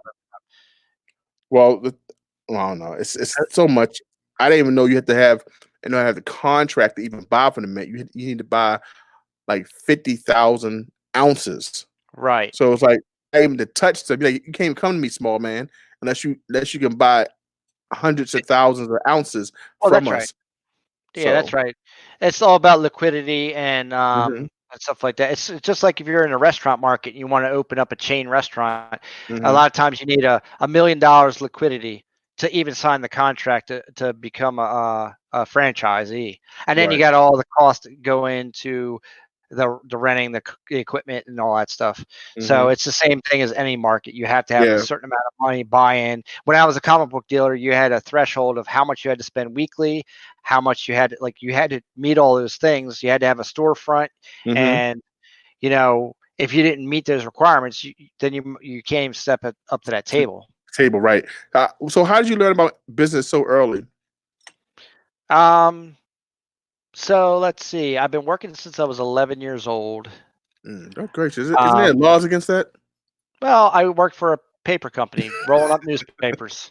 Okay. So, they used to drop all the newspapers off. We'd roll them up for a penny a piece, and then we would bag them, and stuff like that. And then I guess ever since I was a kid, it was my grandparents were into like flea markets, yard sailing, and all that stuff, and buying, selling, trading in the automotive field. So they were always doing car shows and stuff like that, but buying auto parts and stuff like that. So I guess ever since then, I was into that kind of business. When I was in middle school, I was the kid that had a backpack full of candies, and I would go and buy a pack of Now-Laters for 10 cents and sell each Now-Later for a nickel. Oh wow! And there'd be 6 in a pack. So do the math. And every day when I would leave, I'd see what my inventory was. I'd stop by the guy that was on the local corner there on the way back home, refill my stuff for the next day. I mean, I've been like this ever since I was a kid, like buy, sell, buy, sell. Right. And then once I got into comics in like 1989, Mm-hmm. That was another kind of buy sell thing where buy comic book stuff, and then in the 80s 90s was the top of comic books. There was millions of copies of stuff, but stuff was just flying off the shelves. It was a big time for comic books. So you would buy stuff, and next week it would be literally worth like 10 times what you paid for it in a week's time. So it'd be down there in line waiting for that number one issue just to buy 5 copies of it, and then next week no one could find them anywhere, and then you would sell them to people, and it was always like that. Mm-hmm. So then probably 10 years after that, I was doing shows and stuff like that, and I wanted to start my own business. So then I started reading about corporations, S corps, all that stuff to figure out how I wanted to be, whether I wanted to be incorporated, if I wanted to be an LLC, if I wanted to be sole proprietor, and all that. So I did a lot of research on the different types of stuff like that. I became an S corp, opened up my own business, and did that for about 5 years. But then I got divorced, so that fell apart. And then I started a handyman business, but then, physically it just wasn't working out. So, and then here we are. I'm an electrician / project manager. I've been doing that for 25 years on top of everything else I was doing. Okay. And now we're talking coins at 2:00 in the morning on YouTube. Yeah. So that's a hell of a ride since from 11. So that's awesome. Yeah, but my coin stuff is interesting because my next door neighbor, when I was young, I was probably about 14. I used to hang out with this kid across the street, and his older brother had coins. He had like a Mercury dime book, and he had like Indian head pennies, and had all these old coins. But he didn't do it. They were in a box in the basement. So then my friend, I remember him like, "Look, man, look at these coins. Aren't they cool? Here, you want some?" And then next thing you know, I'm like, all these coins that weren't really, supposed to be mine. Right. So then I was kind of like, I was always a collector because my whole family is like collectors. My grandmother has these things. They're glass. What are they called? They're vinegar something or others. I don't know, man. They make them out of crystal and all that. She has thousands of these things. Okay. So my family's always collected stuff. Okay. So then I had coins like that, and then I used to get silver dollars, and then I actually worked for Armored Car Service, which is a whole cool story. If I could tell you, I'll tell you about that when I come to Baltimore, though. Okay. Cool. That's what's up, though. I mean, I think that it's a crazy that people are products of their own environment. So depending on people around them, they kind of pick up certain things. I had an interview with Darth Stacker. Yeah. And we talked yesterday. So that video should be on his page soon. And I was telling him that I didn't have that experience. I didn't have the experience of having people who talked about coins or had coins to pass down. I didn't tell him this, and it just put in my mind that I had a friend of mine at work who was big about coins. He gave me my first book, and I was like at work, 2007. I was like, man, well, I ain't going to no coin show, Ain't that right? whatever. And I'm thinking now, what was wrong with me? He was trying, hey, Toe, go down there and take your baby down there and pick up a coin. So he gave me my first 2 coins. I forgot even about to tell the story. But I still have the book. Cause I said, he says, look at this book and pick it up. And that was around the time when gold and silver was extremely low as well. And I was working at a hospital here in Baltimore, and I was like, man, I could have taken advantage of that, but just out of not seeing the importance in it, I just said, man, that's not what I want to do. I'm talking about this OT. I want this OT, this overtime. Yeah. You want to work. Yeah, so just being oblivious of what was going on. But if I believe if I had that relative who maybe passed down coins, told me the importance of it, I would have recognized it and said, you know what, this may be an opportune time for me to take advantage. So, It really is. It's really about being educated in a way that the people around you just do what they do. Yeah. Hey, you being like you said, being a product of your environment. That's why you notice that if people are around violence, they Mhm. tend to be violent people Yeah. because that's what they know. But not always. You'll have that one person that's like, "This shit's crazy. I got to get out. I gotta get I out. have to go." I was that person. You know, and people laugh at me because now if I could tell you what happened to me when I was young, so people be fail to realize, oh, you was that type of person. I had to change. I realized it was toxic. Uh huh. So you know, But you have to see, change. and see, to me, that means you're one of the people that woke up. Yeah, I had to wake up. You really did, because the everyday person that just follows along, follows suit, does that, is like sheep to the slaughter. They're not awake. You woke Mhm. up out of that group and said, "Hey guys, this is wrong. You're going in. You're going into the fiery pit of hell, man. I'm Yeah, out. I'm going over here. I don't I- I don't know where I'm going, but I ain't going that way." yeah, and I You know what I definitely mean? knew that I didn't want to experience those experiences there. Um, Yeah. Found it buried said much. He said, "Man, I'm going crazy being home so much." I don't. Yeah, I hear you, George. I guess. I guess, man. I mean, getting out. I got out today. To my wife, like, bought some crabs and stuff.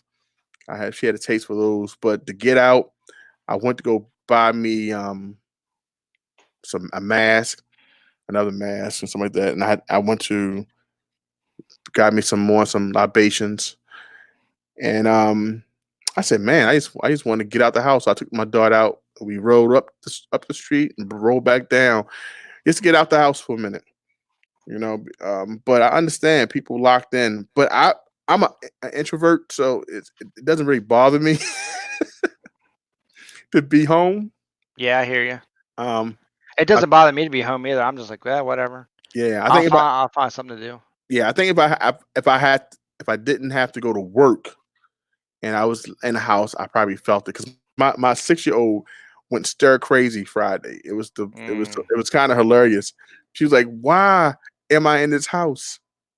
yeah. Why?" And she went 6 years old. She went berserk, and I said, "Let me get my baby out this house." So we so we got in the car, and I took her out, you know, to Dollar General, and we loaded up on some school, like some maps and stuff like that. Got her some things she would like in there, but Dollar General because everything was cheap.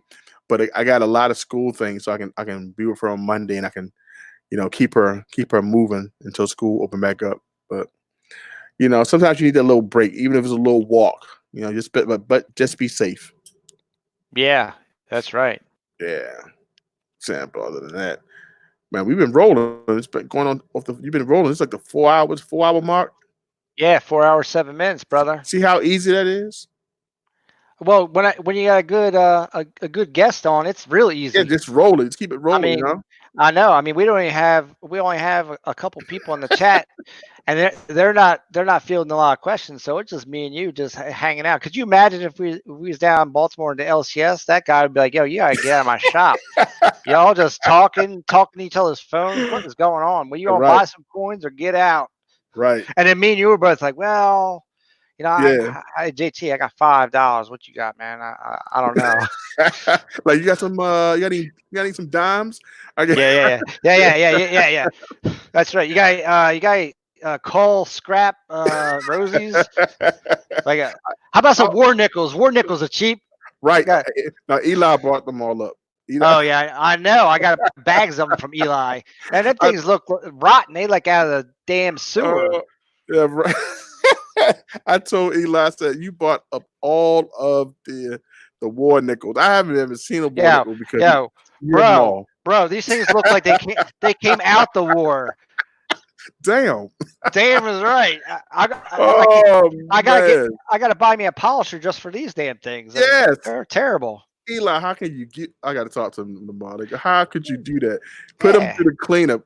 Go ahead, man. Come on. Don't give people that rotten stuff. yeah. Them things is rotten.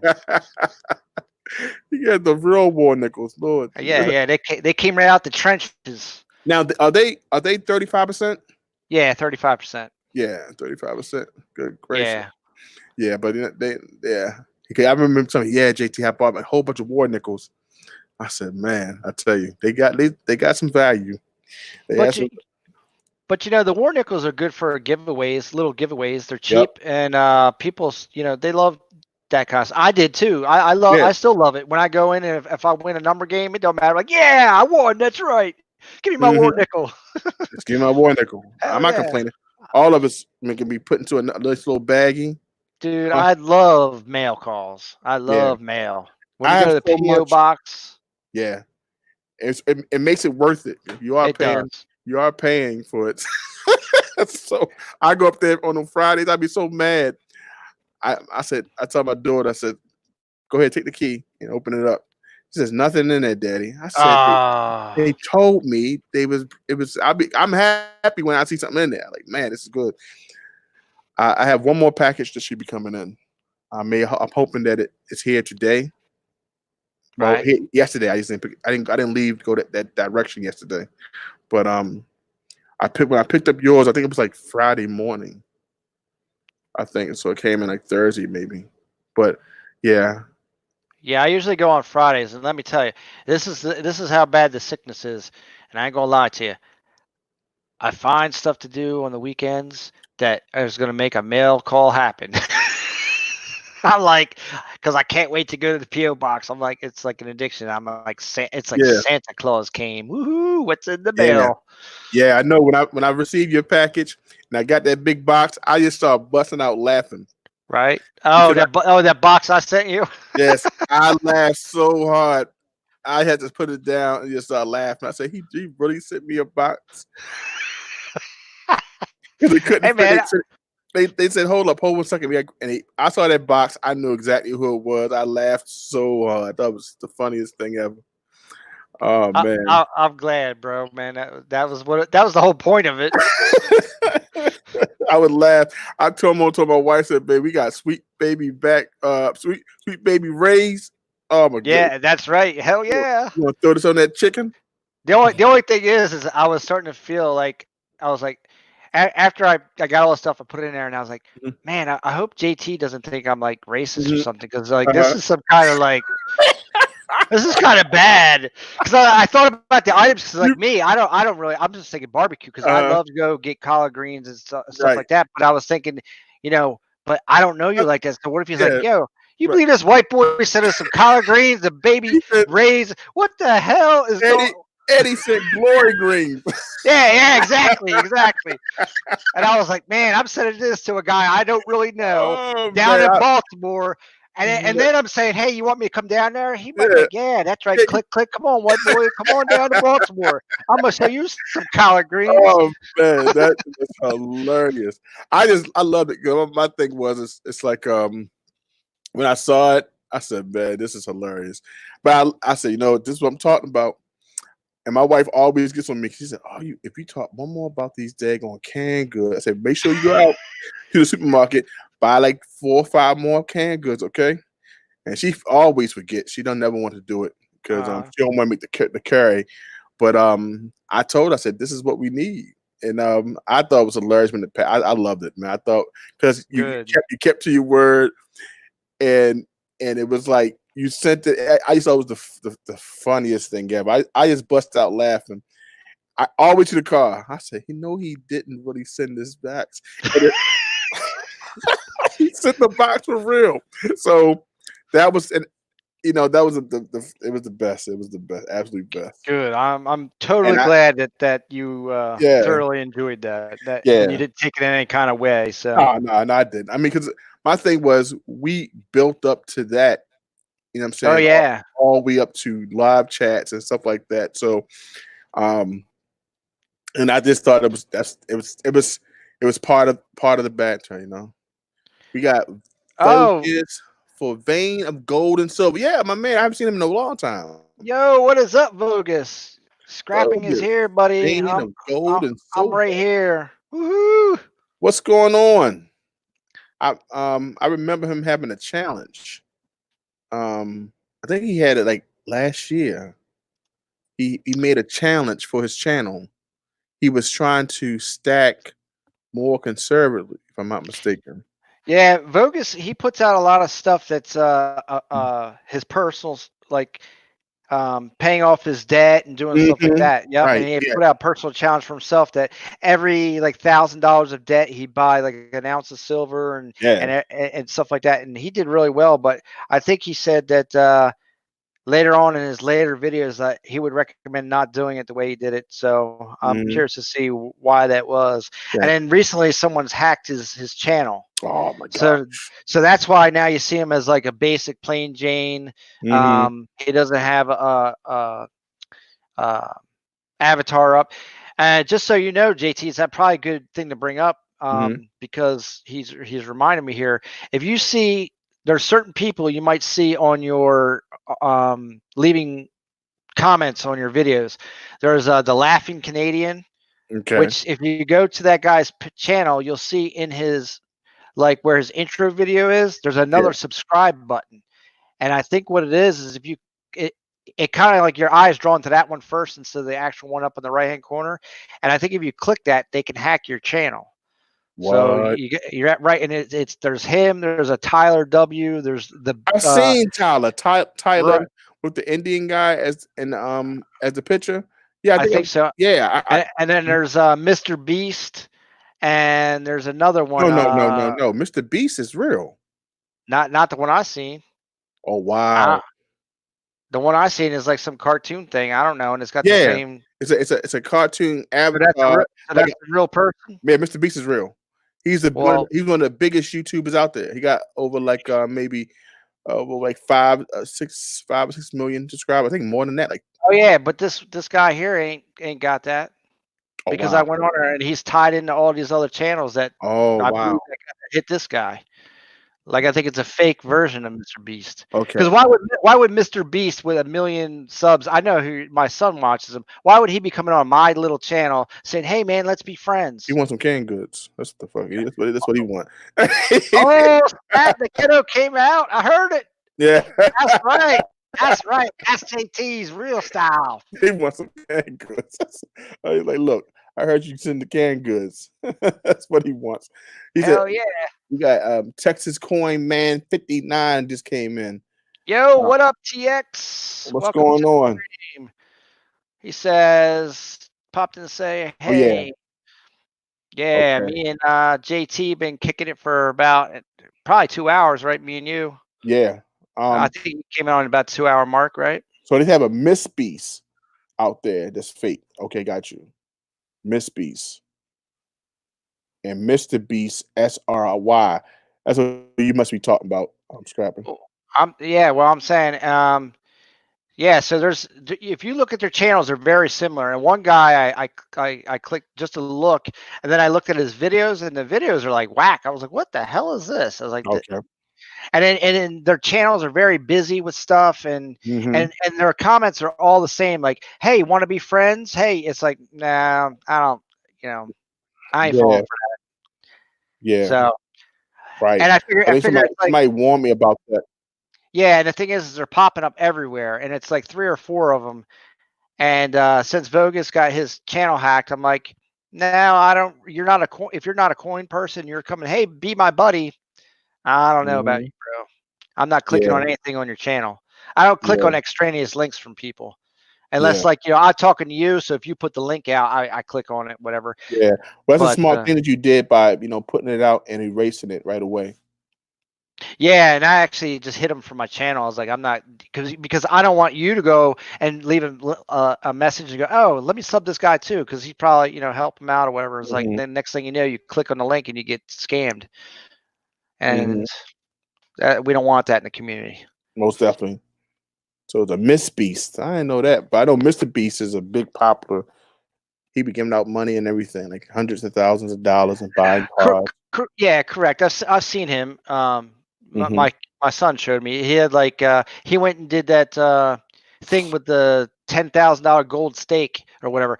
Yeah. Right. Did you see my video when I went to Atlanta and I had the burger with the gold on there? I was pretending to be like the same thing. Yeah. Yeah, I didn't see it. I gotta check that out.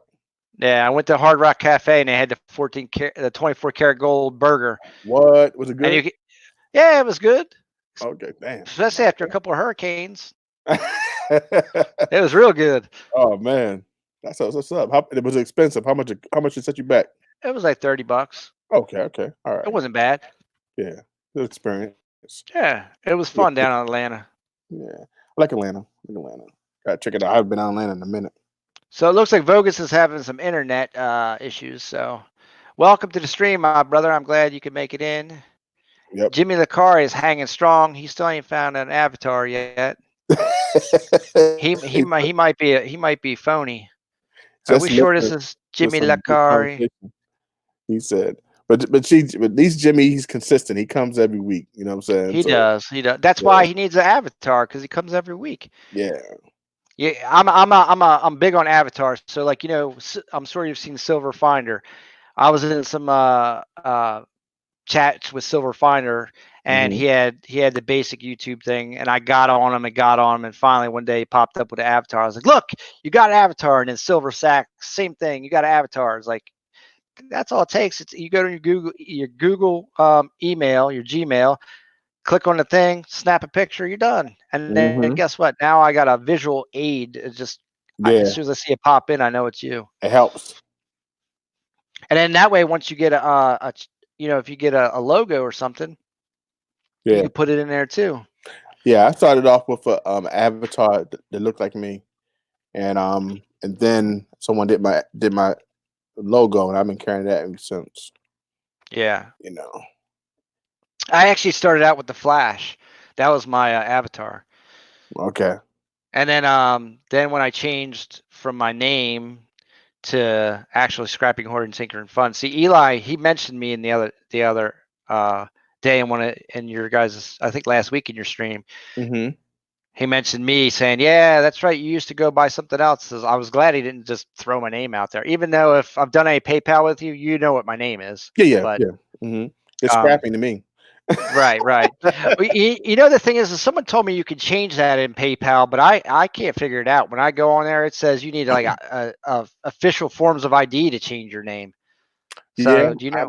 I haven't tried it. I heard the same thing, but I never, Yeah. I have 2 PayPals, one JT Coin Rings and the other one by my government, but I got no money. I have no money. It's just crap. Well, I said the same thing. I was like, you know what? If they're really gonna come here to take my few $50 and whatever, look, dude, don't waste the trip. Right. Just don't. It's not worth your time. Right. You just doing it for practice, messing with me. And I'm sure if they checked my government and checked everything, they probably said, it's a waste of time. Yeah. There's no need to come down there. Right. Yeah, so I'm not a 3%er, so right. It's not worth it. Yeah. I mean, if you're gonna go to jail, bro, make sure it's worth it. It's worth it. That's what my mama said. That's right. My mama said that to me too. She said, "Son, if you're gonna steal, you better steal something worth stealing." That's right. Because if they catch you, at least it was worth it. That's right. You know what I'm saying? With no parts of the jail cell, not at all. No, absolutely not. I already live in cell block 302. You know what I'm saying? I want to make sure that my little basement down here, I'm happy to have the freedom to come and go as I please. Well, that's what we say. We use our area code as our cell block because we're all slaves to the almighty dollar. So yes, we just say we live in cell block 302. You know what I mean? We're not free. No. So therefore, we're stuck. Yeah, slave to the debt. To the debt. Yeah, it's crazy. Prisoners, babe. Prisoners of the system. Someone made a great point. I watched this video and I love his content. What happened to common sense? He made a point and he says, look, man, what system do you want to be a slave to? You know what I'm saying? One that creates the dollar out of thin air, or you know what I'm saying, what do you want to work for? Silver, gold, you know what I'm saying? But he is a Bitcoin pusher. Well, not a pusher, he's a supporter. But he just said, man, it's time for a new change.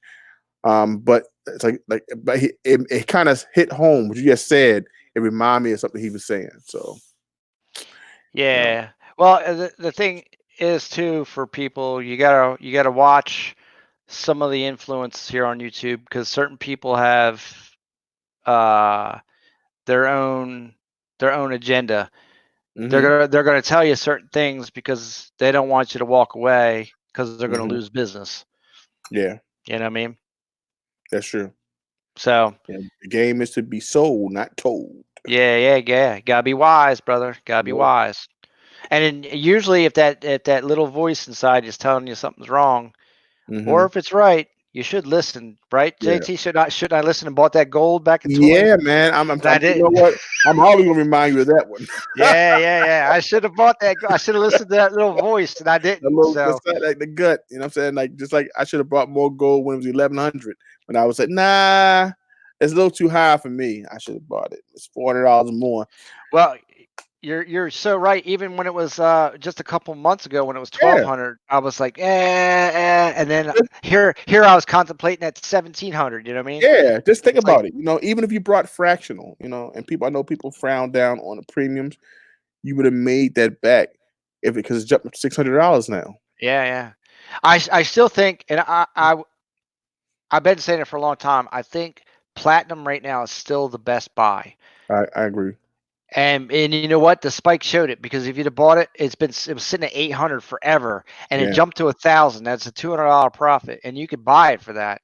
And Yeah. I mean, you could buy it a little over spot because not a lot of people are buying into it. And I think that once China gets back on and all this medical stuff that needs to happen, platinum's going to see some higher levels Mhm. because palladium's just too high.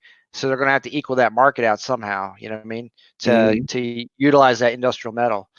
I could be wrong because I'm not a financial advisor, but Right. my gut tells me, and it's been telling me, buy some platinum, and I'm not listening, and I need to listen. Yeah, well, it was a lot lower a couple weeks ago. Yeah, I know. It's like 751 right now. So Yeah. that it was a perfect opportunity to buy, you know, but like even at the dealers, JM Bullion, they were gone. Yeah. They were gone. So they sold it pretty quick. So I mean at 653, which I believe I saw it last week at 653 would have been great. Oh, You I know. Man, I hear you, bro. I need You to buy. know, what really kills me is when and it's only probably been a year ago, and 450 an ounce or something stupid. You know, and it went up to Wow. like almost a high of $3,000. Yes. It's like it's crazy. Like why did it jump up so high? You Because know, they found a need for it. I don't know what it is, but they found a need for it. but it's not like it's gold, which is so harder to mine, to dig up, you know. It's crazy that it just jumped up so high, you know, so fast. You would think gold would have followed that suit as rhodium and stuff like that, that it would have went to 10,000 and stuff like that. I mean, just Well, you want to know what's really funny, right? Is we sit here as stackers and we talk about 4 precious metals. When mhm. I worked at Johnson Matthey, there used to be little bags of dirt on shelves, Mm. right? And they would be worth $65,000 an ounce. Wow. Now, whatever kind of metal that shit was, I don't know, but that's what that stuff was worth. And Wow. it's funny. You look around, like bags of dirt everywhere. Like, what the hell is all this crap? And then when you $65,000?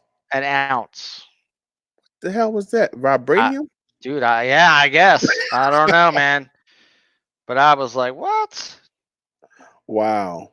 Because I remember asking talking to one of the guards, and the guards, they have it inside, man. They know a lot of stuff, Mhm. and saying, what the hell is all this crap?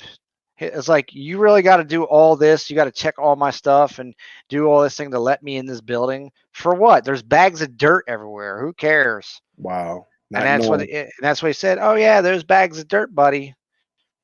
You see that bag of dirt over there worth $2 million? And I was like, what? Wow. Wow. Yeah. You know, it's just amazing to me how a business can be started by something like that, a refinery or something like that or find out that this is a good business model. Yeah. Let's start digging up these metals. You know, it's Yeah. amazing. It's amazing to me. You But know, that's, and all, What? And all the the refiners, they man, I lost my train of thought. What I was gonna say now. All the refineries. Yeah, Mhm. all those refiners out there, they get that process down, and they have to get all those licenses and stuff because they use cyanide and all that to leach that stuff out and do stuff. Mhm. And they get a big cutoff of that, and most of all that is mined and sent from other places, and all I just do is take it in, Mhm. pull the metal out, send off the stuff, and they get all the rest of it out of there too. Wow. You know what I mean? Because there's not just one type of metal in that. There's Yeah. going to be many others.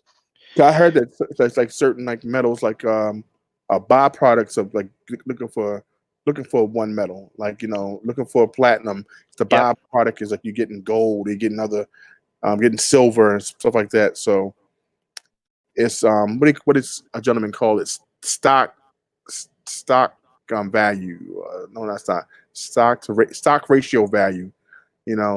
How hard it is to get the metals. That's why gold has always been money, because the difficulty of it mining. So it's not as easy to get. So it's that's what's interesting. I'm still learning about that, but yeah, I think he called it the stock ratio value of Gotcha. precious metals. Like platinum is easy to get. It's easier than the silver and gold. To dig up. So Yeah, like Jimmy Lacari just put, most silver that's found is byproducts of gold mines. yeah, they can get right. I mean, you want to get really rudimentary and kind of off the wall. Look at the game Minecraft. It's based on mining and stuff, right? And if you look at how they modeled their game with the veins of gold and all that stuff, it all follows certain elements. And if you find those elements in the earth, you'll find the other elements kind of with it. Mm. Pretty Okay. interesting, right? Yeah, You wouldn't right. think so, but it's true. Right. Also, I think Jimmy sent you an email. You see that? Yeah, yep, I saw it, Jimmy. I will definitely be tomorrow. I'll be doing all my mail call letters and all that stuff. So I'll be checking all my emails, but I can see it right there. It says mailing address, and I see one from Slow Stacker, and that's all I can see right now. But It's awesome.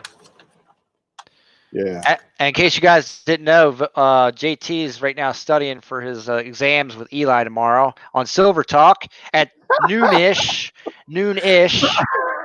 where Eli will undoubtedly beat up on JT because JT will either freeze up or go with dragon fruit or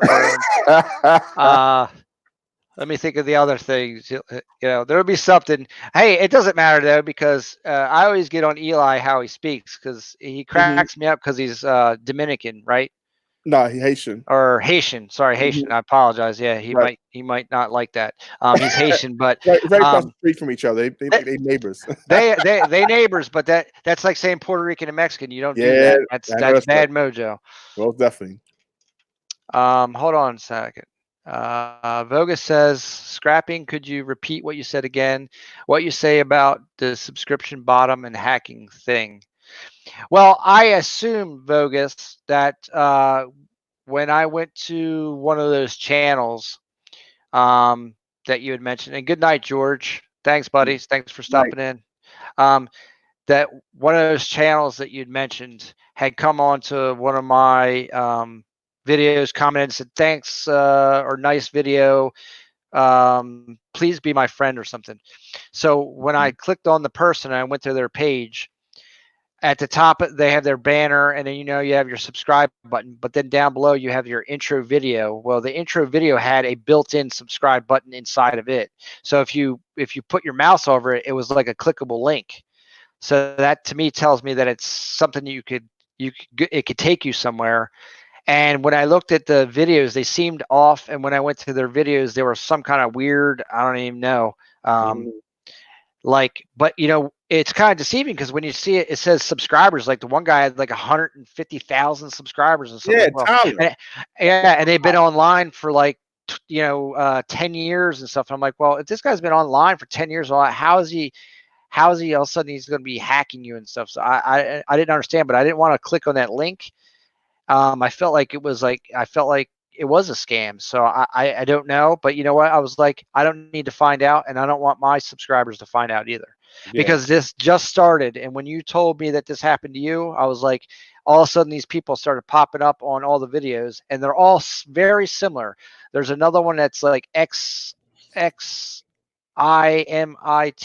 or something, like some kind of, it seemed like music, but when you go there to their page, trap music. Well, Trap Town was the very first one that popped up. Remember Trap Town? Yeah, right. And everyone said that was a scam, and then Trap Town disappeared. And then this Tyler W somehow was tied into that. And then there's 3 different Tyler something's other, and then the Laughing Canadian popped up the same, but it's all the same format. So I don't know if it's to tear up YouTube or what the deal is, but I just figure I get away from it, man. I don't want no parts of it, and I don't want my people falling into it and getting hacked, because then it just tears the community apart. Yeah, sure. Whether it's true or not, I mean, and the thing is no one on their side has spoke up, because I've commented on their comments on other people's pages saying, "Hey, great video, but by the way, watch out for that Mr. Beast, or watch out for the Laughing Canadian," or something. And that person sees that you commented on her stuff. Right. So if they did, and they thought you were saying something bad about them, why wouldn't they say, "Hey, what are you talking about, dude? Who are you? Why would you say that?"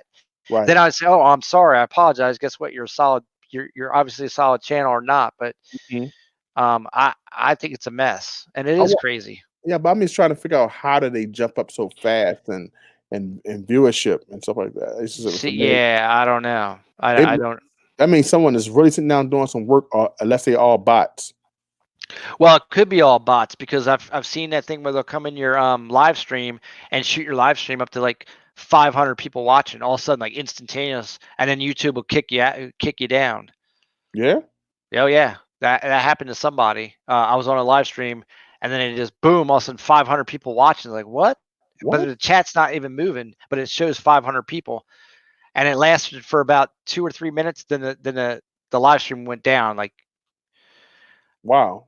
Yeah, and that's bots. They attack the live stream with bots.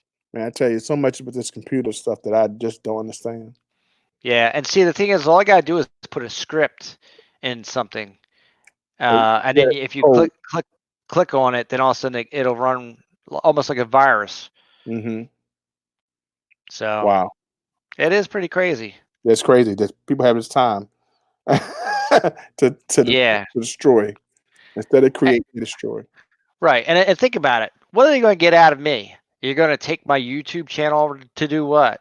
Right.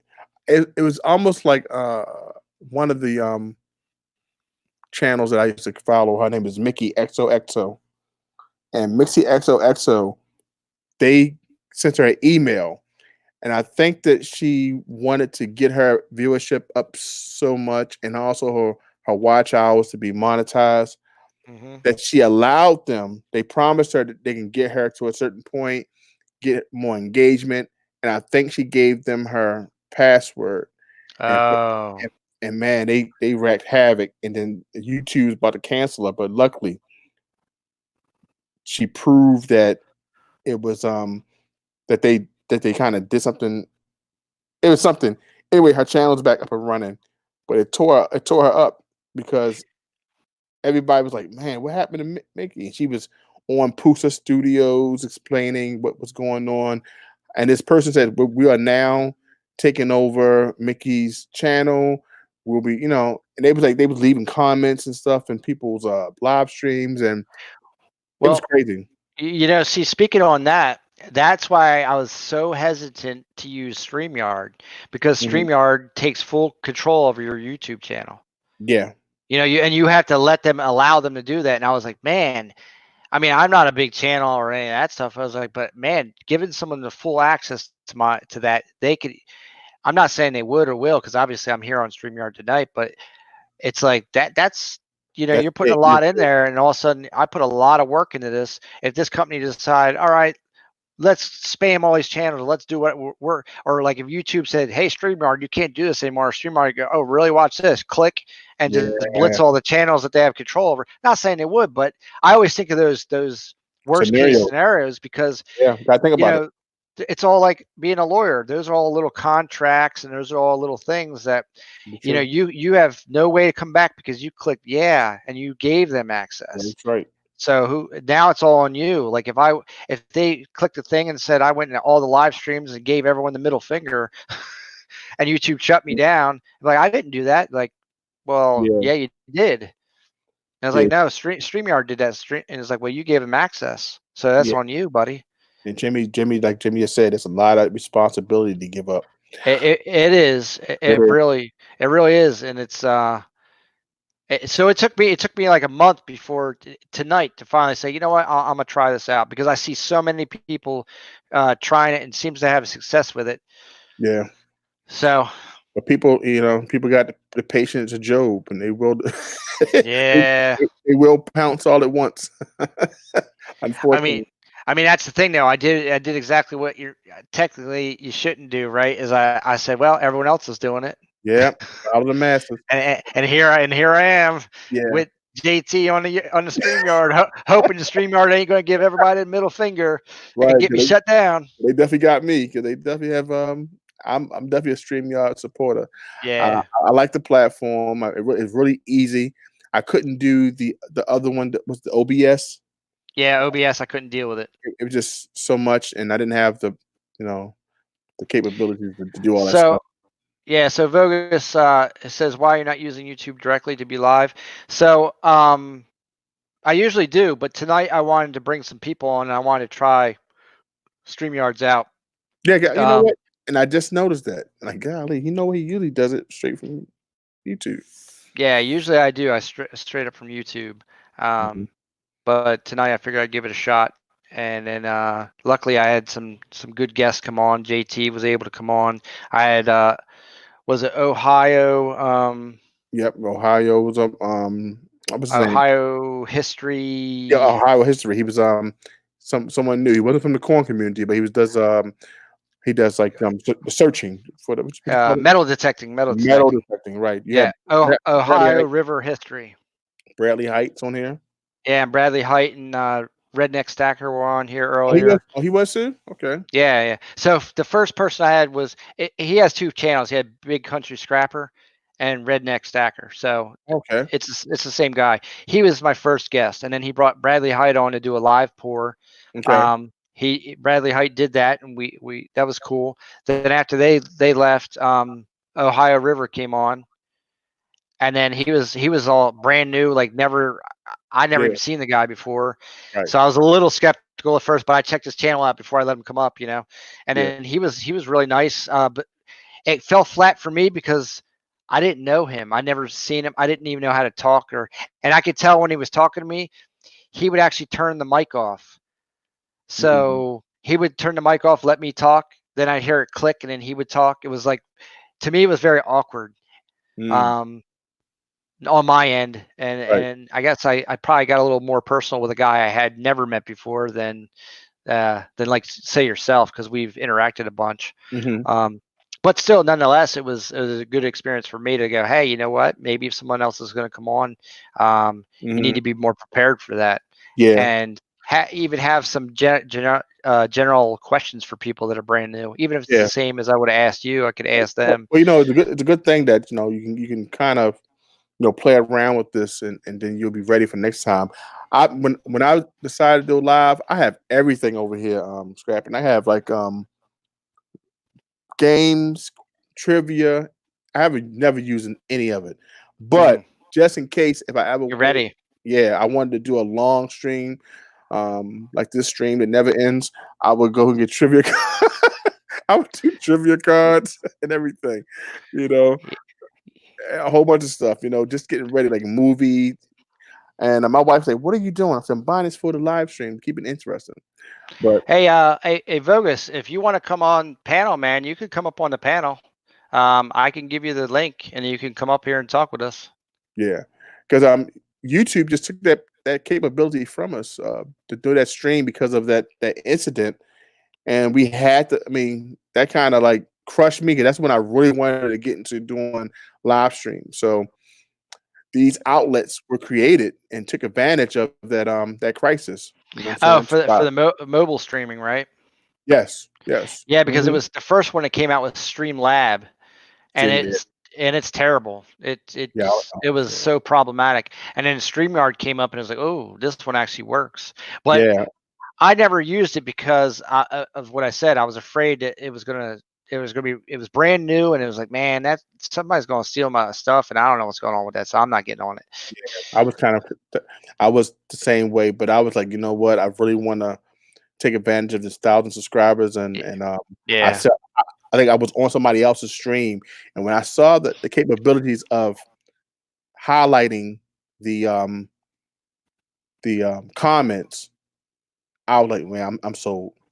I like this. Like doing that, right? Yeah, and then bringing it on the screen. Yep. Mhm. Yeah. I mean, the thing is it's cool because you can have six people on here. Right. Even though that gets out of hand sometimes. You get everyone, especially if they're like me, because being ADD, Uh-huh. I tend to like if you say something that sparks an idea, and it's like I got to get it out. I Yeah. have to, so I almost have to step on you to Right. or else I'm over here going It's like drives me crazy. You know, the funny thing is though, is I have the control. I can just go click, mute you, say whatever I gotta say. You can be talking all you want, but I can get it out. Yeah, exactly. And then I just go, okay, JT's back now that I Right. said what I had to say. Uh, And then JT be going, what? I just said all that stuff. I ain't saying it again, man. This is right. bullshit. Right. Like, what's going Don't be on? muting me. Why are you So muting unfair. me? So unfair. Yeah. Yeah, but no, that's. I mean, I think the ability, just like you say, write some questions down, and like say, you see somebody in the chat, just pull them up. They want to pull up. Tell them about their channel. One thing I did the first time, I said, hey, you know what? Let's see a channel. We want let's check it out. Let's see what's going on. Yeah. Got a new video out. That kind of stuff was helpful. Like I said, I'm still trying to find the best way to do it, but I do like this platform. It makes it easy, super easy. You know what I'm saying? So, who's Yeah. advanced? Headset is going to die, so I gotta plug it in. Okay, so you can burn people. Yeah, I think last week I did Yankee Stacking's ring. I did I finally used mobile live stream. I haven't done it in so long, so that was pretty cool. Even though the picture wasn't the best and my angles, but it got the job done. You know, it got the job done. I know Eli's gonna kill me. We didn't even talk today. I got the Stacking Stormtroopers here. All right, I got my headset now. I'm wired in though. I can't really move. The cool thing about my camera with the Droid Cam thing is you can plug it in and keep it charged, but then you can unplug it because it works off the Wi-Fi. So I could really mobile stream around my house with it. Okay. I could change it so my phone uses the audio and the video, but it doesn't use the speaker, so I wouldn't be able to hear you. And Okay. the headset only goes so far, then it starts to break up. I can't. Break up. So what are you using again? What headphones you're using again? So I'm using what is this? I can't believe the name is not on it. But it's cool. They give you them capabilities. You know. Corsair. Corsair. Okay. Yeah, Corsair. They it's a gaming headset. Okay. Do you do gaming? No. If I did, you'd never see me again. I'm a guy who I could play a game like 16 hours, no problem. Wow. Yeah, I can't do it. Oh, bro. The last time I played a game, it's been years ago now. Gears of War like 3 came out, Uh-huh. and I played the first 2 with a friend of mine. Gears of War 3 came out, and he said, "Yo, man, Gears came out. You want to come over? We'll play it." Mm-hmm. So we started it. We played. It was about 16 hours straight. Wow. We beat it And then the next like level of hardness came, Mhm. and I was like, yo, man, we can play the next one. Let's go. And he was like, dude. He's like, dude, it's like 6 a.m. I was like, yeah, so what? I said, the next level's up. Let's go, man. He was like, I gotta sleep, bro. And I was like, what? I was like, really? You gonna quit? He's like, quit. We already beat the game. We don't need to play it again. I was like, no, but man, it's on ultra hard now. Because you man. had to unlock it, and then that's when it's like, see, that's why I can't play games. Right. Because I will forget the time. The sun will come up. The sun will go back down. Yeah. Man, I'll be growing a beard down to my kneecap. The only thing that might stop me is hunger. I might get food. Yeah, that's what I told my wife. If we ever move out this home, we get a finished basement. I'm done. I'm Oh done. yeah, With the man cave. yeah, with a bathroom, shower, and everything. I'm done. You will never see me after I get off of work. This is what I be. Yeah. Be creating all day.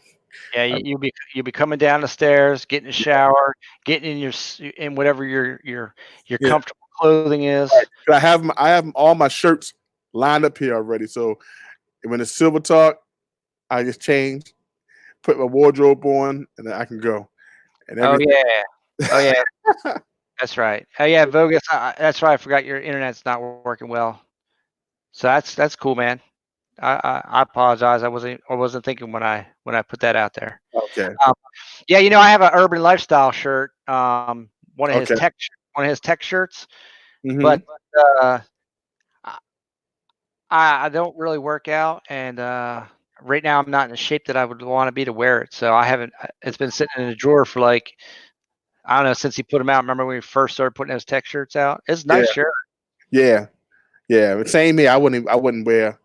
And I have my gym. I need to make my 30-minute a day. Me too. Oh, and just and just stick to it. Like me too. Stop playing games because it's getting bad. Look, bro. look. Let me tell you. All right, so let's rewind to 2000. Let's rewind to let's see, 9 years ago. So 2011, right? Right. I was 218 pounds. And I met the woman I'm with now, and she was a fitness like fanatic. Okay. We got together, and she said, "Look, I got to go work out. Like this is my time. This is what I'm doing. This is it." It was like, "Oh, okay. Like, all right." And then she's like, "Hey, why don't you start working out too?" So I was like, "All right." So I started getting into it, right? Right. So then I'm the kind of person, like, I remember I said, like, when I get focused, man, I'm like John Wick. Like, Right. I'm on it. It's it. I got the target. We hitting the target, and that's it. So I get into it. In a month and a half, I lose 60 pounds. I ran my first 5K. Okay. A week later, I ran my first 10K. All right. Okay. And then 2 weeks after that, I ran my first half marathon. Okay. And then I got to the point where I was running like a half marathon every weekend. Oh, right. I did Spartan races. I ran my first marathon in Delaware. Okay. All right. I mean, I was going hard, right? Yeah. Okay. Yeah. And then, speaking my language now, I ran seven marathons. Can you believe it? I can believe it. I totally can believe it. So I did all that, and then about 5 years after that, I broke my foot in the Philadelphia Marathon. Oh wow! So at mile 11, I get this massive pain in my foot.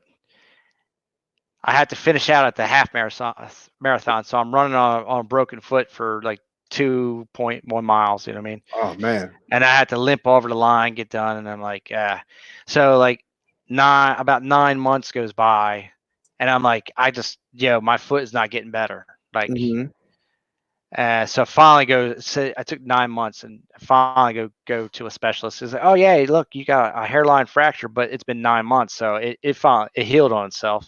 Oh wow! And ever since then, though, I've had pain in my foot. So then now here we are, 4 years later. I haven't done anything.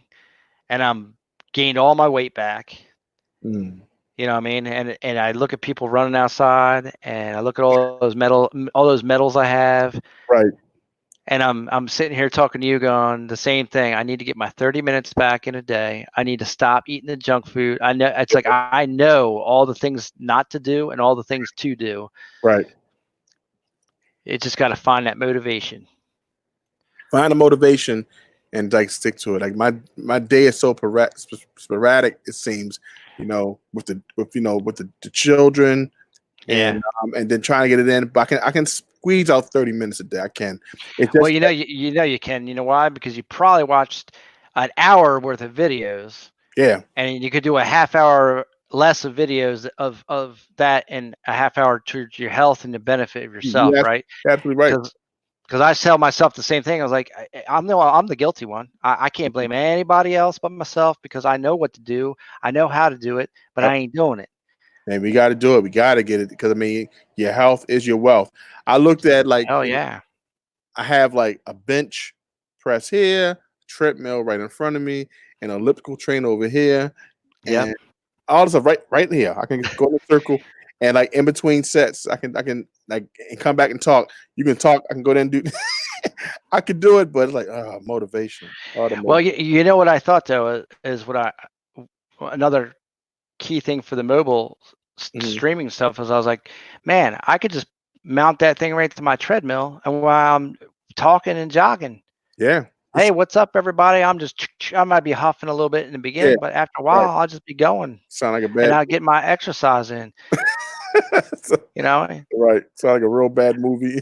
I mean, it would. But hey, you know what? And the other thing is it's actually content for your show. Yeah. If you say, hey, look, guys, this is what I'm doing this month, or actually not even this month, because this month is bullshit. This is what I'm doing for my health. My health is my wealth, and this channel is about wealth and stuff like that anyway. So here's what you should another asset class for you.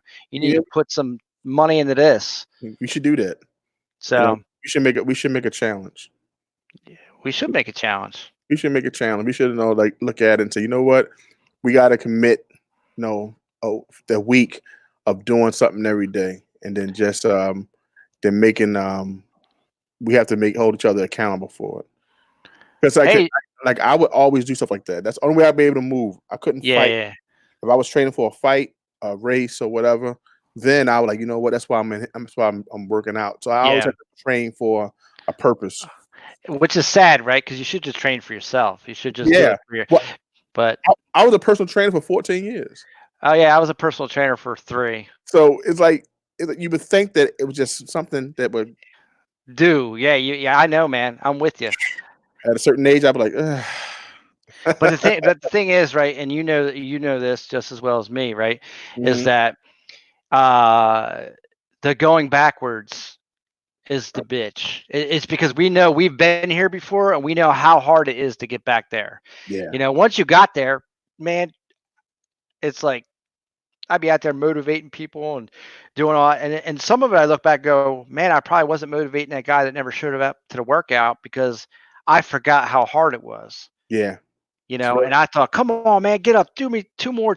Like, he couldn't do 2 more, dude. Yeah. But you didn't know it because you were past that. Sometimes you got to remember it. Well, guess what? I'm there now, and I can't do 2 more. I'd be lucky to do 2 push-ups right now.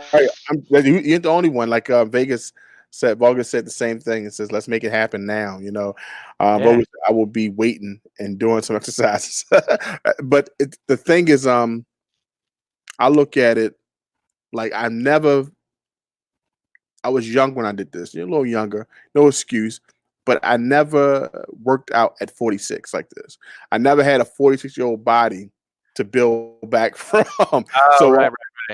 I put in the mindset like my wife right now. She's like hurting because she can't go to the gym. Right. She's just totally got in the routine of doing it every day, going for classes, and it helps her with morale, her motivation. Yeah. And for me, I was like, well, I'm proud of you. I look at it, I have to start somewhere. Even Eli would say, okay, all right, JT, I gotta go work out. I'm like, all right, man. I'm at work. Peace out. Yeah, you know, yeah. but he makes sure it's done before you go to bed. So Which is smart. It is smart. It is yeah, smart to say. I mean, I'll tell you what. Eli across the board is. hmm He's got a plan. He's working that plan no matter what.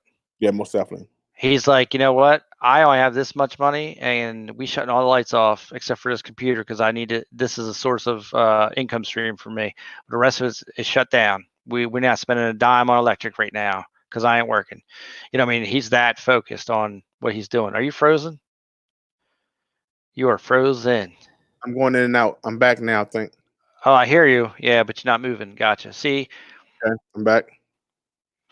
nah, you're still frozen. I'm still frozen. Can you hear me? Yeah, man. I can hear you fine, but you're frozen. Let me see what's going on. All right, let me see. Oh, it said.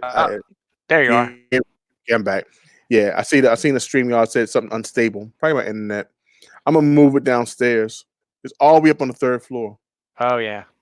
On the top floor of my We daughter's know. room. We know what's funny is my internet's on the floor right below this room, and I have an extender, and I'll still get kicked once in a while. I mean, how Yeah. does that happen? I don't know. I That's mean, why I'm telling you, this thing's probably irradiating my skin right now, and I don't know it. I might have tumors growing off the right side of me when I'm like 80 because of whatever's coming out of that thing, and the internet just sucks. Right. Yeah, I think because it's so far and this I'm doing Wi-Fi, it does pretty good because it's been in the basement. But I think I need it closer. Let me give a little love to the chat. We just hit the 5-hour mark. And I want to definitely say thank you to Jimmy Licari because my man I know has been here for probably at least 4 out of those 5 hours. John But, came back. and then, yeah, I saw John Argent Argent. He came back. I didn't get a chance to say hi. I was too busy yapping just my sitting strong. jaws. And then, of course, my main man Vogus is Yeah, hanging he's still out here for the night. strong too. So, are you hear that? Uh-oh. And Uh-oh. I hear you, but you're frozen I again. think strapping is gone. I don't see the cat moving. Oh, really? I see it on StreamYard. I see it on. Let's Is see. cat moving? The cat's moving on my side, but can you hear me? Let's see. I can hear you.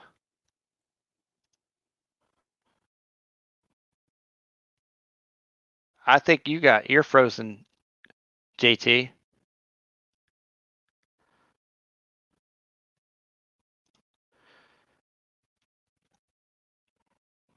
Yeah, you could hear us, right, Vogus? It looks like JT dropped out though.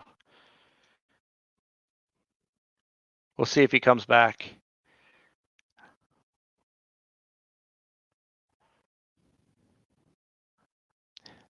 So anyway, we'll wait to see if JT can get himself back up and running.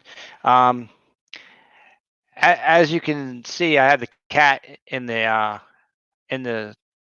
video because I thought it was a good idea. If you can see the cat waving to you, that means my camera's still working. I'm still live. Everything's cool.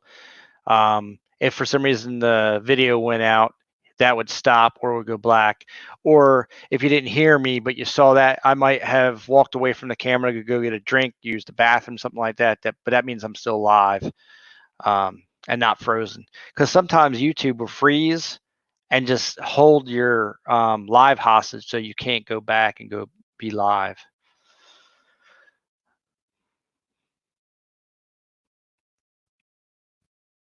Send me the link if something is bad. Will be because my internet. Oh, you want me to send you the link? I'll send you the link. Let me copy that.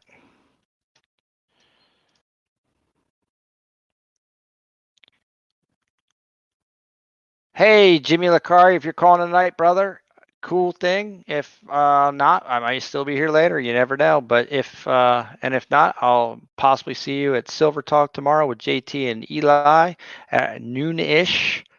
Be safe again, my friend, and work on that avatar, buddy. I want to see what you come up with anyway.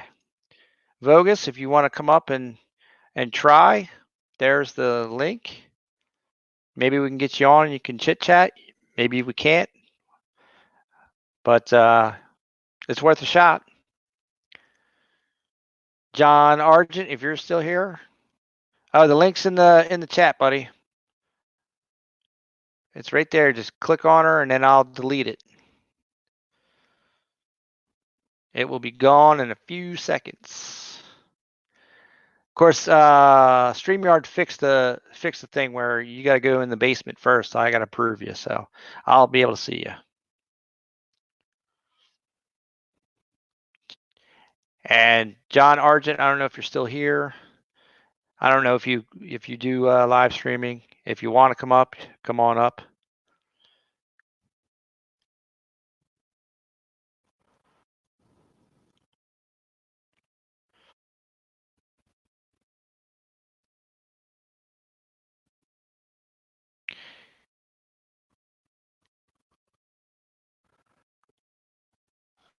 There's Vogus.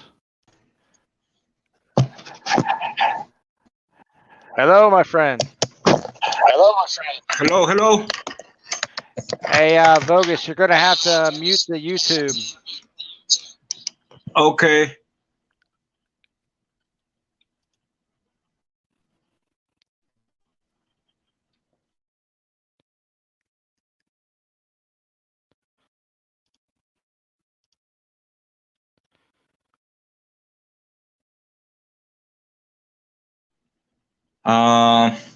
I don't have microphone, man.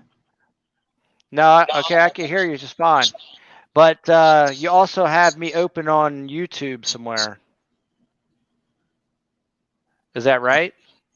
I don't know what should I do?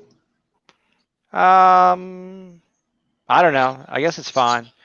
At first, I could hear myself really loud, but now it's only a little. Now it's only a little bit, so it's not bad. Now it's better. I put the Yeah. Now I don't hear myself at all. Let me see if I can. I'm going to look for headphones, so you don't going to hear yourself. Okay, very good.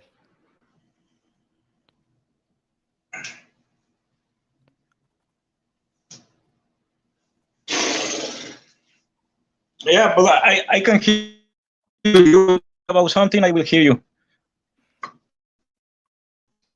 Okay, yeah, I'm still here, buddy.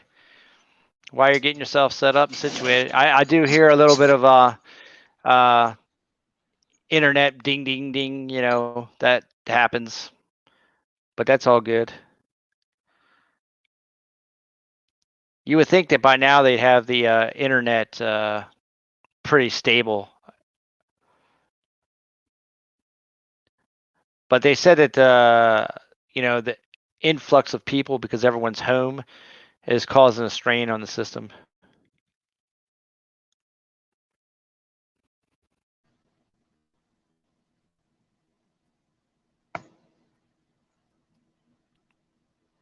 Are you there? Okay, I get my headphones. Those are connected. Yep, But I can hear you. I don't know how is the sound. The sound's fine. Yeah, And you yeah, still I don't hear hear my your I don't voice hear very myself. well? Yes. Or you don't? No, I don't hear it now. That's awesome because I don't hear you in my headphones, but I hear you in the cell phone. Anyways, if the sound is good, it's good. Yeah, right now, when it first came on, it was so loud that all I heard was me. That's cool. And what you were saying about the link that I left something open? I'm not sure what you mean.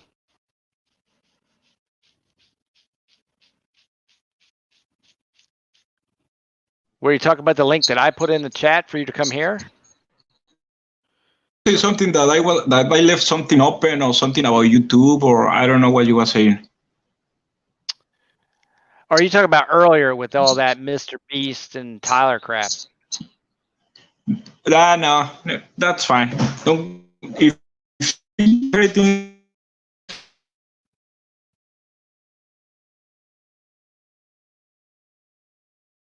Yeah, I could tell your internet's a little jumbled there.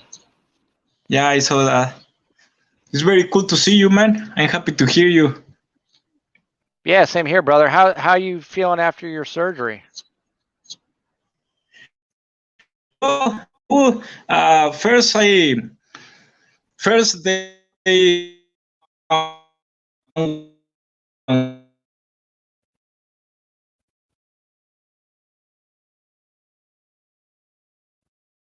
but I am waiting the appointment. Maybe no, I don't know, because my two hernias was fixed by labor industry. So I don't know if labor industry will approve next about the back. Gotcha. Well, hopefully everything gets squared away soon for you, brother. Yeah, do you remember my first video about the armor, man? Oh yeah, man. I'll tell you. I remember watching that going, who is this guy? What am I watching videos of some kind of crazy phone thing? I was like, what the hell? Yeah, I remember you say that. I Yeah. was laughing a lot. I was laughing But, a lot when I saw that. And then it's like, then I went back and it seemed like there was like 4 videos before that. I don't know how I missed those videos. Cause, and they were like legit coin videos. It was like 4 videos, then all of a sudden like these 2 videos about this cell phone, and that's the ones I saw when I first saw you on YouTube. Yeah, because you saw me comment recently, Well, how did I miss these videos? Yeah. I'm confident about nobody in the whole community has done any worse than me, man. The audio was very bad and everything was very bad. That's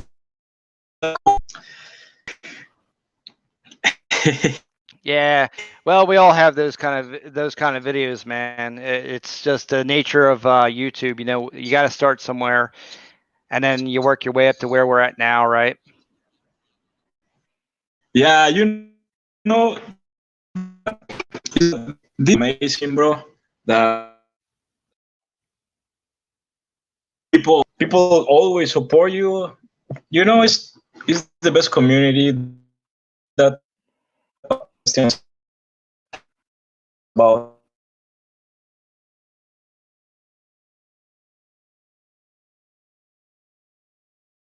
Man, I wish your internet was working because it's I'm picking up bits and pieces, so I'm kind of working through it, but it bounced you Is out my on that whole internet conversation. right? Nah, Is my internet? Yeah, your sound keeps breaking up. Yeah, okay. See you, man. I will be in the chat for a little bit if somebody else is coming. If not, anyways, good night. But thank you for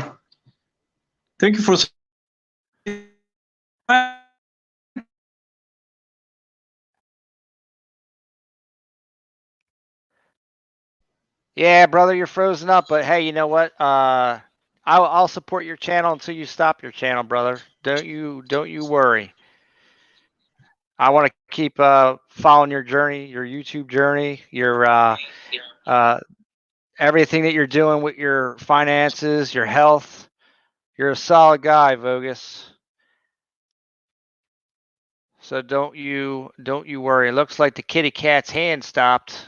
What's going on here?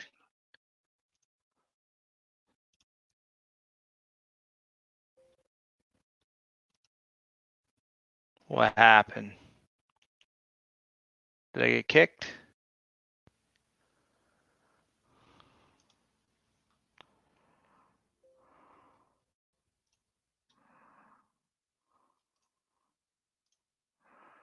It says I'm still live.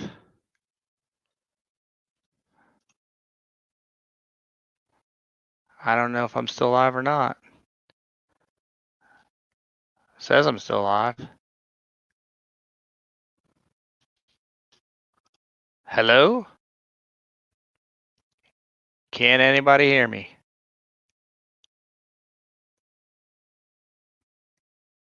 I think I'm frozen.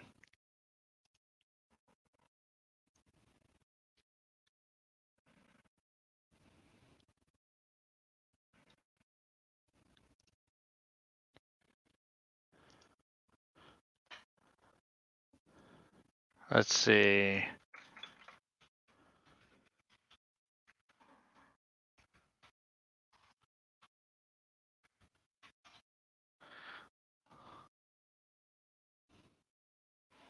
What's going on here?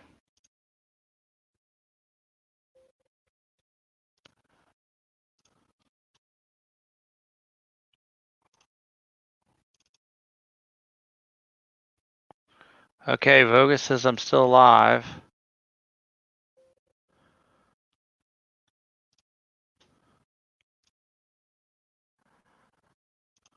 Trying to get the camera up and going. Camera doesn't want to work. Let's see, we'll get her going. You guys can still hear me, so.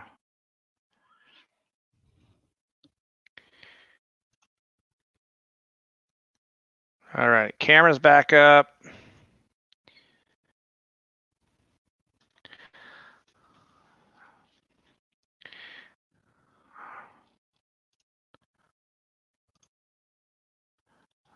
Okay, I see the kitty cat again. He's waving. I wonder if that's why JT rolled out. He probably saw that stop. And he rolled. Hey, anytime, Vogus. I wish you could have stayed on and we could have talked for a bit. It's a shame your internet was messed up. Look, my internet was messed up and I didn't even know. But now the video is back up. You can see me with the big thumb. Word up. We're all good. So I see you in the chat and somebody else is in the chat. Not sure who's here.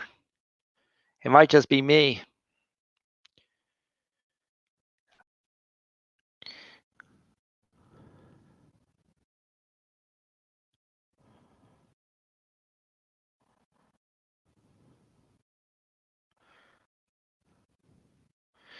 I almost was thinking I should end the stream and restart, because if I restart, it'll refresh itself in YouTube and people will see. Maybe it'll pop in.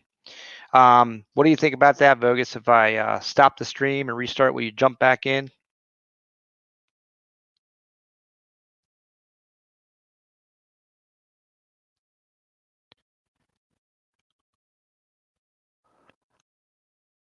Because I think I might just do that.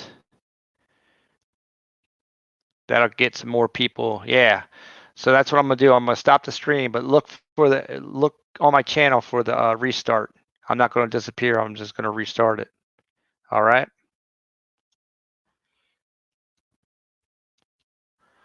All right. This is what I'm gonna do. All right. So anyone that watched that 5 hours, 17 minutes, we had a little bit of a blurb at the end there. This is Scrappin saying, check out part 2. We'll see me and Elise Vogus and maybe a couple other peeps. All right. Later.